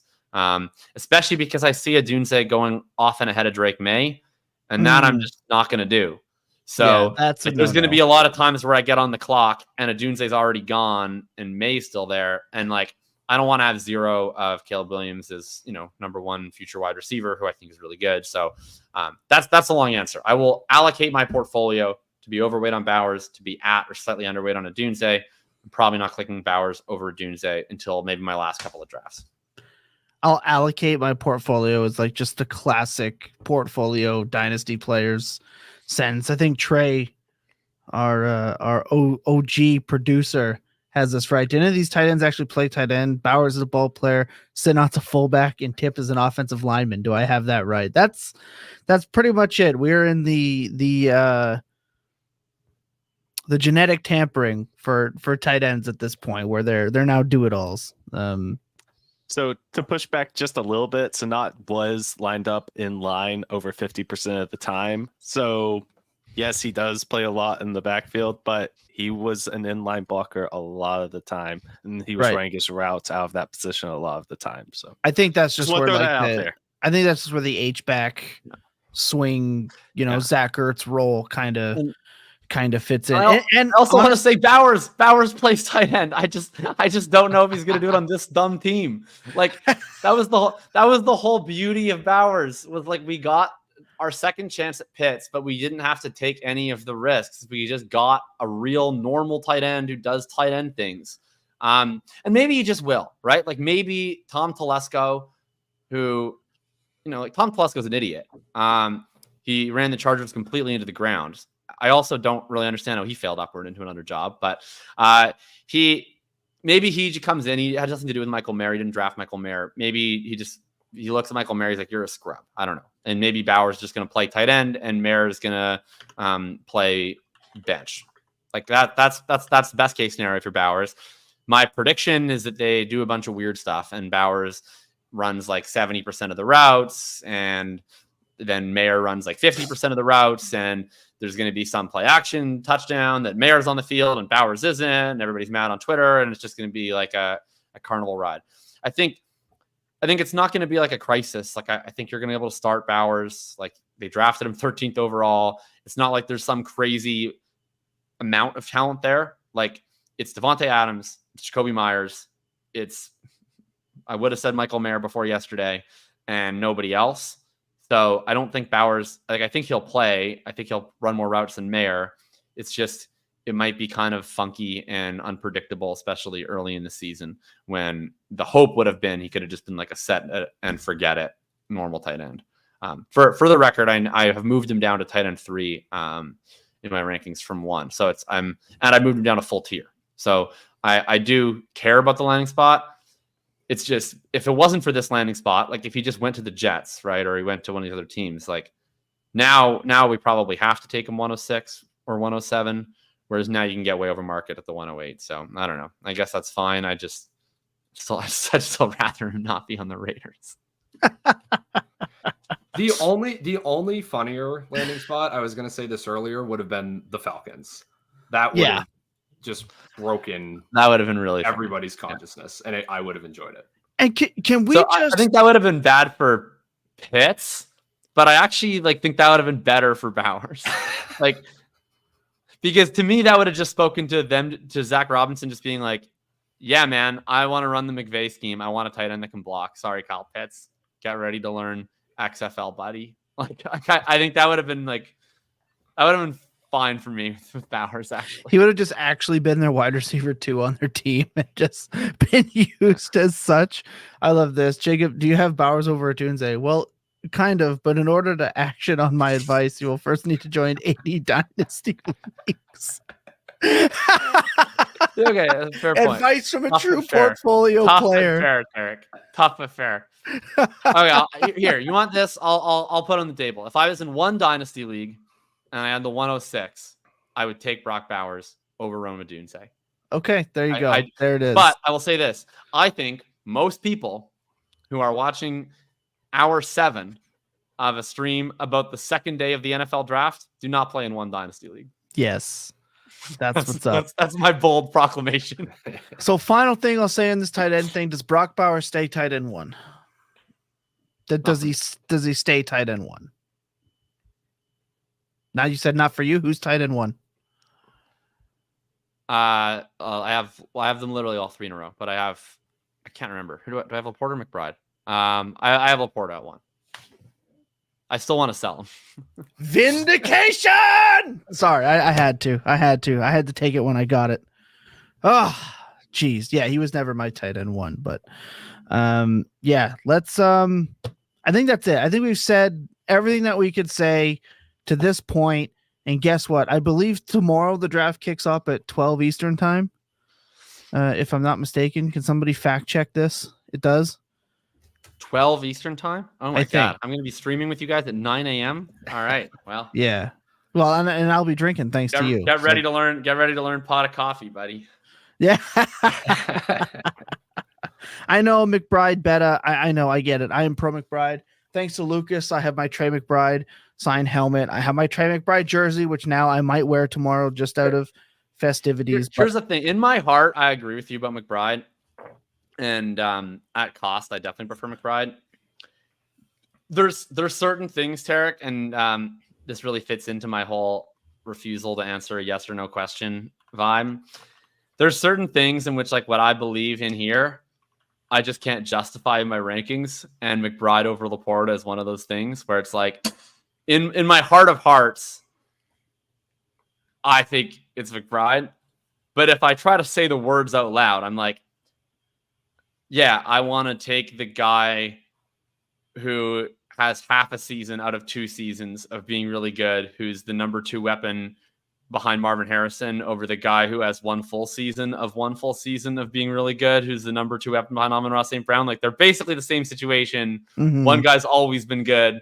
One guy didn't play, was bad, didn't play, and then was good. So there's like no intellectual way for me to justify a McBride over Laporta take other than just like, that boy be ballin'.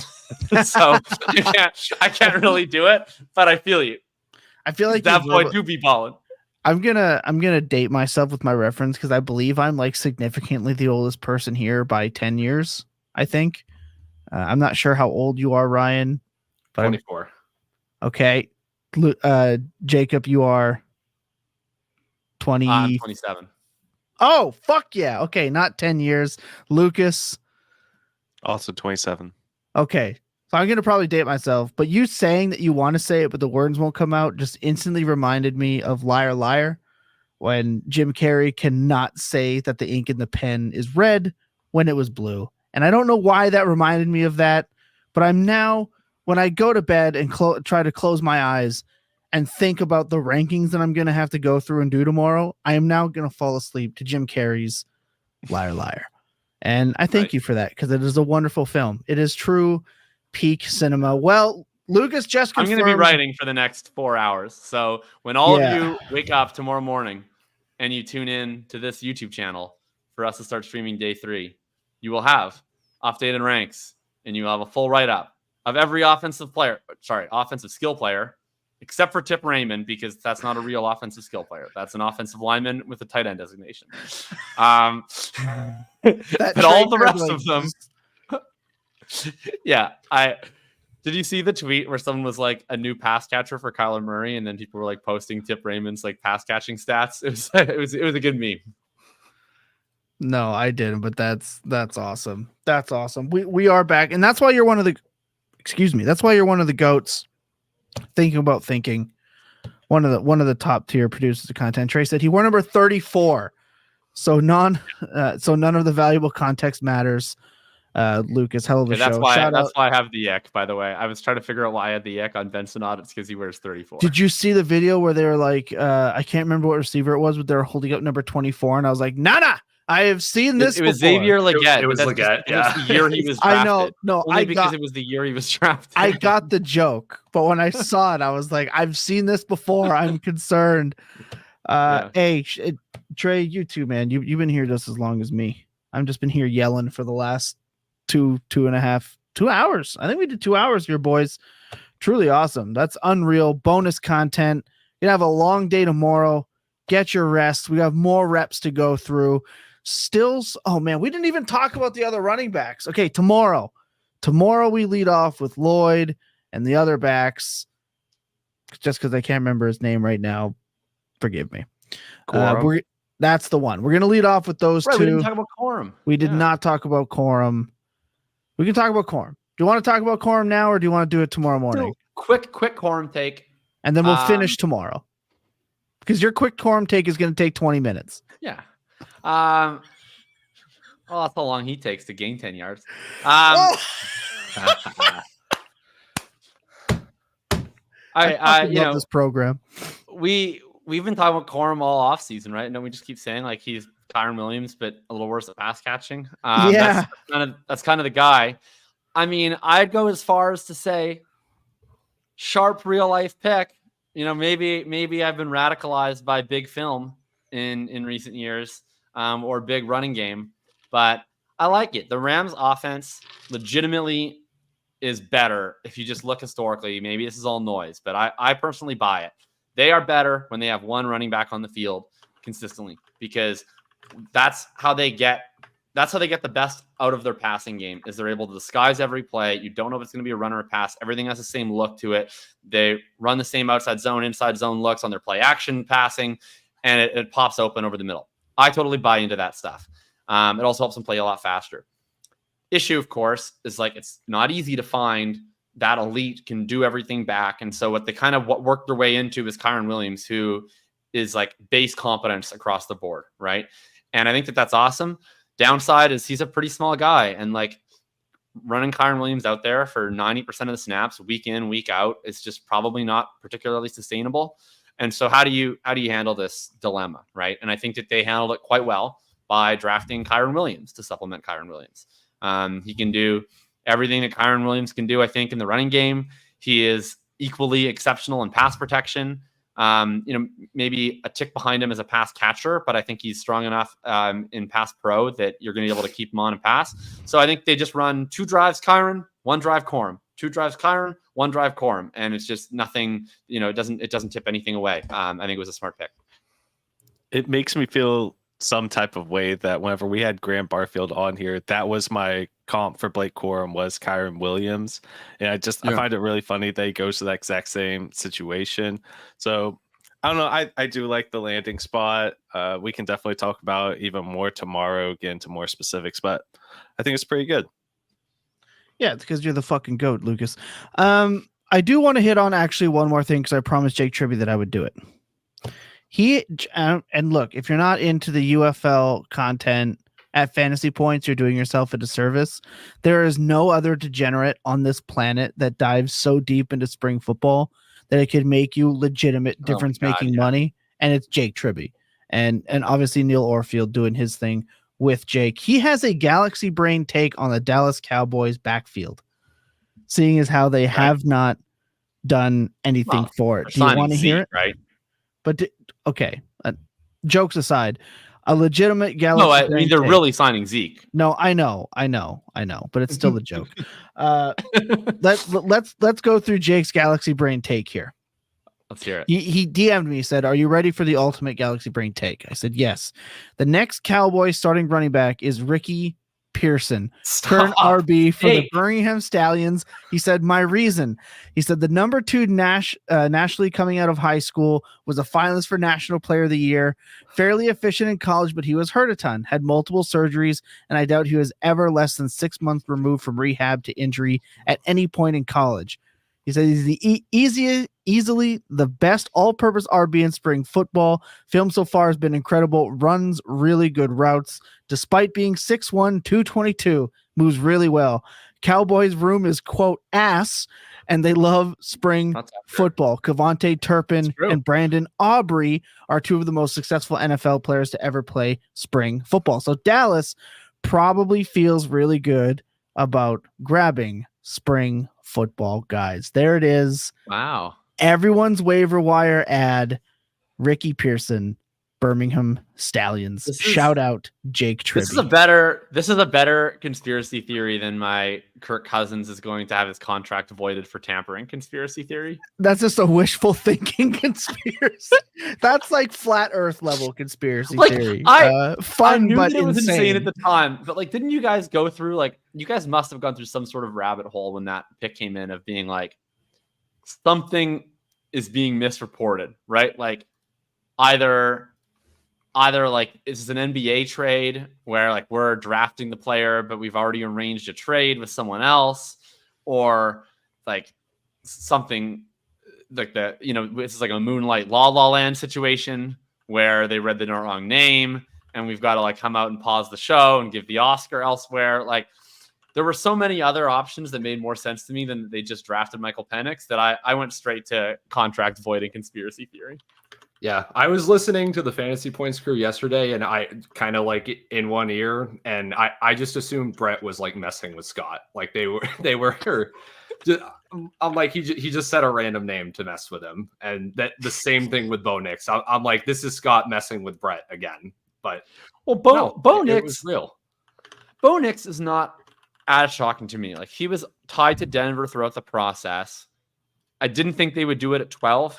I thought they would try to trade back and get him in the late 1 or in the early 2. But the end result at least makes sense because Denver didn't have a quarterback and now they have a quarterback.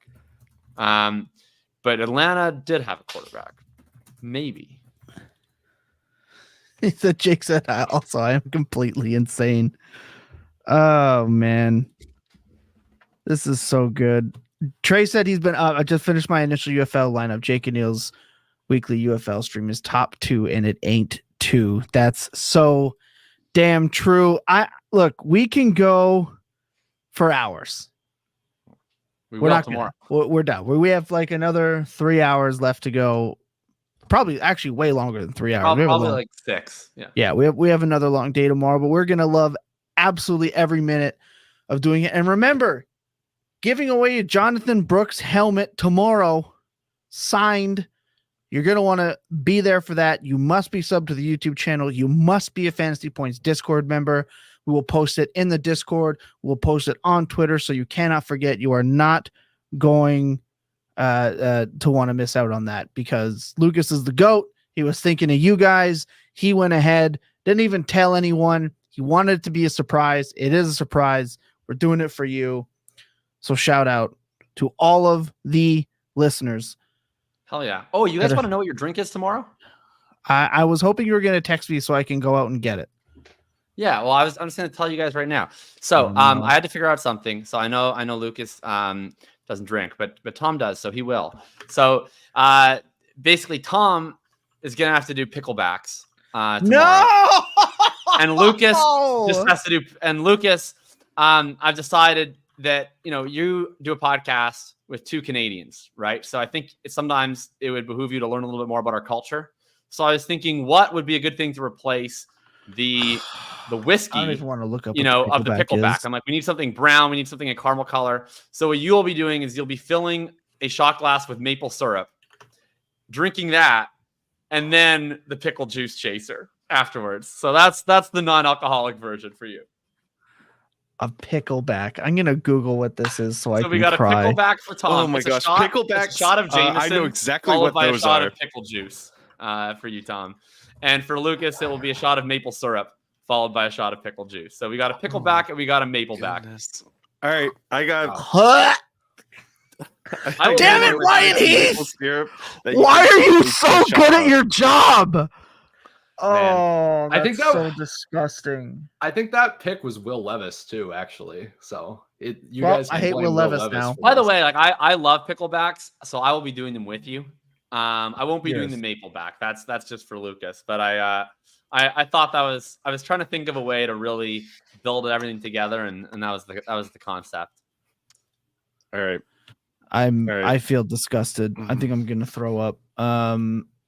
It's not as bad as what Billy had to go through as you gave him like a 5-course meal, but I still oh my god. Tarek in the chat, he's a big fan of the pickleback. You guys are I hate pickle juice so much. I hate it so it's almost one of the top 5 worst things you could have picked for me to do. Like I hate pickle juice so much. Oh, All right, that's it. We're done. We're out of here. I'm depressed. Sour note. We love you all. Remember to check in on your loved ones, even if you're not sure that they need it. Remember, Clear Eyes and Full Hearts can never lose. Your best days, they're always spent tilting. Good night, everybody.